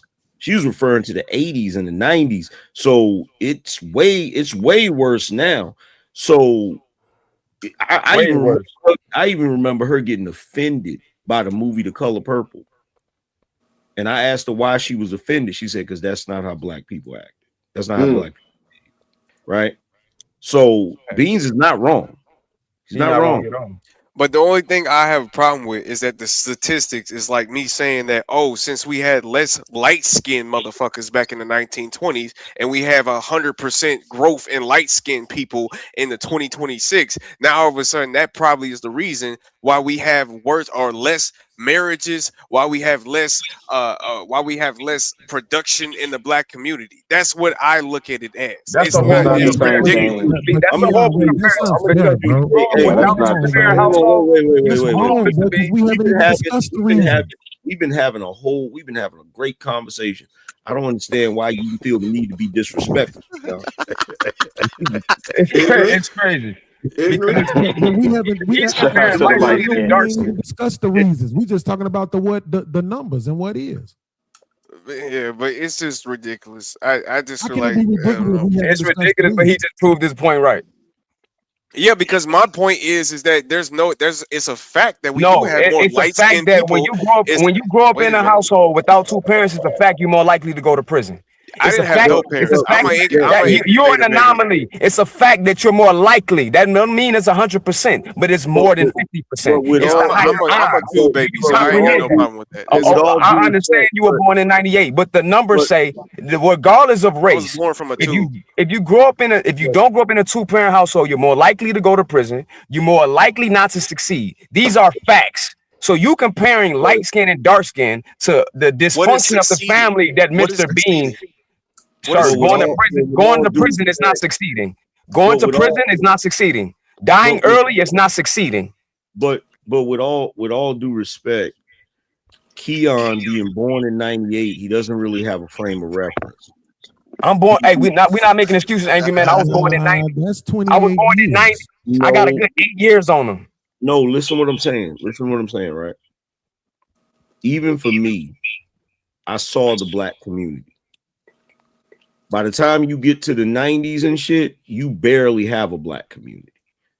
Not the way it was. Angry Man, I was born in 1990, so what's his excuse? That's 28 years. Tupac died at 25. I'm not giving him no excuse. Man, forget the black community. Nobody cares about it. Like, stop it. Nobody cares. You don't care about it. Nobody really cares. Y'all don't care. Even as soon as a black man sits up here and doesn't agree with what you agree with, you're gonna excommunicate his ass out. You don't care about the black community. You the first as soon as a black man that was raised in a white community in a Catholic school, who was raised on punk rock and everything opposite of rap, now all of a sudden he's not black no more. You don't care about no black. Be honest. That's your peer group. He's projecting. That's your peer group. Wait a second. He's not wrong. He's not wrong about that. Hold on. One mic. I'm not gonna let you get that off either, AM. You can't do that. One mic. Wait. I gotta ask AM this. Okay, but one mic. All that to dodge the fact that he was just proven wrong with facts. Now he want to cry. So what is DGK? What are you talking about? What is DGK? Do we need to bring up the statistics of what it's like to grow up without a two-parent household? No, we don't. We need to understand. I'm talking to Keon because he said we ain't mentioning no facts. Hold on. One mic. Have the conversation with him. So why are y'all trying to force it? You can have any conversation with me, but I'm here for you, man. I love black people. I love y'all. Damn, that's wild. I'm not trying to force it. It's 3 in the morning. Ain't nobody sending no super Here we go with the narratives. All right, you don't like narratives. Hold on. Everybody, hold on. It's 155 some people, and the likes button is just ridiculous. It's an abomination. So let's get the likes up, share the video. You're enjoying this. We're having a good conversation. Every once in a while it be like a church choir. But other than that, we're having a good conversation. And let's get the lights up. And if you want to send super chats in, I receive none of this. I don't take money from nobody on my channel or nobody else's channel. So, but Trey, he's giving you this platform. So if you, whatever you can send in, 99 cents, $1, $2, or whatever, let's keep this thing going, because a lot of these guys, Angry Man, Beans, P. Smurf, Hollering, Johnny, and Chicago Rilla, and my brother Keon could be somewhere else doing some other shit right about now. So, continue, people. So, P. Smurf, earlier when y'all was playing that video, the one issue that I did have with that video was that it's not, I'm saying it wrong, so don't. Say it how you need to say it, Beans. I don't take it personal unless you say that talking to me. The foundation of what they were building was the religious part, the religion part, right? So no, it wasn't the religion part that was the foundation. They used the religious part as a foundation, just to be correct, right? So if I was a Muslim or fully practicing Muslim, I could go there and but it'd probably go against your belief. Nah. But so that's the only reason why I'm saying, that's why I'm trying to make sure, like, Muslims probably not invited, right? Yeah, it's gonna probably go against your belief, right? Okay, so now, that's if what you I'm come saying. in with an open mind, I don't think it's gonna be non-accepting. So Trey made a comment one time where, and don't quote it, but he was like, man, you don't want the brother to come to your church. I said, no, I want him to come to my church because it may open his mind to something different. You understand what I'm saying? So I want them to come. I'm not telling you don't come. Just like I'm saying, it's not a white man or a black man or an Asian man thing. It's whoever have that mindset to say, I want to take my family away from the norm, what we seeing, and put them in a place of people that's like-minded so that we can build together. And once again, they don't have to build skyscrapers. They just want to have peace where their children can run about. They can eat from the land themselves. They know what they're consuming because they're planting it. They're growing it. You see what I'm saying? And then we got a super chat. The basic principles, Bean. So never gonna get this. Well, let's get this super chat out of the way. Can somebody see it? Y'all know. No. I went to third grade, so. Well, I can see it. I can't. What's the name? I know it's Chicago Rilla.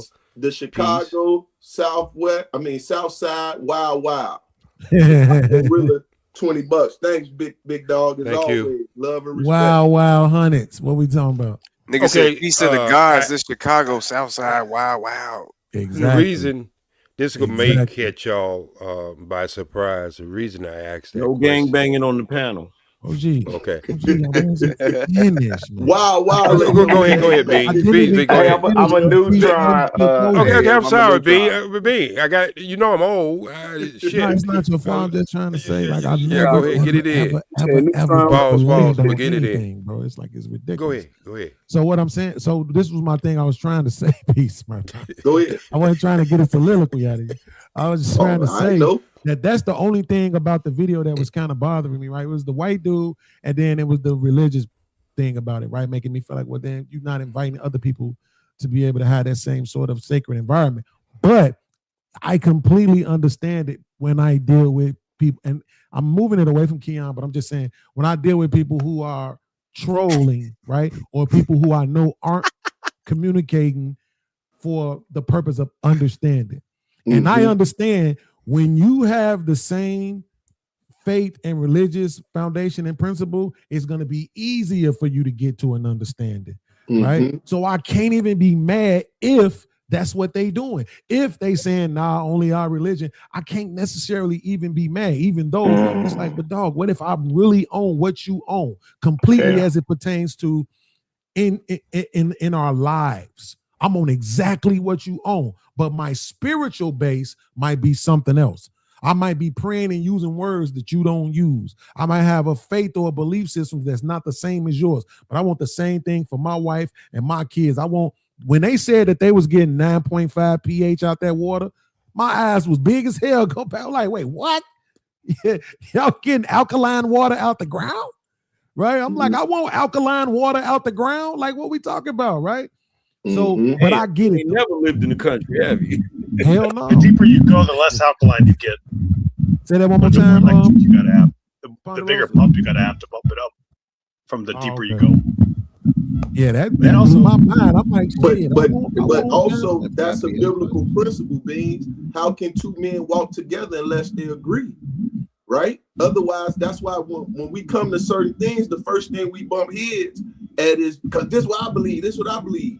So we're not on the same page. But if we believe in the same thing, you're gonna go in that same direction. I don't think it goes far away. You don't hear me.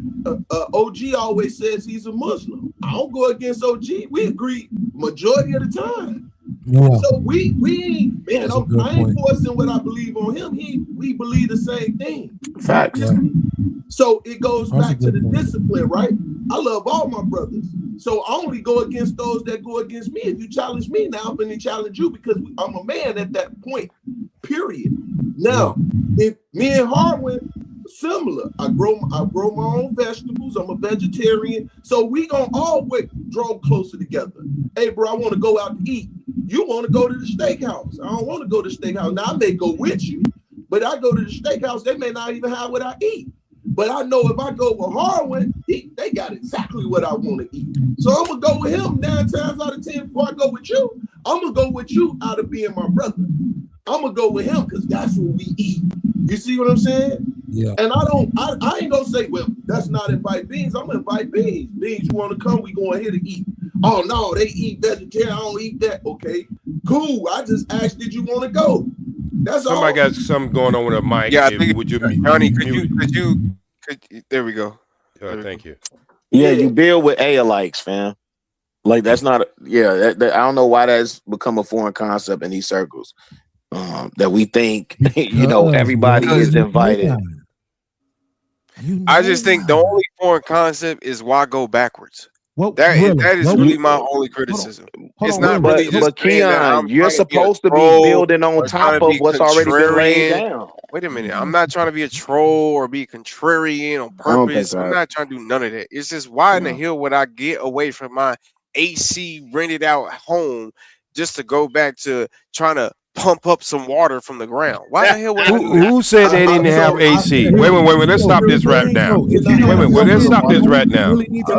So I guess it's a narrative. That was a joke Angry Man said, but with AC. I guess that's the narrative. So here go the reason why you want to get away from it. Right now in Detroit, they're pumping these people for toxic water, right? Bro, these people. No, they straighten out. 9.6 pH balanced water themselves. They ain't waiting for the city or the government to get them clean water and pipes. They got it, and we can see it.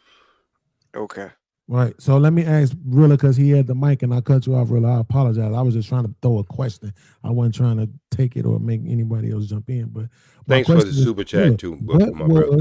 Even if I understand what you're saying about that building with the air lights, what exactly was the chairman trying to do? So you talking about Fred Hampton. So Fred Hampton, but that's still air-like, Bean. So Fred Hampton was bringing in, his campaign was towards all people who had a shared identity around poverty, right? Who had the same plight. That's still building with air-likes. Just on a different tier. Listen, we have a shared identity around. We share the same oppressor. Y'all so intimidated by white people, bro. It's so sad. It's so wait. Okay, wait. I hate when y'all do this. Wait, let me ask Keon this. Wait, I just gotta ask Keon this. You the only person thinking about white people. Wait, I gotta ask Keon this. I gotta ask Keon this. Keon, because I think I asked him this on another channel too. Keon, remind us of what you're building again. I'm not saying that in a funky way, brother. No, I see. You said nothing at all. I know, but you actually did. I'm really trying to give you the space to elaborate, because I think I think the easy thing is to get triggered off of what you said, right? But I'm of show and prove. Show us so my what you accomplishments will make you think No. differently about what I'm saying. No, not accomplishments. I just need to know my what accolades will make you think differently however about you what want to I'm turn saying. it. It would give validity. So just because I have things and done things, it will make you think differently about what you morally I'm believe talking in. about for the audience, and it actually would give validity and credibility to what you're saying. So tell us what you built again. Nothing at all. Okay, but he eventually said, I just can't remember what you said. You said it on the other show the other day, brother. I actually was trying to be honest with you, man.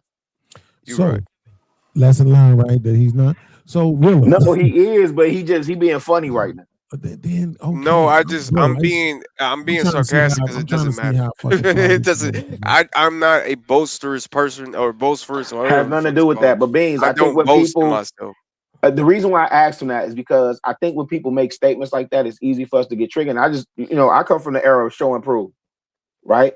Show and prove. So if you ask me what I'm doing, and I'm going to point you specifically to Roseland, right? I'm going to tell you what I'm doing in Roseland, right? And why I tend to build with alikes, right? I don't want to be around people that's going to tell me to go against either my intuition or what my eyes can see, right? Especially when I'm producing results where I am locally. I'm always going to be hyper-focused local. So that's why I was asking him that. Because the idea that somebody is intimidated by white people is that's a crazy statement.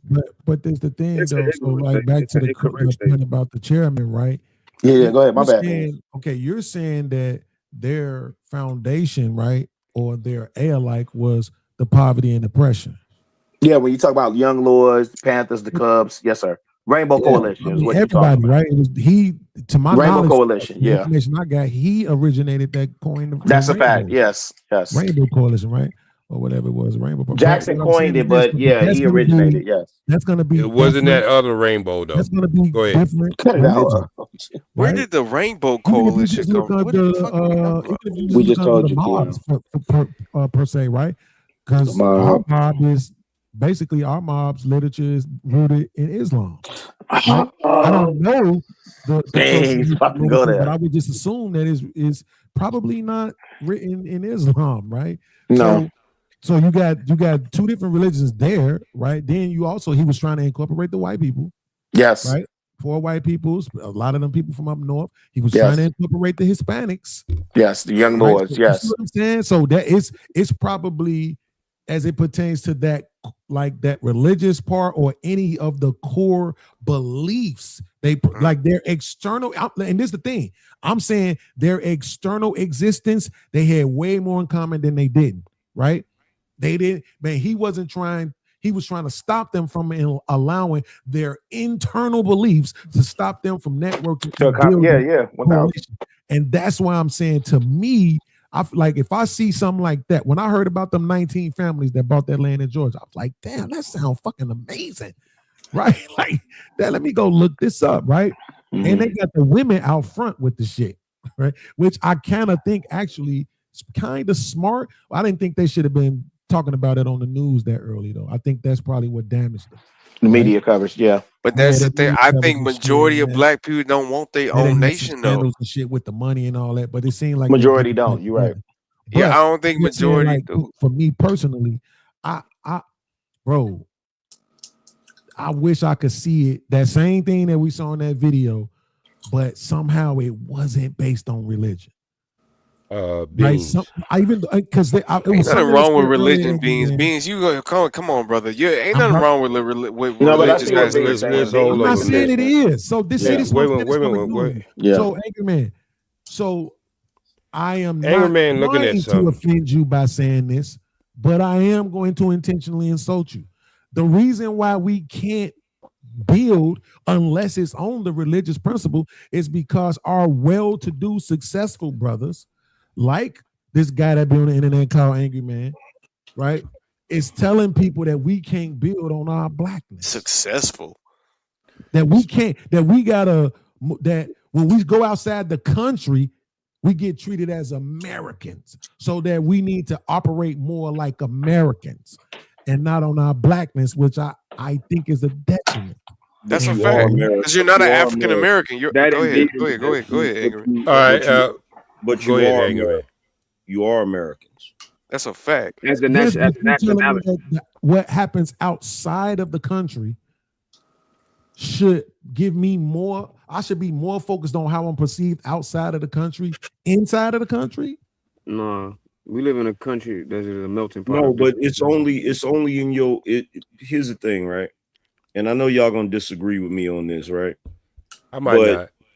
Y'all are still operating like it's y'all are still operating in the mindset that it's 1950. Thank you. And it's not. And it's not. It's just not, right? So right now, this concept that we're separate from America or separate from Americans is ridiculous. All of us are Americanized. All of us. The bad part. You said what? The bad part, though, right? What's the bad part? When you talk about being Americanized, right? You talking about like no, he's talking Western just totality. I don't mean. I'm not talking about a bad part. I'm talking about culturally. Right. Culturally, we are Americans. Culturally, and you know that's diversification, right? So everybody not going to live on a 40-acre farm. A lot of people gonna stay in the city. It's okay. If you want to stay in the city in your AC, to a building where 100 people live in it, or two families, or one family itself on a block with multiple, that's okay. Just like it's okay for those that want to go out and raise their goats and raise their own corn. It's okay. That's what America is. You go throughout America, it does not look just how it looks in your city. I done went through mining towns. It don't look like it did. Mining towns right outside of Reno, that's a nice city. Outside of in the city, where they got cows and horses in the city in Phoenix. I can go on one block, they got chickens, horses, they got all these things, and then I can go on another block, all of a sudden it's the college. You know what I'm saying? Ain't nothing wrong with that. That's the beauty of America. So when we talk about, we forget, when there was natives here, they were different tribes. Some tribes believed in the sun god. Some tribes believed in pyramids. Some of them believed in structures. Some of them believed in statues. That's okay. If that's what you want to believe in, God gave you the freedom of will to believe in that. That's why, once again, I don't push what I believe. If you ask me what I believe, I'm going to share it. If you don't like it, I disagree with it is, that's you. My family is good in what we at. And if I'm here begging and asking for your help, that's another thing. But if I'm saying, yo, this is how I live, I don't eat pork. I don't eat meat. I do eat fish. So if you come to my house, I'm gonna cook you chicken, but believe me, it's not gonna taste how my fish gonna taste. But you're welcome to my fish. Now, if you don't like neither of the two, why you at my house for? That's all I'm saying. You brother. All right, so before we get any further with this, I tried to do this earlier, but Bean had something he wanted to say, and I wanted him to say it. Reason why I asked everybody when you thought we became that ugly word, I just want to get some perspective of how each one of you think. Because my belief, we have never been niggas. And we'll never be niggas. That was a construct someone come up with. I'm talking about this land only. To make you think different about yourself. And they used it against you just as the melanin in your skin.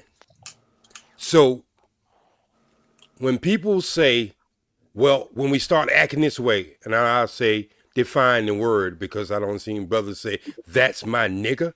I don't see brothers say, I'm going to kill you, nigga. I'm going to see all types, this word used, cross the board. And it's very vague because it was a construct. So I never believe, and I never will believe, that we are that. Yeah, I completely disagree with that. So why do you have a problem with us saying nigga then if you never believe that we same way if I could call you an ass kisser or anything else, or the F word or anything else. That's why I have a problem with, because that's not who I am. Now, you can use it towards each other all you want to, but I choose not to be called that under any circumstance. What about I don't have to wait for my grandfather to be born in 1920. My father was born in 1912. So I think you're portraying a contradiction. I think you're contradicting yourself because you're saying that it doesn't mean nothing to you, but yet for some reason you don't want us to say it. No, listen. This is from my perspective. I just told you have the right to call each other whatever you want to call each other. This is from my perspective. It's not a word I choose to use. It's not a word I choose to welcome. It's not even a word that I even try to define because it's so everywhere. Okay. All right. Angry man, my bad. OG, this is the thing though, right? So I think that a nigga is basically a black man acting like a white man, right? He's just following the white culture. That's all it is. That's all it is. So at the end of the day, they just trained you to be like them. So they could judge you and point the finger at you and say, look, world, we tried to tell you. So that's why we was beating on them and sicking dogs on them and didn't want them to live with us and go to our schools. They made you the very thing that they tried to pretend you were, savages, in order to treat you the way that they were treating you. I get that. Beans, so it is what it is. But then we also beans. What I just said. Accomplished. What I'm trying to say, Bing, is they didn't need the behavior to call you that word. Yeah, I know. Okay, so all that you just said, it might be things came afterwards, but they didn't need a behavior to call you that word. They needed a skin color. Yes, but see now, if you go that, I really wish y'all would find. I really wish y'all would go. The point that you make, because that I really wish really don't have a meaning. I really wish y'all would go look up the origins of that word, so you can stop giving it that type of power, because it was really white folks saying a word that already existed in an ignorant way, but that word was not originally ignorant. And it's crazy how y'all give white people so much power psychologically over it. Thank you. Well, my thing is, wait, slow down. I got this, Beans. I got this. I got this. I got this. And that's the reason I said to don't go back and try to say somebody was mispronouncing a word biblically, because we're going to have an argument with that one too. Okay? I'm talking about the definition they put on that word on us right here in America. Ain't you the original? Wait. If you want to say it gives. Wait. If you want to say giving the white people more power, I say is you are empowering white people by using it. No, you're not. Are you the original man? Most certainly. Did they invent writing in words and shit? Every person on this on this earth did. That's not true. To answer your question, no. Okay, so number one, that word has an origin, and they don't even say it properly. If you go say Niger is the same thing as nigga, then me and you will have the same kind of. That ain't what I said. Man, it don't matter I don't think it matters what the origin is. Fuck white people. That's the point. Fuck white people and fuck what they got to put on you and what they categorize you as. It doesn't matter what they put you as. It's what you want to do with what you are. And that's simply what it is. If you want to sit up here and say that nigga or Niger, whatever you want to call it, is what you call it and embrace your people, then that's what it is. Okay, wake up tomorrow and call your mama a bitch. Man, all right, bro. If you wanna put those so on wake the up same tomorrow level, and call your mama you, bitch. Bro. Then, okay? Since words don't have definition, since words don't have anything, just call her that and see what happens. How that work out for you? That's not the same thing. So it is the same thing. You just don't look at it in the same way. It's the same thing. It's not the same goddamn thing. Okay, you can cuss all you want to. Anger man. What nigga means? Give me the definition right now. Anger man. We can have the conversation right now. We can have the conversation. We can disagree, but we can have the conversation. Look, we can disagree, but we can have the conversation, brother. Give me the actual definition of nigga right now. I just told you, if you were listening to me earlier, that word is so vague that we use it for we use it for endearment, we use it for hate, we use it for every. So we don't use that word for endearment. It ain't vague. Let me ask you a question. We use that word for endearment? It ain't vague. Yes. Okay, so do we use that word for hate too? Do we use that word for hate, Beam? Since nobody wants to answer. Yes. Okay, so where's the clear definition of it? No, we're not doing that. We're not doing that. Y'all niggas try to lead people down the damn path you want them to go down because you're trying to push the goddamn narrative. Damn. I can choose. Right now, I asked you the definition of nigga, and the only thing you want to do is give me a cracker's definition of it, and they didn't even invent the goddamn word. I didn't give you just a cracker definition of it. I say endearment.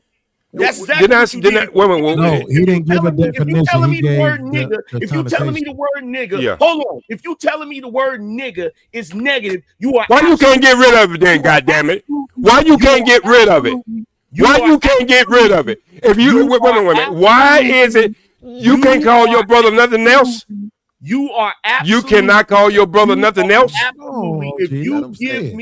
If you give me the negative definition of that word, you are absolutely giving me the white man's definition. It ain't no different than that damn swastika that they took. So from Africa. When you used it, wait a minute. When you say there was a difference between black people and the N-word, what was your definition? It ain't no different than numerous things they have taken and given their own definition to it, and you niggas agree with the definition because you okay. Agree So I'm asking you the question again. When you used it earlier to describe a certain type of black people, and you wasn't saying it in a positive way, what way was you using it? You still ain't gave me the definition. No, I'm asking you questions because I can't give you the definition. I just told you it was vague. I got a question. So it originated from Latin, Spanish, Portuguese, a term for black. The color black, yes. Huh? Yes, the color black. They actually say in. So here's my question. Since we can use that definition. That's one of the definitions, but we can use that one. So let me ask you a question. Does OGJ Speed have a problem? Does OGJ the Latin word is Negros. Does OGJ Speed have a problem with calling any one of you black man? No, he hasn't. Exactly. But I can call him Asian black man too. I see what you did right now. Check this out. Check this out. Not long ago. Cameron was saying to 50 Cent, Curtis. He was trying to use it like an insult. And you know what 50 Cent said? He said, my mama called me Curtis. Y'all let white folks adopt shit and give it their own spin on it, and then all of a sudden it's law because they said it. Say that shit. Well, let me put it this way. You sit up here tonight on this panel. I sure did. And use it in the most negative way it could be used by describing black. Well, listen, look what I'm saying. You did. You sit up here and said there was a difference. I sure did. And you use it in two different positive. Matter of fact, you didn't even use it in positive. You were speaking on a negative. So you doing the same thing that you just accused me of doing. Let me ask you a question, OGJ Speed. You did the same thing you accused me of doing. Let me ask you a question. Yes, sir. Let me ask you a question real quick. So when you bring that up, right? When I said it, did you understand what I meant? I totally understand what you meant. That's why I said okay. Then that's the damn point. But I'm just saying does that have anything to do? Does that have anything to do with the origin of the word? Well, I stopped it from the beginning and started the word from here. As we use, wait, because I don't think none of us was back there using that word originally, wherever the fuck it came from. I'm talking about how the word was applied to us in this country, and that's where I started from. So we can apply. So we can constantly talk about everything else dealing with fucking Africa except the origin of the word nigga. Well, so we can talk about everything else. So we can talk about everything else. We can take pride in everything else that come from Africa except that. Okay, so what I'm saying is, happens to be the one thing, which just happens to be the one thing that white people adopted to try to have some kind of psychological power over you, which is working. It may be working on you more than it's working on me. No, it's working on you. No. I mean, listen, what I'm just saying, you did the same. Wait. How could you accuse me of doing something that you just did almost 45, let's say, an hour and 10 minutes ago? I don't have an issue with it. No. Listen, what I'm just saying. You describe a certain set of black people that you pointed out in a negative way from that white word that you just got through telling me. I also said on my show, I'm a real nigga. Okay, that's good. But also said that. Well, let me ask you something, Angry Man. I did not come in and try to punch anybody in the face about what I said. I just said. Wait, let me finish, and then I'll give it back to you. I did not punch anybody in the face when I said what I said. I said this. I don't believe, and I have a right to believe, right? Would you give me that right to believe? Absolutely. I don't believe that we was never that. And I'm going to stand 10 toes down on that. But I didn't punch nobody in the face by ever using or whatever. And believe it or not, you don't even see me get angry when people call me that word, because reason why I don't get angry is because I'm starting to understand that maybe we might just be spoils of war and we're acting like spoils of war. And so I had to be a little considerate, just like I would be considerate with the people who have mental challenges and drug addiction in my house. In your house? Damn. I got 30 of them. Angry Man, I looked it up. I hate the world. Hey, Peace Murph, I hate Earth, bro. It says that the shit is actually pronounced Niger.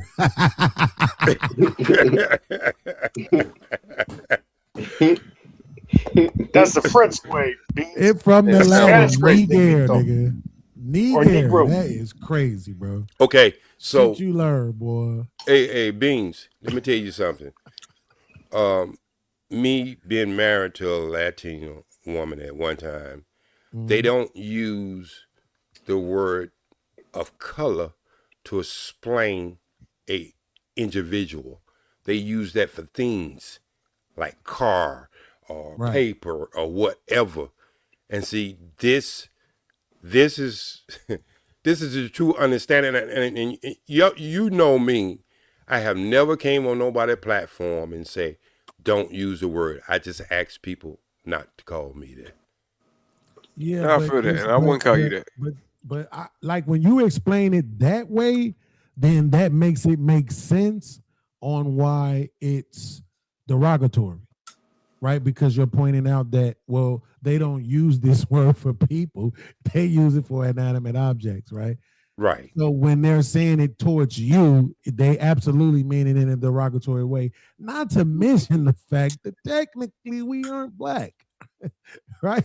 Right. So it's kind of like black is a political term, bro. Somebody like said that's black ass, they do not mean that in a nice way. That part, right? But you've been with me years, and Anger Man been with me for years. I have never ever told nobody to stop using the word. Okay, we heard you. That's what I want you to do, Bean. That's what I want you to do, Bean, since you're looking stuff up, right? This is what I want you to type. I want you to type Negus. Type that and look that up.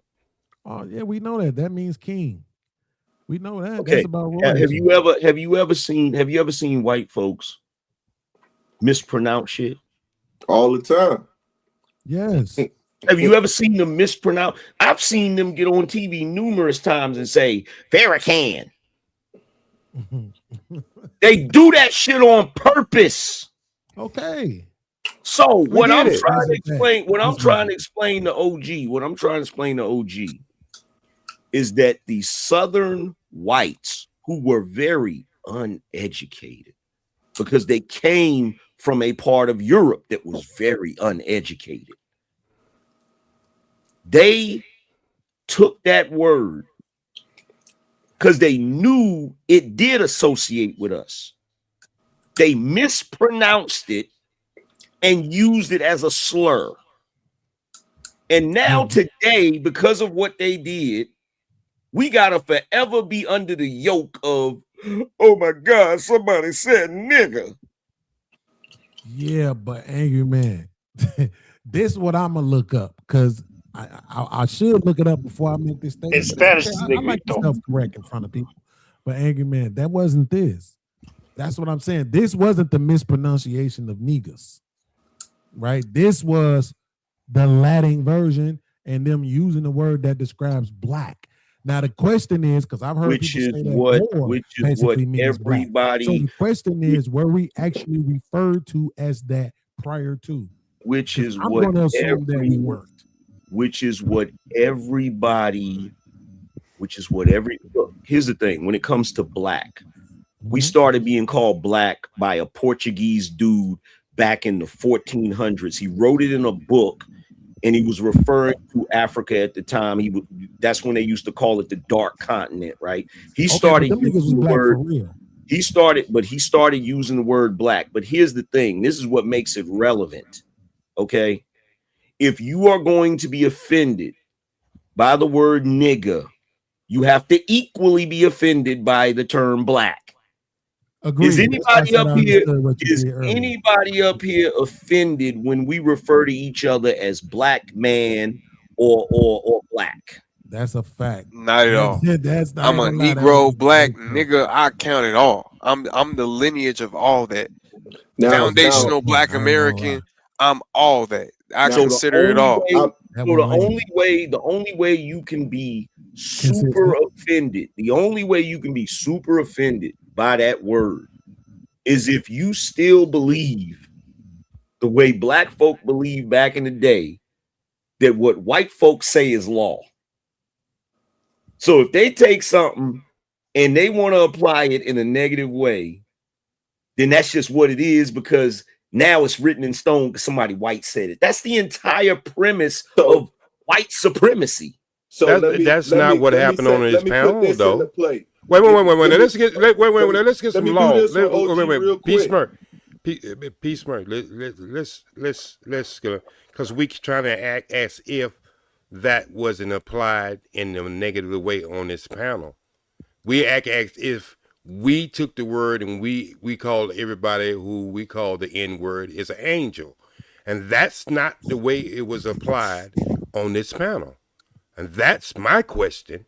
If that's going to be the case, if that white man took that word and turned it in negative, well, we can't use it or whatever, and then we take it and we said okay, we going to take this word and we going to change it into putting a hello over a black person here. But we know that's not the way it's applied in our community. Okay, so let's do this then. I'm going to ask Beans, P. Smurf, and everybody up here.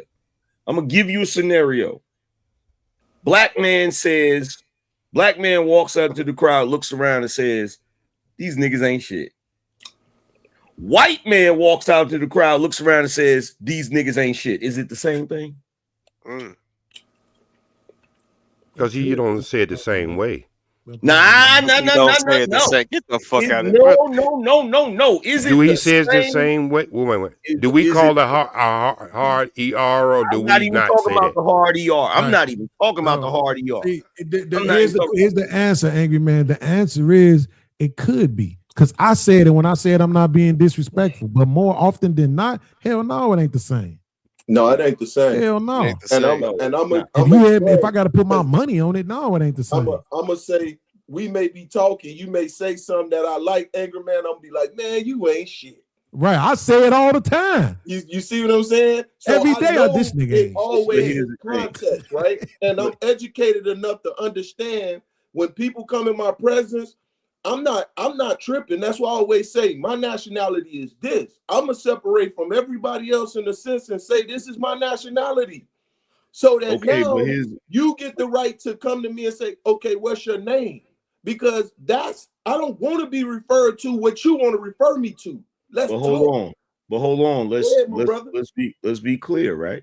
Go ahead. There are a lot of words that it's one word, but it has multiple meanings depending on the inflection of how you say the word or what it's applied to or what the context is, right? Rest in peace, Bernie Mac, motherfucker. Yeah, so that's one. That's one. You can make that word mean a bunch of different things, right? So that's one, right? Yeah. But here's the other thing, right? Beans. You got brothers, right? That's right. We will make your mouth bleed. Now, with your brothers, right? You got an issue with your brother, and you like, man, my brother ain't shit. You get to say that, right? Mm-hmm. Do a nigga outside of your family get to say that? Yeah, not likely. No. Not likely. Okay, so here's the thing. The same way for I don't know how long in the black community, we call each other brother and sister, right? Yep. We one family, right? Because we don't know what tribe or whatever anybody came from, so we just look at each other like brother and sister, right? Yep. I can call you nigga all day long. That ain't the same thing as somebody outside this race calling you nigga, and you know it. Unless you see somebody take a gun and blow somebody's head off and call them that, brother. Oh my God! But you do got your chosen few, because you see the Mexicans. Oh, wait, slow down. I ain't just pull that out of the air, angry man. I'm in California where I actually see this stuff played out. OG, whether you call somebody a nigga, whether a black man called another black man a nigga or not when he blew his head off, the biggest issue is him blowing his head off, not the word nigga. Well, that's why he might have did it, I can call you a nigga and give you a sandwich.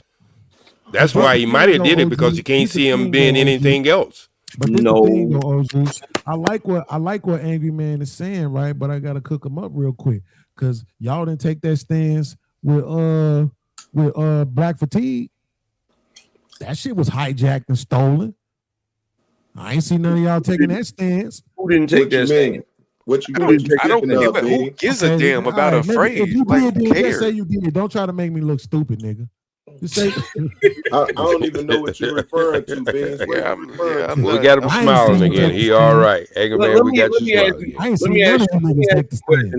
Let me ask you a question. That shit was hijacked like a motherfucker. Let me ask OG a question, right? So OG, let's say for argument's sake, you got a classic car from the 50s, mint condition. You take it to the car shows and all of that, right? Mm-hmm. So one day I come through and I say, hey man, let me hold your car real quick. And reluctantly you let me hold it, right? So I take the car. When I bring it back, the paint is messed up, the interior is messed up, all kinds of shit, right? And you done saw the car, you done jumped on me and beat me up because I done messed up your damn mint condition classic car, right? Yes, sir. So after everything's said and done, you restore it again. You get it back to mint condition, right? Mm-hmm. You gonna let me borrow that car again? No, sir. You're not, right? No, sir. Okay, so check this out. Whenever these white folks is using words to describe us, words they didn't invent, that's them taking something from us and dirtying it up and messing it up. And then we get it back and we use it a different way. We're not going to allow them to use the shit again, right? Facts. Right? Facts.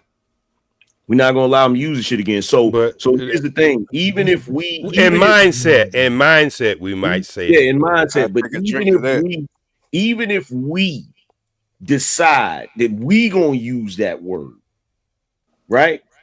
That's an agreement. That's a social agreement amongst us. That ain't got nothing to do with them. That ain't got nothing to do with their power. That ain't got nothing to do with the history of what they did. That ain't got shit to do with it. Because right now, whether you know it or not, they mad that we won't let them use it because we done made it cool. Facts. But they're using it. Well, wait. Before you go, they're not using it. They're not using it like they're not using it.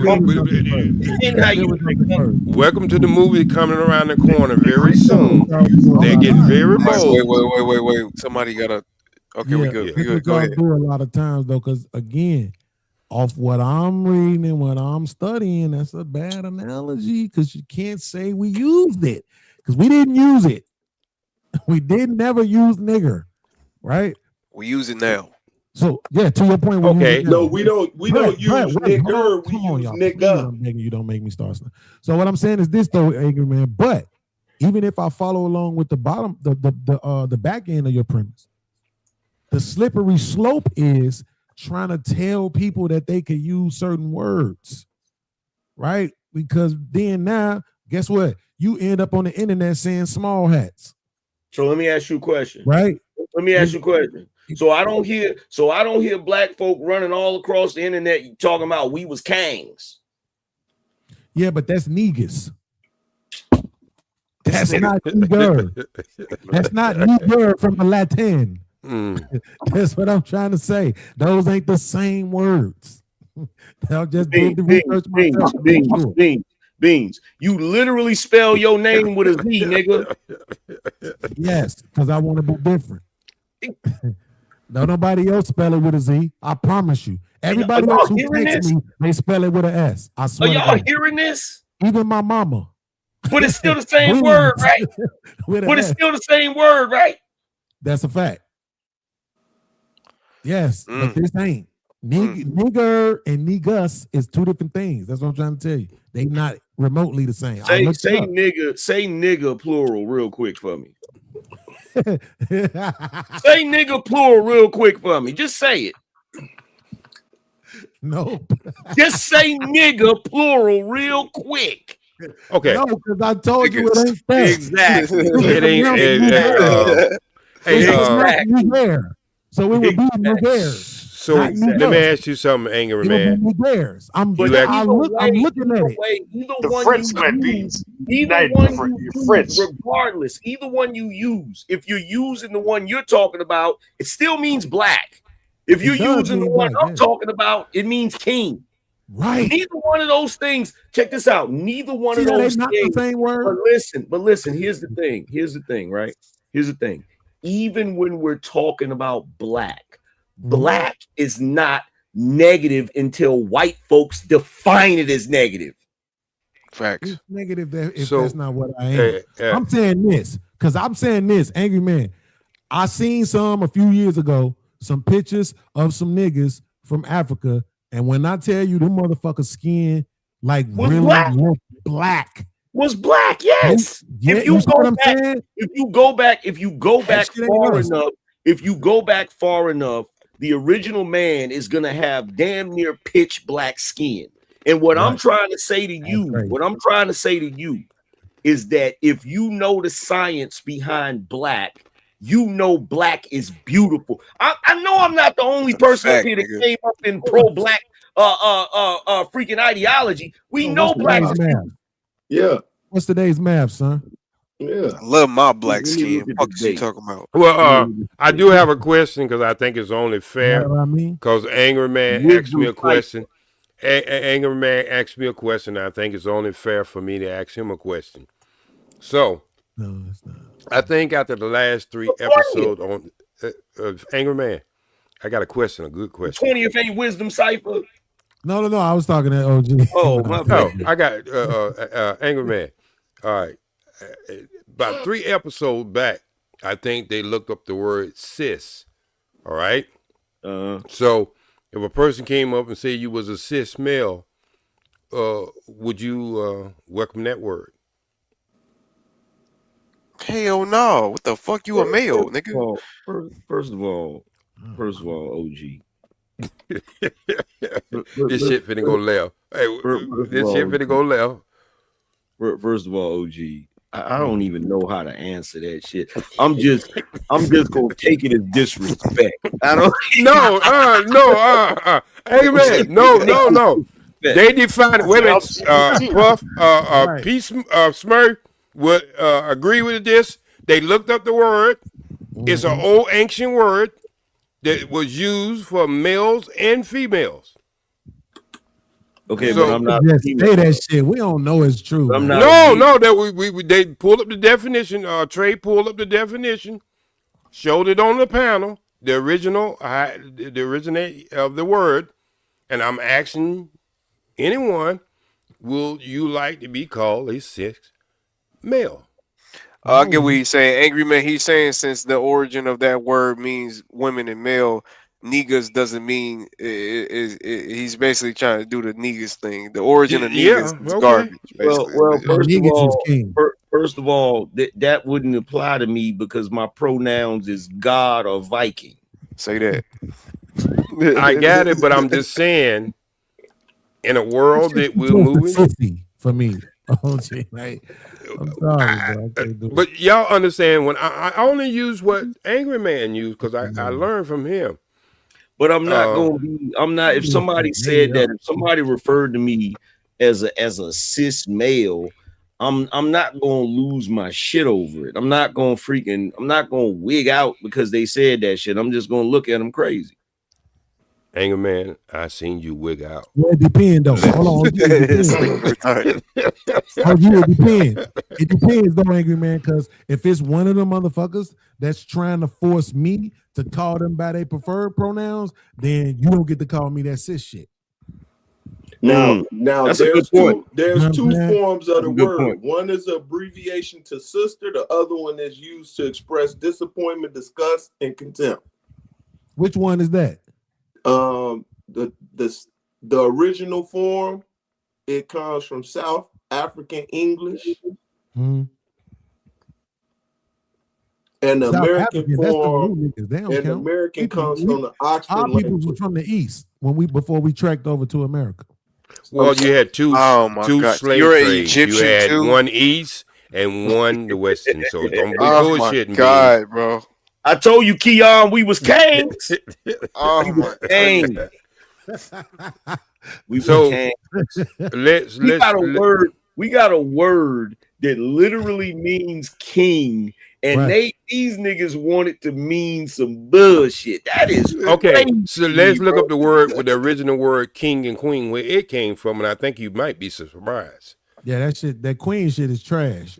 Yes, I know what that is. You might be surprised. But that's one of the definitions of it. That's one of the definitions. But I'm just saying, look, y'all can call yourself flowers, dogs, I mean, whatever fuck you want to call yourself. I just ask you not to call me that word. I ain't saying you can't call each other that word. What about cool color? Can I say color? Oh no, please don't say that because white people are the only people color. Well, they're the only people can turn different colors, so they should be called color. I used to say that all the time. As a man, if you say to me, "Look, I don't like that term," I'm gonna respect you as a man and not say that the same way as if your name was Chuck and I said Charles, and you say, "Well, I don't like being called Charles. I like being called Chuck," and I'm like, "Okay, cool. It is what it is." Yeah, but my thing is, you feel me? And I think I said this before, man. Y'all got to stop trying to take shit from us. Y'all got to stop trying to. Niggas always try to take shit. You feel what I'm saying? Like, I get you. But hold on, OG, because P. Smurf, guess what? In real whole life, though, right? So in Africa, Steph Curry ass niggas, they call them niggas coloreds. I'm not making that up. That's a fact. Half breed, the people we call mutts and all that. I'm talking about 2026 in Africa. The word for them is coloreds. Ain't that funny as hell? But it makes sense. Once again, they do turn different colors. This thing. That's what I said earlier. There's also darkies too. Darkies. My colored brother. Is that dude Johnny Panderosa? Is he a colored? But my thing is, man, y'all looking at black people, y'all looking at Negroes, y'all looking at coloreds, y'all looking at any of this as a problem. Like Angry Man said, it's white supremacy, and that's the only problem that we got here, brother. It's not white supremacy. It's our history. Period. Goddamn dot, nigga. When you look into that mirror and you see that beautiful black skin, damn it, you should be proud, nigga. You should laugh, nigga. Be happy. And when you see that shit, not say that you know damn Indian, Asiatic. Well, you don't have that problem because when you look in the mirror, you don't have. Wait, hold up, Beans. He don't have that damn problem. See, he a mutt, so he don't have that problem. Oh my God. Hey, hold up. Wait a minute. That's what you said, and you got that dog picture. What the hell else am I supposed to say? I forgot I'm Filipino. I forgot. Yeah, So you got that. Yeah. Hold on for a second. So we just got through talking about the skin tone of the original man. So I'm gonna need you. I'm gonna need OGJ Speed and Beans to shut their light skinned asses up. Uh-oh. Well, you know they called me Little Red when I was little. Absolutely. That's why I say I ain't no kin to them niggas. Y'all know they called me Little Red. Fuck all that.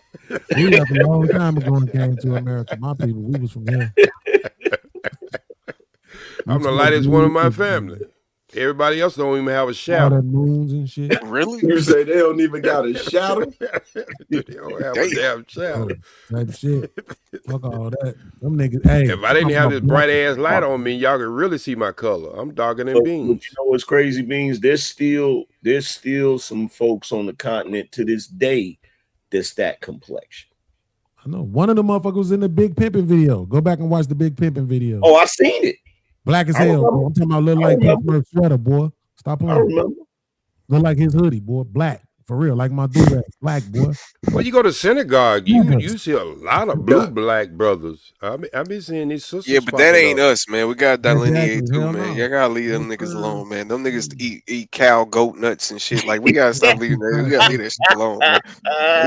Y'all just can't look. Filipinos just start wearing shoes, motherfucker. What are you talking about? It's a got them on flat ass feet, flip flop wearing motherfucker. What are you talking about? That ain't right. Hell no, boy. He was that other Filipino y'all don't like. He was gonna whip Floyd Mayweather's ass this time. Y'all better be glad Floyd pulled out. Oh no, that's a fact. You know, Floyd's soft anyway. You know, I'm always going for the Mexican. Anytime it's Mexican versus black, Mexican, nigga. What you talking about? Brazilians. How about Brazilians? How about the Brazilians? He have proven this shit all night. That's fucked up. That too. What you talking about? His favorite basketball player, Manu Ginobili. Hell yeah. He's Argentinian. Beans. He's Argentinian. He's not Brazilian. Wait a minute. What do Filipinos? Wait a minute, Johnny. What you got going on? Y'all been co-opted with that Christianity shit? Johnny, oh yeah, I'm a Catholic. Something. What you talking about? Straight Catholic, Pentecost, yeah, all that stuff. You know what I mean? John Luther and Martin Luther, whatever his name is, all that. Yeah. In the name of the Pope, the Saint Mary, Mother Mary. So you with that? Oh yeah, for sure. So you wore the uniform with the zipper in the back? I ain't wearing no zippers. I don't know about no zippers. That don't even sound right. You know, that ain't my style. Beef with the president and shit, though. Hey, Peaceburg. There's a reason why all them Catholic boys that carry the candles have zippers in the back. Yeah, they got lawsuits out today. But you, hey, the new Pope, that motherfucker is from Chicago. Oh yeah, that's a real nigga. A whole beef with Trump too. Oh yeah, man. They told him off. As he should. He should have a whole beef with Trump. Trump fuck shit. Yeah, angry man. Ain't you a Trump supporter? God damn it. Yep, so is BMC. Absolutely. Now one of you want that smoke, so don't even try. Man, angry man say he's been waiting for the Antichrist to come along for years. That's funny. That motherfucker's a real piece of shit. That's funny. Shit ass nigga. Even though I did see early on 8 in the table that the boy Ish was saying out there in I guess somewhere on the East Coast, maybe Jersey, that they just giving the Section 8 away. I'm like, what? Oh shit, we need to go to Jersey then. Shit, I need some Section 8. I don't see how, but let him tell it they was. Yeah, man. I think he said what did he say? Like 3,000 was the median rent now out there, or average rent like 3,000 a month. No, that's bullshit. They did some kind of some kind of survey or whatever where they said you basically need $300K as a family with one kid. Hmm. Yeah, that's why I'm gonna move to where Angry Man they at, say, man. but it's still a lot of people there. That don't make sense to me. If you live in Orange County and you make under $190,000, you consider poverty. Angry Man, you wasn't here earlier, so I want to get your thoughts on this thing that happened with the children. The father, 7 of the children was his, and I think 1 was not his. Did you hear about that incident? That Yeah, it was in Louisiana. Yes, he deleted 8 of his 8 kid children, and 7 of them was his, and 1 was not. Well, this was a brother that did this? It was a brother. Execution style. What the hell? From 1 to 14 years old. What was he? So did he have a mental break or something with it? See, Angry Man, no, he was just an evil, conniving, goofy motherfucker that needed to be dead. That's what he is. I don't like the mental disorder stuff. I really no, don't. I'm saying no, I'm not making no excuse for him. I'm not making no excuse for him, so don't get me mistaken. I'm just saying that black men don't typically do shit like that. Yeah, I mean, and that's MK Ultra. What you gotta understand This nigga, man, is that what? Hey man, don't shake your head, man. Don't shake your head.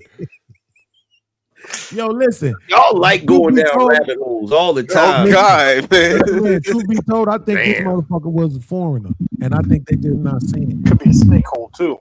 Yeah, it looks different. Did y'all see do look different? Let me pull his picture up so y'all. Yeah, pull the picture up. And the eyes are dead. A tether, huh? He was a tether. Bro, when you see the picture, did they arrest him or did they take him out? He gone.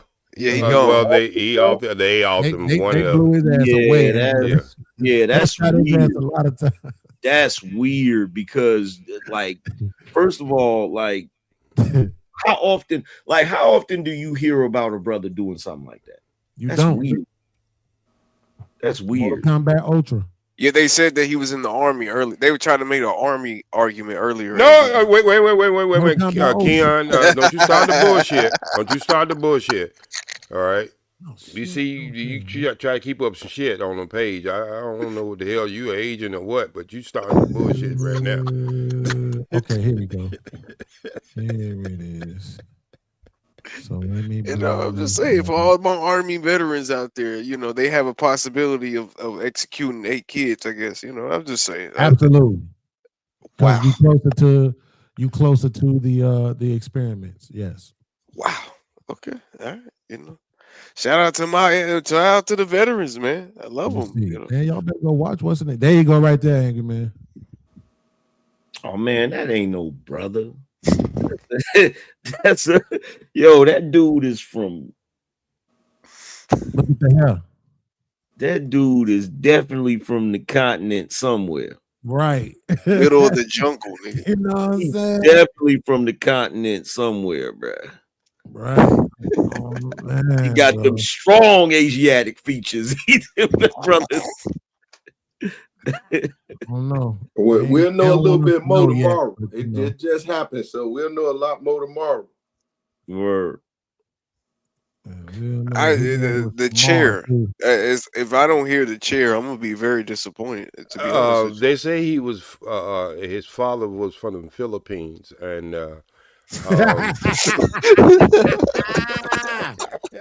nigga ain't shit. Get him. Not from Thailand. You got the wrong. Where was the mother at? He popped her ass. He shot her. I mean, he popped her too. It was 10 total, and it was another kid who actually got away. 8 children, how he was shooting him and the mother, and another person too. He injured another person too. I think it was kind of like that kid injured himself because he ran. They say he jumped off the roof, and so he kind of like messed up a couple of bones jumping off the roof, but he got away. Oh, that's how they shit, got the man, story. man. Easy death penalty. I don't even know what we talking about. Get He him up out of already here. got the death penalty. Oh yeah, he is dead. Yeah. Good for that. Good for that. Damn, Rest in peace. you way behind. Let me show you how racist ChatGPT is, OG.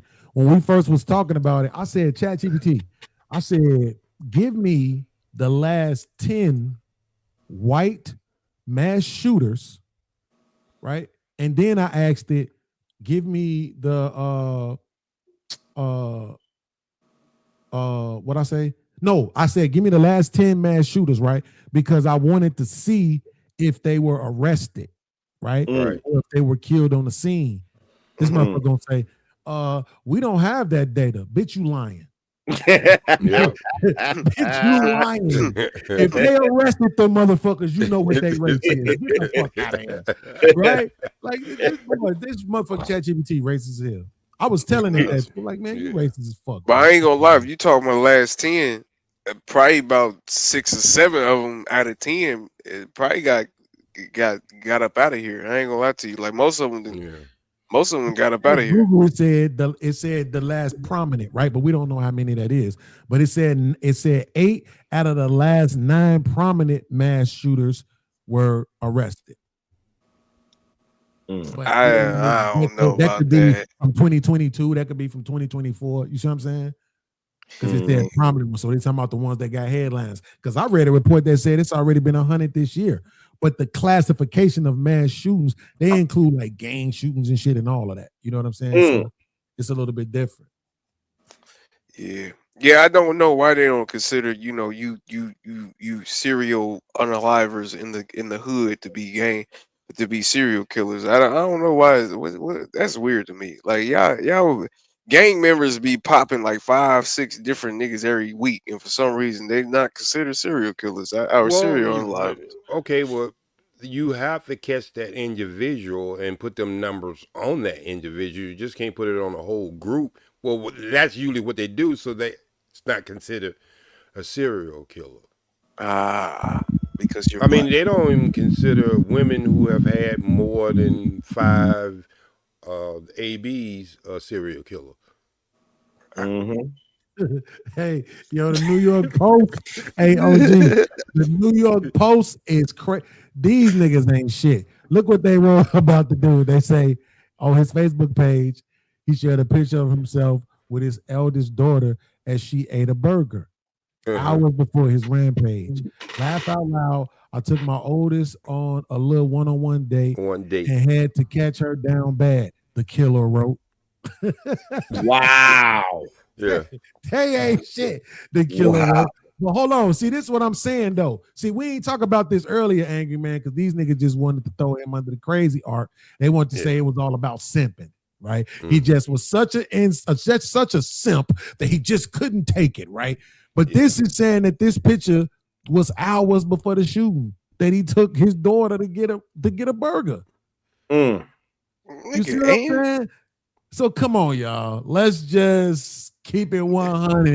Niggas will probably take their daughter, son, grandmother themselves. Shit, they'll probably go to McDonald's by themselves and still be thinking about how they baby mama ain't shit. I be thinking about that shit all the time. What you talking about? My baby mama ain't shit. What you talking about? And you still ain't murked her. That's a fact. That's a fact. That's a fact. Nigga, don't put that on me. Activated this nigga.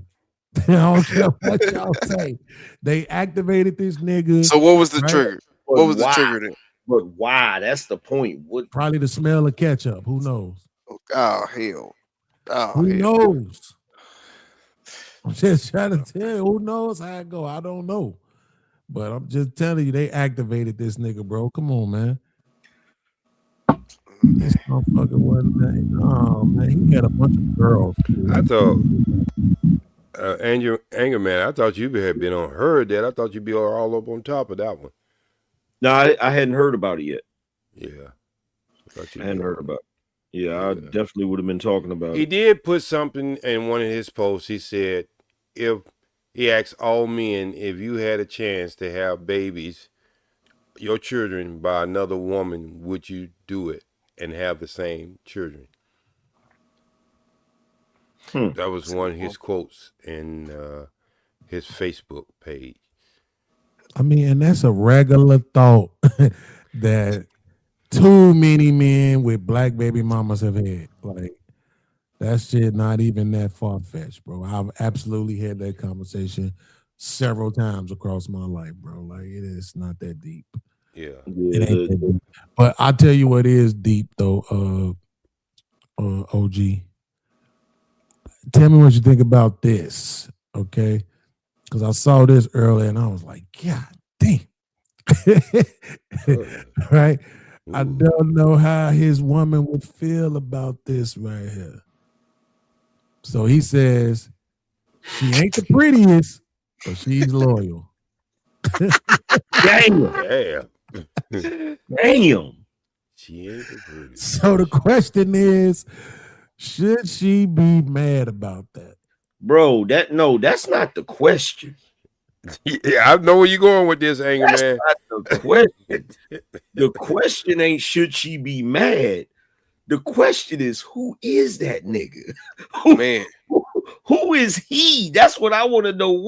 What gave him the testicular fortitude to type that shit? This nigga got confidence. World. Like, oh no, man. I hope his woman is very. Like he got I'm about to say, is this a married couple or is this a what is? I tell you what, Sure they probably married. Chicks her size usually be married. I tell you what, if he see her in that kitchen cooking some grits, he better run out that damn door as fast as he can. Well, if she hit him with an Anger Man, I don't believe his color gonna change. Damn. Because this the thing, right? When I saw it, OG, I immediately wanted to give him grace, but then I flipped it and was like, "What if she said, yeah, his dick ain't that big, but at least he loyal." But here's the crazy thing. Here's the crazy thing, and this is something that I peeped on the internet that's weird to me. She's not an unattractive woman. Not to me. No, at she all. just got weight on her. And I love that. Yeah, put her she through just a got match. weight on her. So you know she dropped that weight. She definitely got some cute features. And she not bad looking now. So yeah, she Jill Scott. Now he look like a Marilla.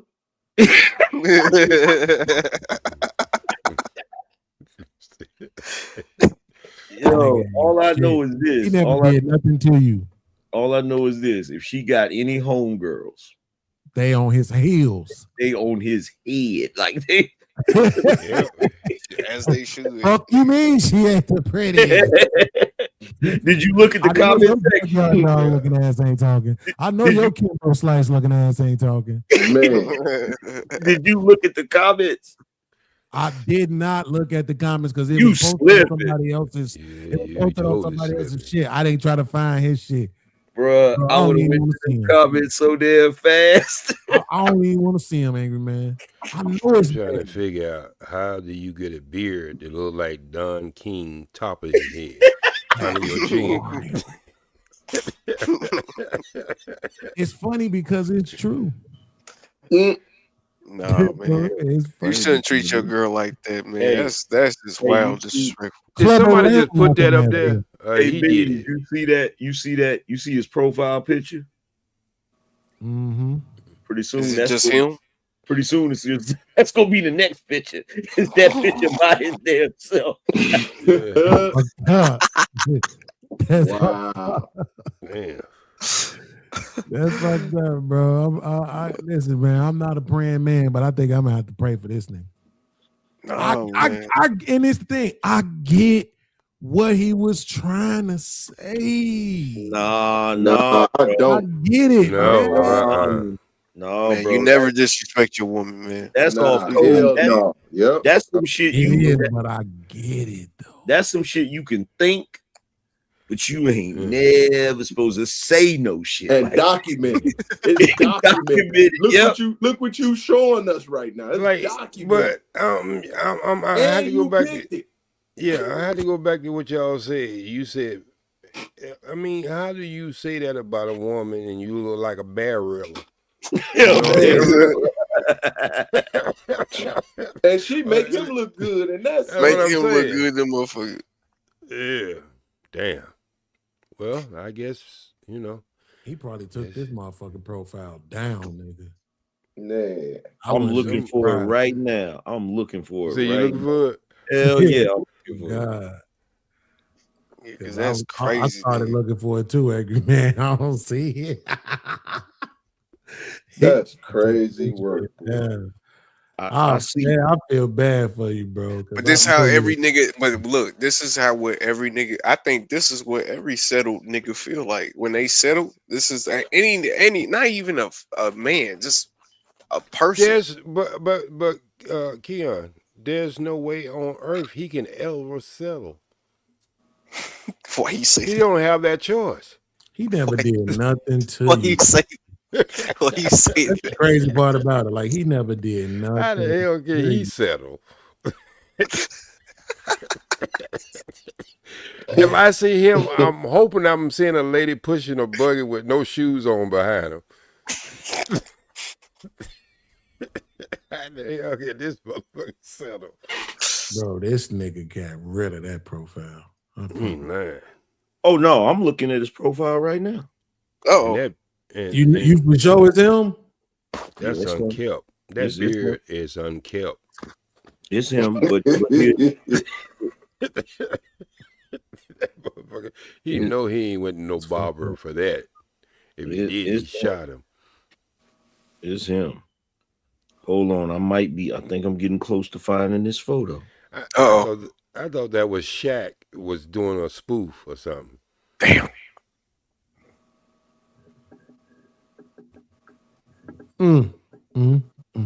Find this photo. Because I got to see that comment section. I got it. Bro, it's a whole YouTube video about it. Wow. Money It looks is. good. Don't forget. It's a whole YouTube video about this shit. Yeah, man. The black patriarchy need to stop disrespecting black women, man, because the black woman is God. I'm already I'm just trying. They got another picture from 9 hours ago. This nigga ain't. No, but that picture's gone. That post is gone. I bet. I'm scrolling through the photos. I don't see that photo nowhere. That nigga took that shit down. I bet. Oh, and what's so crazy? This shit actually old. That's crazy. This shit started circulating again. Niggas ain't shit. They won't let this nigga live. He might be somewhere downtown living in a tent. Yo, the video that he did about it homeless. is from fucking 2019. With that same suit on, like This nigga been homeless for a 5 year. Heartbeat. Came back and said, I want to join the group again. Yeah, all that old shit.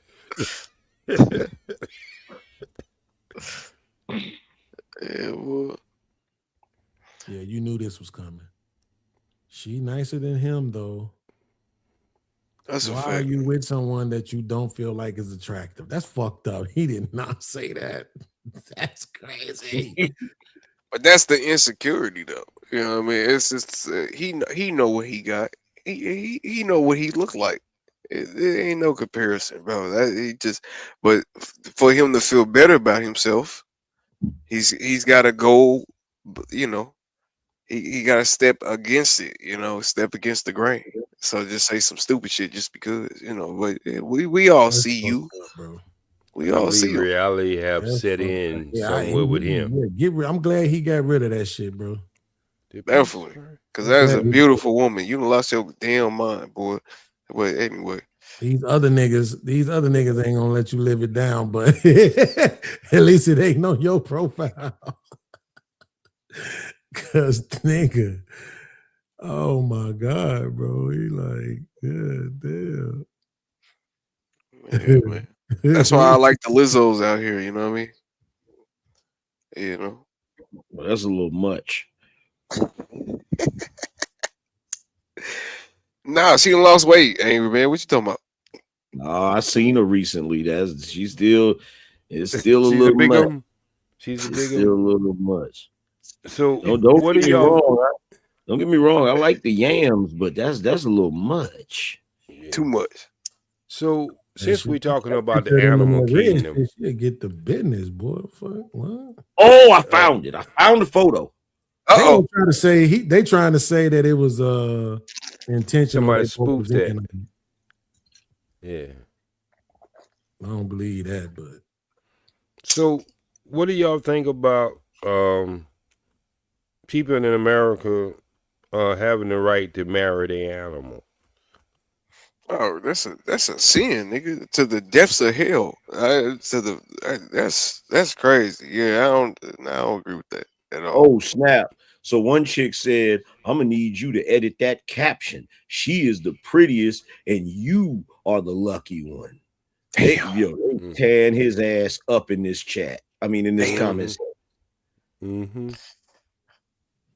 One chick said, leave him, sis. Yeah, because people don't believe that it was a joke. The other chick said, I second this. But she ain't the prettiest. If we talking about in general, he ain't. I mean, shit. Is she? I mean, she cool, but at this point, that don't even matter, bro. You are that shit don't even matter, bro. I want to ask the chat. Do y'all think that was inappropriate for him to make that comment about that beautiful woman? Hell yeah, it was inappropriate. Especially if that's your wife. You'd have lost your damn mind. You lost your mind, brother. Why would you say that? Why would you say that about somebody? They still together. Why would you say that together? About somebody that cook your food? Look, and then look, in the picture that he posted 9 hours ago, he said, I'm just decoration. Yeah. He's trying to clean it up. That's what he's trying to do. I wonder if man. Some niggas got pool like that though. You know, you would say whatever you want to a woman. They'll still say. Bro, they tan his ass up in this thing. Hold on, I'm gonna get the link for y'all. Let's see. How can I share this shit? He must make 6 figures and pay all the bills. Oh shit, his girl in the sorority? Yeah, that'll do it. AKA whichever one they be throwing up the rock. The Rock. Yeah, you got me on like that one. Jay-Z now. Maybe there is alpha. Maybe he's a cute dog. Hey, let me see if I can. I don't know if I can share it in the chat. Somebody was saying earlier about the trucking game is being hijacked by the Russians and somebody else. Well, somebody else. The hijacking, what you mean? Like take over or just getting all the jobs? Like they pretty much running it.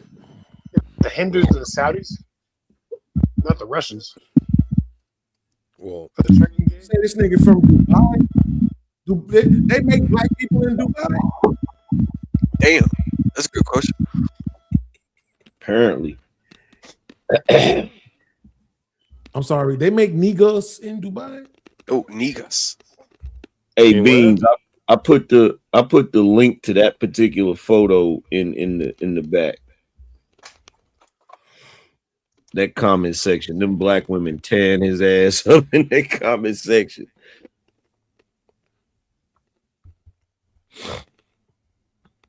Wait, can we share it? I don't even know. Can we share it?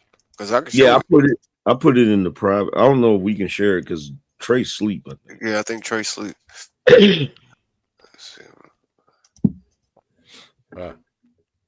Well, the only thing I could do is just bring it up on screen. That's the most I could do. Can't do a whole lot more than that. And I'm not even logged in, so they might not let me do that. I'll be logged in on the book like that. Let me see. Okay, so it's on the screen. What it look like for y'all? That's the only. I can't even make it no bigger than that without you. Excuse me, she's beautiful. If you think less, she needs to leave you. How dare you? Hey, listen, what you expect? Yada mean. And she a little thick too, boy. Man, you She lost got your some mind. cakes. That's what I was saying. She got cakes. Shit, you know what I'm saying? Damn, y'all must got good You know vision. I'm talking about? She got a little bit of cakes, man. That boy. Which one? That's I'm trying to figure out, is that a dress or some kind of That's cool pants. That's pants. Because I'm not logged in, it won't let me scroll. It won't even let me scroll anymore. And the crazy thing about it is, I don't even remember my login information. Tough. You'll be like me. The next time I get logged off, I ain't gonna know how to get back to this shit. Bad caption, fam. Yeah, I mean, look, she ain't the prettiest. It's a literal statement that ain't that bad, right? But it's the connotation that everybody is going with that makes it seem like it's worse than what it really is. Yeah. You know what I'm saying? And it's one of them things where it's almost like, okay, I can't even. It's one of them times where I can't pretend like I don't get the people going with the connotation instead of taking the literal sense of it. Put it in the back. Let me see, can I pull it up? It's in the back. It's in the private. That's how I got it. Okay. Freedom, Georgia. Hey, them ladies who was in front of that Freedom, Georgia shit, they all married too. Shout out to them. Shout out to them black ladies for being married and not getting their husbands killed by putting them on TV and telling the world they trying to start a black town. Wait, is marriage needed? I think marriage is kind of overrated. Y'all still want to get married? Angry Man, you married? Oh shit. Yep. But marriage, it is overrated, but not when it's working. The marriages that's working is the best shit ever. Yeah. It's just the fact that too many of them ain't working is the problem. Shit. Yeah, man. That's what I'm saying. I don't roll the dice and get a snake eyes. You know what I mean? I'm not trying to get a snake eyes in my marriage. I'm just trying to be happy, man. You know what I mean? So you're not married. If you don't mind me asking, how old are you? 27. Exactly. You're supposed to think like that because you're stupid. Yeah. What I'm saying is crazy. The worst thing in the world for you to be is alone. Right. I promise you. Why is that? Now, you just got the bag because everybody believe for some reason they're gonna be rich, even though 85% of people ain't. But everybody think they can make it. So if you just got the bag, then it might be a little bit different because now you can get multiple women to fulfill those needs of cleaning, cooking, taking care of laundry, all that other shit, including sex. You know what I'm saying? But hell no, you just a regular ass nigga, work a job, 9 to 5 ass nigga. The worst thing you want to fucking be is 50 years old and alone. Alone. That shit is trash, bro. Sounds like me. I'm 40. Yeah. So you think about that because you ain't gonna always be 26 or 27 as you are.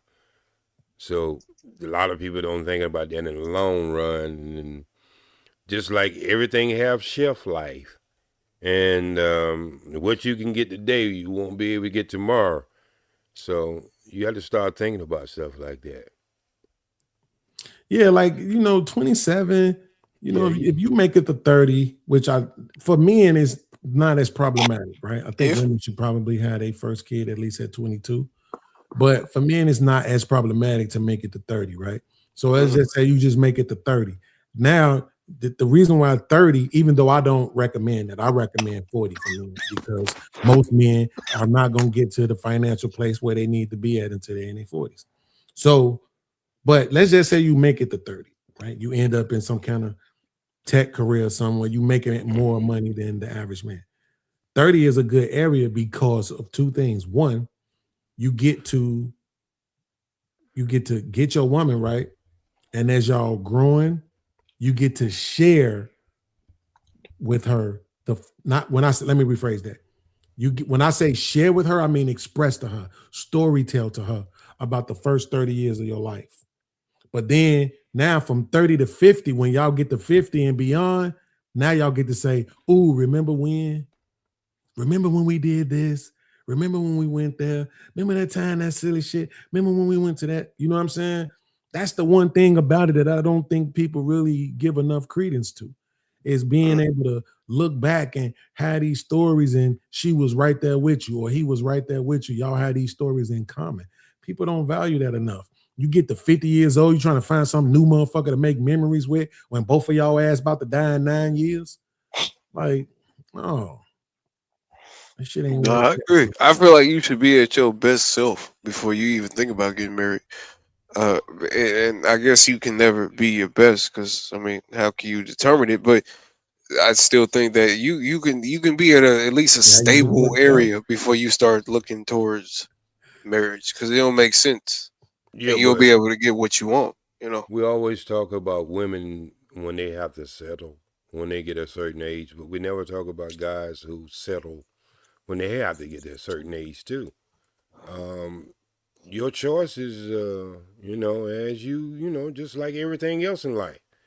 You know, when you get a little older, the things that you could get now at 27 and have that life and have that journey together with that young lady, it's not what you're going to be getting on the other end. That's a fact, man. That's a fact, man. You gotta know what you can get. Yeah. That's why, honestly, I don't think that people should even be like. Look, I'm with JP. I'm punching down. You know, I'm going to your local shelter. You know what I mean? That's what I'm doing. Yeah, I'm going down to the welfare office looking for women. I'm going down to the welfare office looking for women. Yes, sir. Yes, sir. Yes, sir. I'm punching. Bible in one hand, and D in the other hand. Okay. Exactly. Passport bro. Be a passport bro. Yeah, he man. Ain't passport. He's a county bro. He going down I'm to the already county bill. knowing. I'm already knowing my next woman is homeless. I know she is. That's what I'm saying, man. Might as well, shit. We might as well go get some homeless women. We ain't gotta do too much. I'm tired of doing too much. Like, why I gotta talk to her nice and do all? Man, fuck all that, man. There ain't no time for that. So, in the best scenario, what you think? What kind of quality you gonna get in a homeless woman? What quality do I need? I'm a quality within my damn self. I don't need no quality for no I'm just goofy saying ass you're woman. bringing that person into your household, right? Okay. And so the first 2 weeks she got a tent in your living room, living in it. How you gonna get her to the bedroom, brother? She doesn't have a grill. Once I show her those Versace plaid, you know what I mean, the plaid Versace. You ever heard of that plaid Versace? You know, linens on the bed. You know what I mean. She gonna want to be in that. She don't want to be in no damn tent. She gonna want to be in the comfortability of that. You know what I mean. Can I prove to you that obviously in the 40 years I've been an advocate for homeless people, we have put people in their apartments and they put tents in their front room. That's a personal problem, brother. That's because you ain't do it right. You say I had something to do with that shit. So you got to understand, people become a victim of their own environment, and they become used to what they're used to. So your bedroom would be nice for you, but she'll probably have your ass over there in her tent. You gotta be fucked up. you gotta be damn, I will. Their mind's stuck in survival mode. That's how it is. So you gotta understand, some of these people have been out there for 20, 15, years out there on the street when that's what they got used to, and we have to understand how the human mind works. We get in an uncomfortable zone regardless of our condition and where we at in life, and that's what we like. Nah. Once she see that refrigerator full of that food, you know what I mean. I think she gonna change her mind. You know what I mean? Or he, for the females out there, we got 80. You know what I mean? Okay, well I ain't even worried about the he.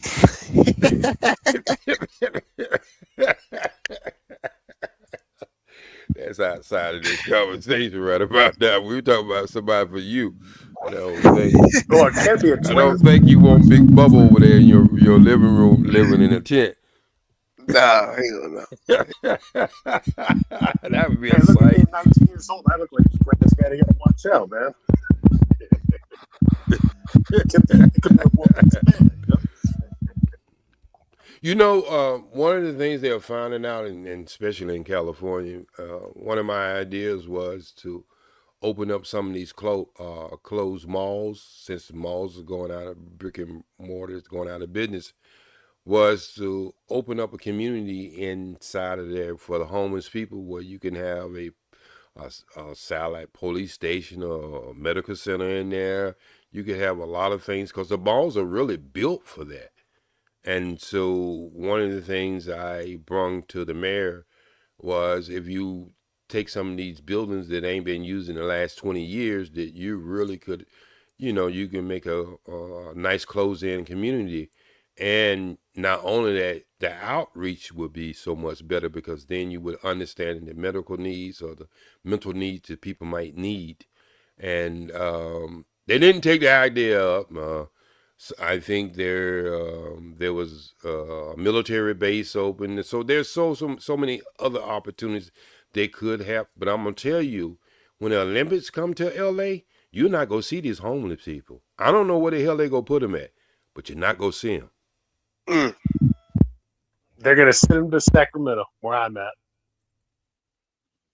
I don't know where the hell they gonna send them at, but we still got over 9,000 people missing from the uprising that happened with Rodney King. So ain't nobody been knowing where they was at or know where they went at. So they have a way of moving things around when it's going to affect the way the people would look at the city. And anybody who ever been to LA can tell you, LA is, especially downtown, is the worst. To me, it's the worst downtown that was seen in any metropolitan city in America. Nah, I can see that. Yeah. It smells like a New York elevator, and it just looked terrible. Maybe Houston, Texas, comparable, but yeah, LA. I think Atlanta got one of the best downtown. They kind of like keep that clean. I stayed there for about 20 years. But LA, now when you see it at nighttime, you just looking at the building, you know that any city can look good like that. But when you actually go and put your feet on the ground, it's something totally different, bro. You wouldn't even expect it would be something from LA. And that's not only just LA, that's Hollywood too. Because a lot of time people be thinking they looking at Hollywood, but they be looking at West Hollywood. They be looking at the Ventura County? Huh? Ventura County? It's West LA too. Well, West LA, well, that's a whole nother thing. Yeah, that part can look like when you get over in the Avenue of Stars and all that other kind of stuff. That could be fool people that you're actually in LA. See, what people don't understand, LA, the city itself, it's not that big. It's all the communities around it, that make LA. Because when you start talking about Culver City, Hollywood is not even really a city. They don't even have an election for a mayor. It's volunteer. When you start talking about all these little cities that make LA, Culver City, Long Beach, and all these other places, Compton, Inglewood. Yeah, Compton, Inglewood. So a lot of people have a totally misconception of what LA is and what it looked like, because Hollywood have changed geographical areas and they make you think it's one thing, but it's something else.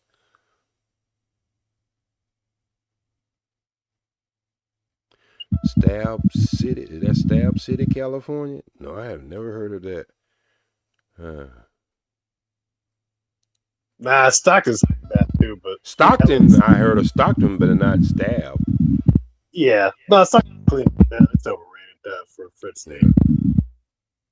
Yeah, and that's what I wanted to say earlier, that a lot of the police who who are in LA, they live in Simi Valley. You know, they don't live in LA. So they have no connection to the city other than just working here.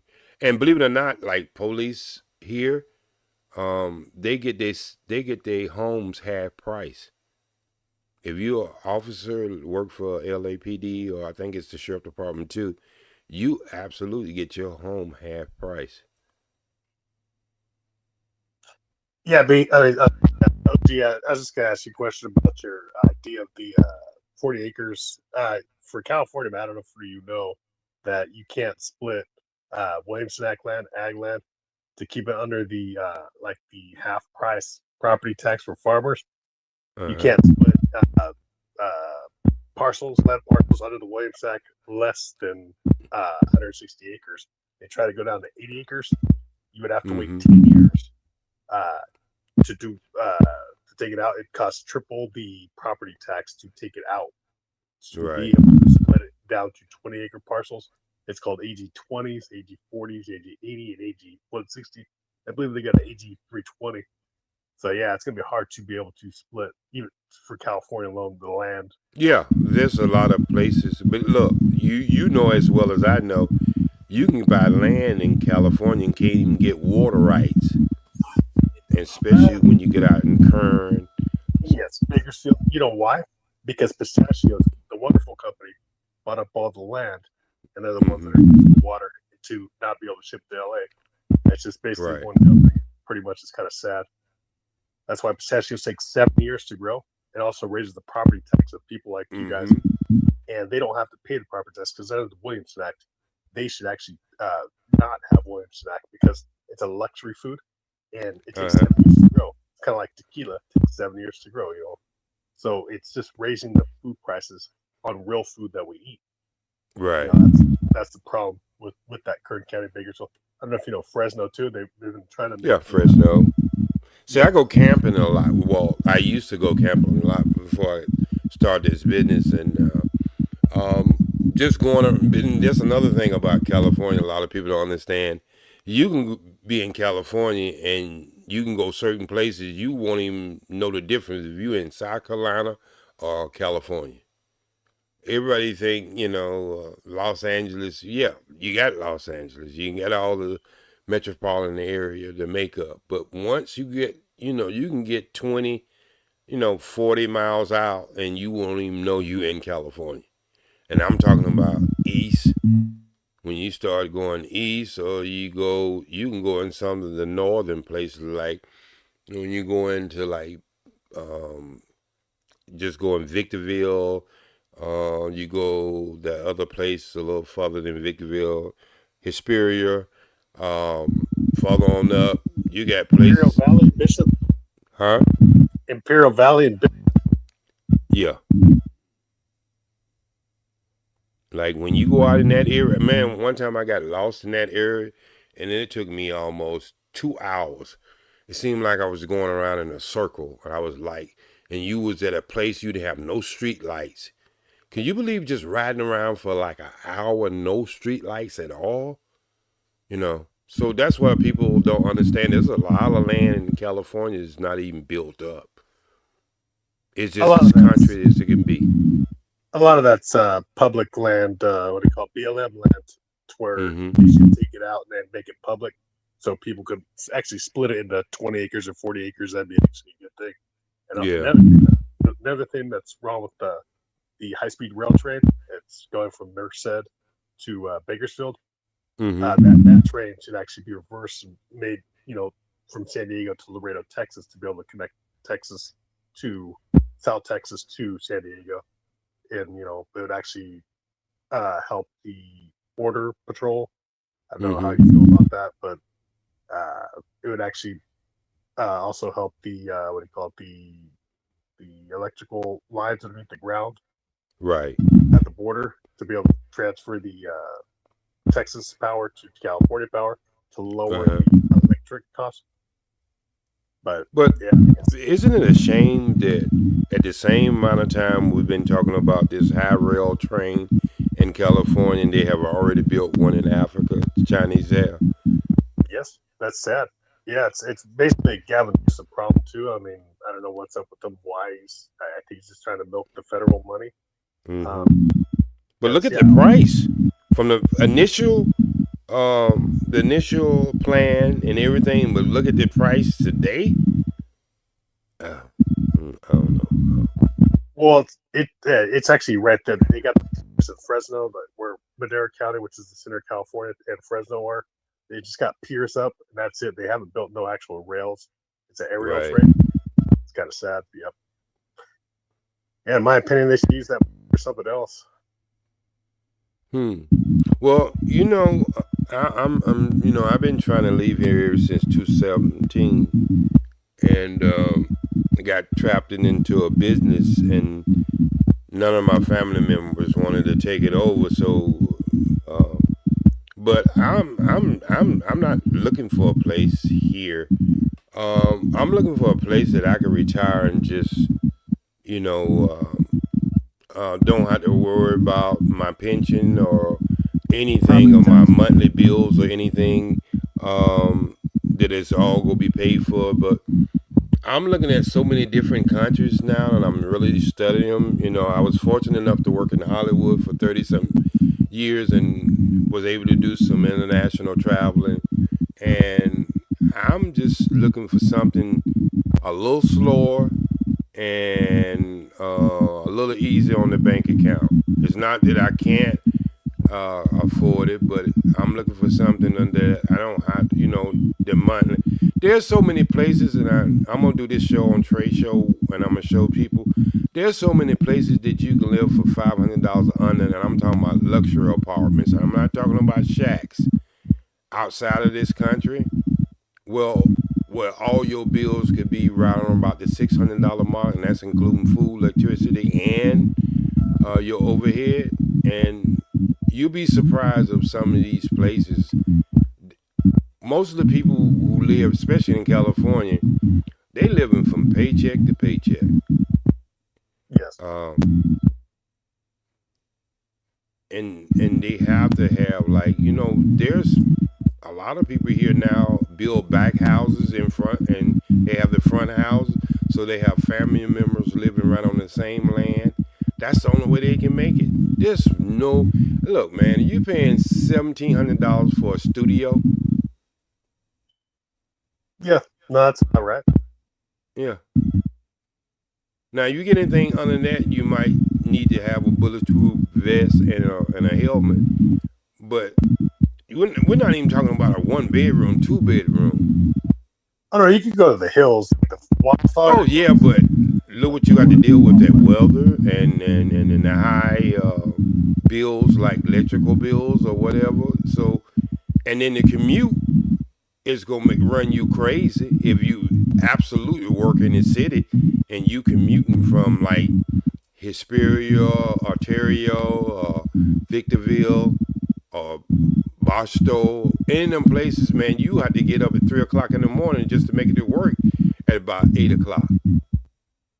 Well, I'm actually talking more about Sacramento or Northern California, but yeah, wildfire areas. The problem with that is you live in the hills. The wildfire insurance is tripled, so that's the problem. You can't live in the hills anymore. Even. Yeah, well, a lot of them places in the hills, when you buy a house, you can't even get insurance, especially in Kern County. Oh no, everywhere in California, even Redding. Yeah, it's okay. Tripled. And you can't get it. That's true. Yeah, it's sad. That's why because they have so many fires, nobody go invest in that. Knowing sooner or later they're gonna lose out. Somebody says Sacramento is cheap. I have never, did it in it diving. It's not cheap, man. But I'm thinking about places like Ecuador. I'm thinking about places like that. Anywhere like my mind was set on Costa Rica one time, and then I found out that it has become a tour spot, so everything is just overinflated. The food is still cheap. I did a movie called Congo over there, and I stayed over there for about 2.5 months. And but I'm starting to look at other places now. I'm not getting in places like the DR or Colombia. I'm not looking for them type of places. Mozambique. Huh? Mozambique. Believe it or not, the gentleman was on here early, the Philippines. I've been looking at places like that. Oh yeah, North Philippines. Yeah, by Taiwan, man. That's a good place. Thailand scares the hell out of me. Why? The overflux of tourism. I'm pretty sure I can live outside, some of the city, but that whole setup. That's why it scares the hell out of me, because it's almost like a old man's paradise, and you know what I'm talking about, right? Yeah, no, I'm not your age yet, OG, but I can understand. 43. Yeah, so that would scare the hell out of me, because it's so easy. You understand what I'm saying? It's like going to a lake that they just keep stocking up, and they only let so many people in to fish. And as soon as you get your hook in there, you got to fish. You know what I mean? So you couldn't fish with one fishing pole anyway. I just don't. I don't want to be in a place like that for some reason or another. Yeah, it kind of reminds me of Brazil, how south of Brazil they just kept on stacking it up. North Brazil. And then you got the ladyboy factors. You can't. Asians are some of the people you can't tell the difference sometimes. You understand what I'm saying? Like, you got an American who's 5'9", size 16 shoe with an atom apple, big as a real apple in their throat. But when you start going to these Asian places, the techniques they use, that's where a lot of the operation, Indonesia, Thailand, most of all the women got false breasts there. You understand what I'm saying? Yeah, Cambodia. Yeah, and then you got the small size, so they look like women. So, no, I don't want to be in a place like that, where I had to define and try to, try to figure out who I'm talking to. Yeah, I got you. Yeah, over here you can tell, you know what I mean. But when you go to places like that, man, number one, when you're dealing with a different cultural people, so your eyes are not focused, because if I'm around white people and I'm around black people, even Spanish, I could start to determine if they from El Salvador or they from Mexico or whatever, just by the way they speak or how they move. But when you start talking about these Asian companies, we don't come in contact with a lot of Asian people, and they're a small group of people. You can do so much. You understand what I'm saying? Yeah, you ever heard of Chile? It's where Elon Musk is taking a lot of lithium, the country of Chile. Mm-hmm. It's I had a dark horse, man. Yeah, you say from Chile? Chile, yes. Yeah. I used to live in an apartment, and there's a guy named Alice. He used to be a photographer, a well-known photographer. He was from Chile with his wife Nancy.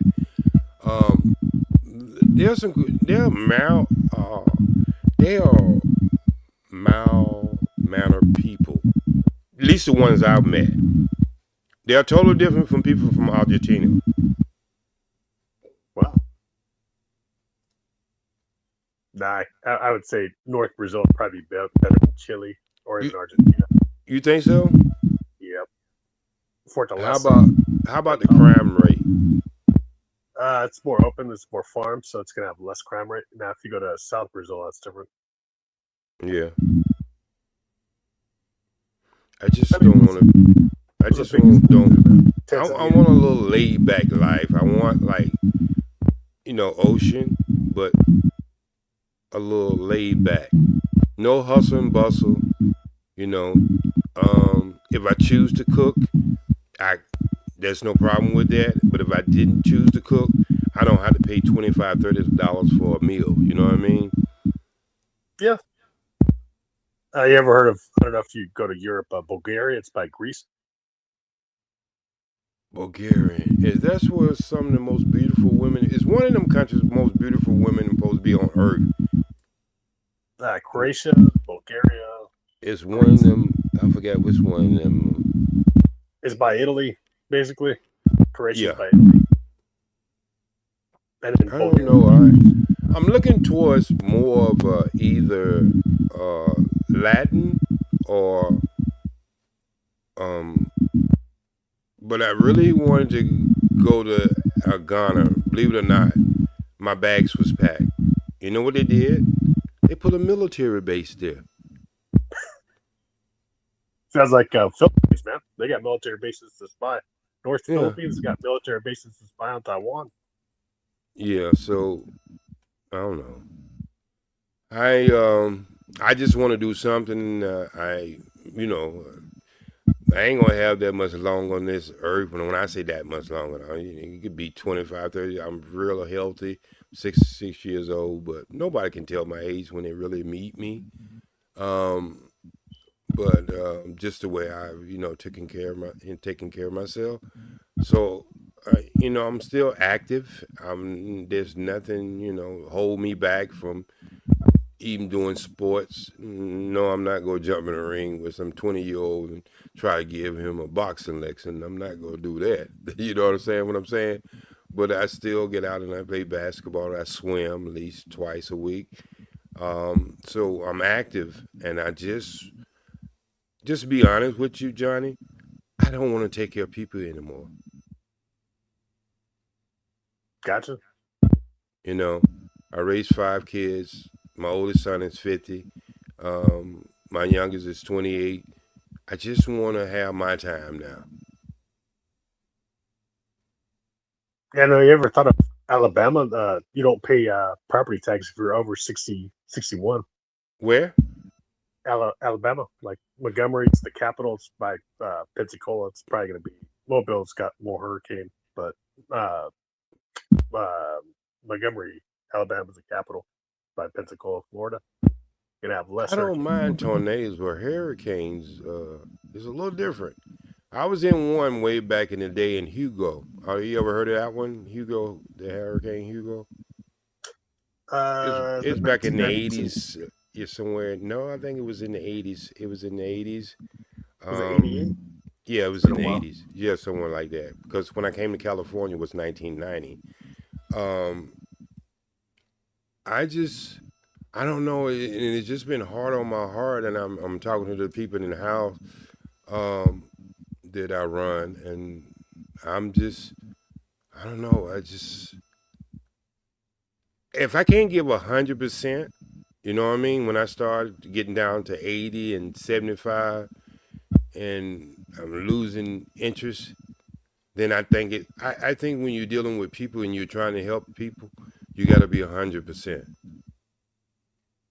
If you start wanting somewhere else and your mind start wanting somewhere, you go overlook something or you're just not there. So that's why I know it's my time up, And just like I said, I don't put in the work since 2016. It's 2026 now. Working with this many people, cooking 3 times a day, making sure they take their medicine, make sure they get up in the morning and go to class, group. Make sure they're making their medical appointments. It's a great responsibility. Most families don't even want to deal with one person like that, much, 30. So I just believe my time, I'm burnt out. I got like that with Hollywood too. I got burnt out with Hollywood too. And so I think it's when you start to feel like you're burnt out and you don't do about as much as you can do. And I've been just like a man. I've been a servant, And so there's no shame and some of my people have been with me for 5 and 6 years. They tell me, like, look, go and live your life.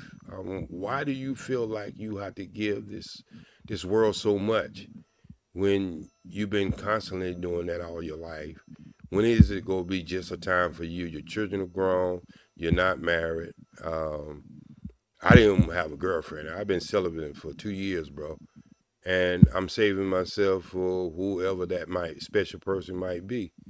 And so my life is just different. My outlook is different, I'm just at a point in my life I want to be at peace, and I want people around me to be happy. The greatest thing I can do is put a smile and make people laugh. If you ever notice me when I'm on panels and stuff, I might get serious of, you know, with certain things I do get serious with, but even with that, I'm trying to make people laugh. I'm trying to make people have a good time, you know. And I've seen you on Amazing Lucas's panel. You know, Chuck on Amazing Lucas. Yep. Yeah, I used to go over there and kick it over there a little bit. Yeah. So yeah, and that's just been me consistent since I've been doing this ever since 2010 on Facebook, I believe, and in 2016 on YouTube. And I never monetized none of my channels or anything.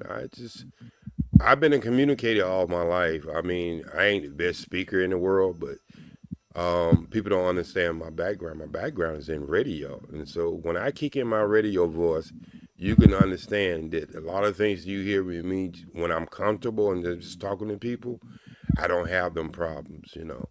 But I've been an entertainer all my life, man. And I just feel like now it's time for me to spread my wings and go somewhere where I can be at peace and don't have to worry about anyone else but myself to enjoy my days.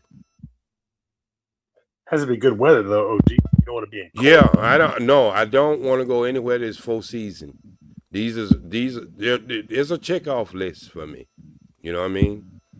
I have a checker. I'm a summer baby. I was born in July, so I like hot weather. I don't mind tornadoes because that's what I was growing up in Charlotte, North Carolina. So I've been around tornadoes all my life. I got used to earthquakes out here. We don't have them as much as people think we have. Hell, they have more earthquakes in Colorado than they have here in California, but we have more of the big ones. Oh, you got earthquakes go all the way to Oregon, Washington, and West Canada too. So I'm looking for a place around that don't get like under 50 degrees. That's what I'm looking for. Year round. Yeah. You know. Yeah, it's gonna be South Texas, Alabama, Georgia. No, I'm not looking for anywhere in the States. I got you. I'm looking outside the country. Equatorland, I'd say North Brazil, Mozambique, Angola. Yeah. What is the average apartment or condo or lease in Northern? Also Portugal, man. It's got a good weather. Yeah, I've been looking at. Well, that's where one of the guys who a content maker and yeah, that came. This video I've been looking at is the 10 most inexpensive places to live at that are gorgeous. That's the name of the video, and that's what I've been looking at. And when I look at videos like that, I just don't take what a person is saying. I go and try to do research and saying exactly to just get many of the hot spots or the good things about the city or country versus, is it something else? Yeah, no, actually, I don't know if you know the islands of the Azores, the center of the Atlantic Ocean. Right. That's where my dad's from, so it's Portuguese, but yep. Oh, okay. Yeah, Portuguese did come up in that video, and it looked nice, you know. I don't know about all the demographics, and that's one of the things I check out too, the demographics. The only problem with that, OG, is you got to be in the island of Terceira, because there's really no hospital or city. Right. There's the Air Force base to the island of Terceira of the 6 islands. So the other islands, you got to fly to do surgery. They're just going to give you an X-ray and say, we're going to fly you out to either Portugal or Boston because it's right in the middle. That's the problem. Okay. But other than that, yeah, it's cheap. I mean, the gas is not cheap. It's like Hawaii. It's $7 a gallon, but you just take a bus for €2. Well, that's what we got out here now anyway. So our gas is never too far from $5, regardless of what's going on in the world. Once they stuck us with that $5 about 9 or 10 years ago, they figured we'll pay it, and you know we got the highest taxes. a registration for a vehicle. I ride around on an electric bike now. I just park my F-150. It was like not even worth driving it anymore because of all the taxes and all that other stuff. So I'm just probably going to end up getting into one of my sons or my daughter. I get around on electric bikes, man. And I got 2 of them. You'd be perfect for an island, man. You just take an electric bike to the bus stop, and you can take the whole bus around in 2 hours. And you're around the whole island, man. Yeah, and so a lot of these places I'm going to, that's some of their major transportation, either scooters or electric bikes or motorbikes. Yeah, or wheelchairs, diesel wheelchairs. If you get really old. To my electric wheelchair. Yep, they got diesel. I hope I never have to be in one of them. One of the things I found about even with this job I have, if you do a lot of sit down time, you get a lot of stiffness. You know what I mean? And I guess companies are starting to find out that too. People who do a lot of sit down. I think this is one of the reasons that we become obese in this country, not only just our diet, it's because we got a lot of jobs that we're not moving around.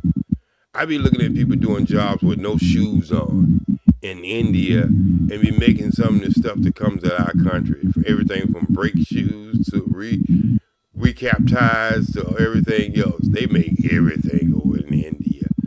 The black toothpaste that I use, it comes from India. Yeah. So these people are amazing. We know we always look at the Chinese, what they do, but most of the Chinese stuff they do is government supported, right? A lot of the stuff they do is government supported. But when you go to places like India and Pakistan, these are more like mom and pop operations. They get big corporate contracts because they're so efficient. Taiwan, man, look, that's another thing they're trying to separate. They make good hand tools in Taiwan. Okay. But anyway, we've been going on for 6 hours and 25 minutes. I think we'll go on to about to the 30 of the hour. But I like for all the people who's in the chat and all the people who are here with us, would you please, it costs you nothing to give a thumbs up. I know I know you've been entertained tonight. You know, it wasn't a regular night. Men against women or nothing like that. It was pretty much all guys. Or a matter of fact, I don't think no young ladies came up. I don't know if they were scared of me or Mark wasn't here or whatever was going on. But anyway, I enjoyed doing this show right now, and thanks to Trey, he let me do it because I just came up with this last night, and the thing that happened with the children who lost their life. All prayers go out to their family, and my condolences for innocent children have to be involved with adult stuff where they have to lose their life and never have a chance to live their life from 1 to 14 years old. So, but please give a thumbs up, share the video. I know some of the guys who was here, they was able to stream as they were on the show. And so I think that's a good thing. And all thanks to Trey. You don't have to let somebody come on his platform and give their narrative because he's pretty much his own person. And he has the way he look at things, and he runs a good show over here. And I've been with him pretty much ever since he's been over here. And I really appreciate him allowing me this time to spend time on his show, and run his show and have enough confidence in that I'm not going to come over here and tear up his house. But for all the people out in the chat, just like I say, it costs you nothing to just go ahead and hit that thumbs up, even thumbs down, and that's what you want to choose. That's up to you. But don't forget, Trey's over here from 10 to wee hours in the morning time. So that's every night, same time, same place. And over here, one of the things he likes to do, he's not scared of any type of topic, you know. And this is not a channel over here where we bash women. I know y'all might come to that conclusion sometime, but it's not. Women have fair shot over here and have the conversation, and we disagree or we agree or whatever. But one of the things I respect about his channel is he gives everybody a voice to come up and you know, do their thing. And so for some of you people in the chat, you think you might have things you can offer his show, just come on up. I mean, hey, it's a lot of you spend time in the chat, and you keep the chat going, and that's good and that's fine. You participate, but if you have something to offer, don't be afraid, because this is this is a safe house where you can come up and believe it or not, it's more fun than anything. But there's some important things that are being discussed on this channel. And I'm just glad that I could share some of my thoughts. And my thoughts is my thoughts. I'm not trying to rain down on everybody the way they think. I'm just opening my head up and just putting up things on the table that maybe somebody there can help and see that it might be a different way of looking at things. I have always been the type of person who questioned things, so I have a different way of looking at life. Life for me is like a puzzle, and even though I might have the picture in my head, I want to see how I'm going to put it together. So I'm not one of these brothers that feel like you got to be my way. No. I'm way past that. I'm 20 years way past that, you know. So I just let people live, but I like sharing things, and I like learning things. And this is one of the greatest things people don't understand with me being in this space so long. I learn just as much as I share.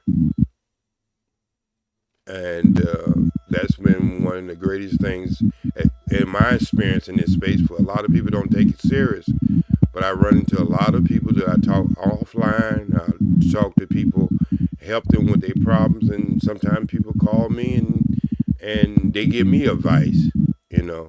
So I'm always open to learning, you know. So even some of my friends call me, and one of the first things, "How you doing today?" And I say, "I'm still learning," you know. So I enjoy being over here with the young people and seeing what y'all got to say, and just seeing what y'all future may be, and whatever little dust I can leave on the table for the buffet that you can take and you can use it, just do it. That's why I'm here. But peace, love, and always strive for the truth. And thank you, Johnny, for hanging out there, hanging in there longer than anybody. I'm going to call Trey as I'm talking to you right about now. And did you enjoy yourself? I'm in the same time as you. It's 2:30 in California. We're in the same Pacific time, so. Yeah. Did you enjoy yourself? Oh yeah, I'm good, man. I mean, you actually brought up a kind of a crazy idea of the animals people marrying. What's your thoughts about people marrying animals? You know? Yeah, I seen that. I seen an article on that, and it like, that's got to be crazy. They haven't made it legal, but there's a lot of people who's willing to try to put it in place. Damn, the Trey, he just hang up. No, I'm listening. Hey Trey, can you play your music? We about ready. Ain't nobody here but me and Johnny. Can you play How your did it music? go? Hey, it went great, man. We kept a study around about 175, 180 people in it. It went great. I think everybody enjoyed it. I think even now we still got something like 120 something people in. So it went great. So you say you want to play the music? Yeah, go ahead. You know, I always like for you to sign on with your sign off music.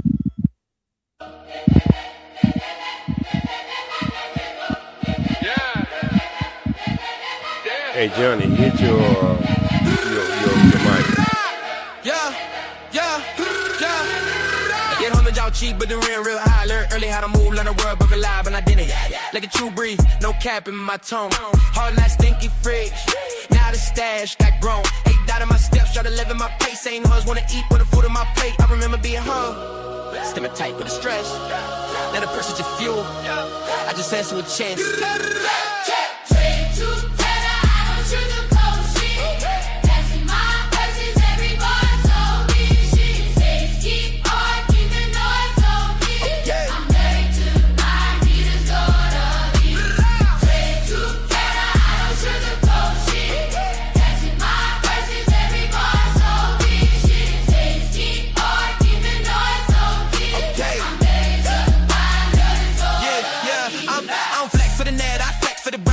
Got a spot, we in the star, got a time, make cloud juicing drinks. I'm brick by brick, body watching my moves. I'm sticking my shit. Truth costs pain, but lies cost more. I paid up front, now I'm up with 4. Street listens in, Kim, prominent pen. Hard work, talk back when you pushing in 10 toes in.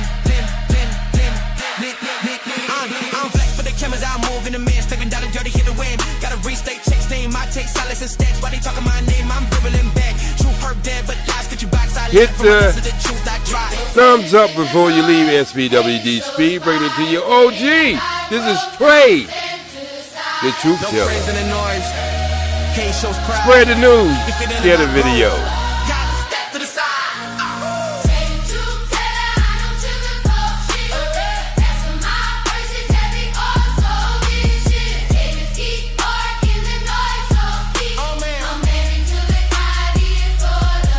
Don't flex it, don't flex it, don't flex it, don't flex it, don't flex it, don't flex it, don't flex it.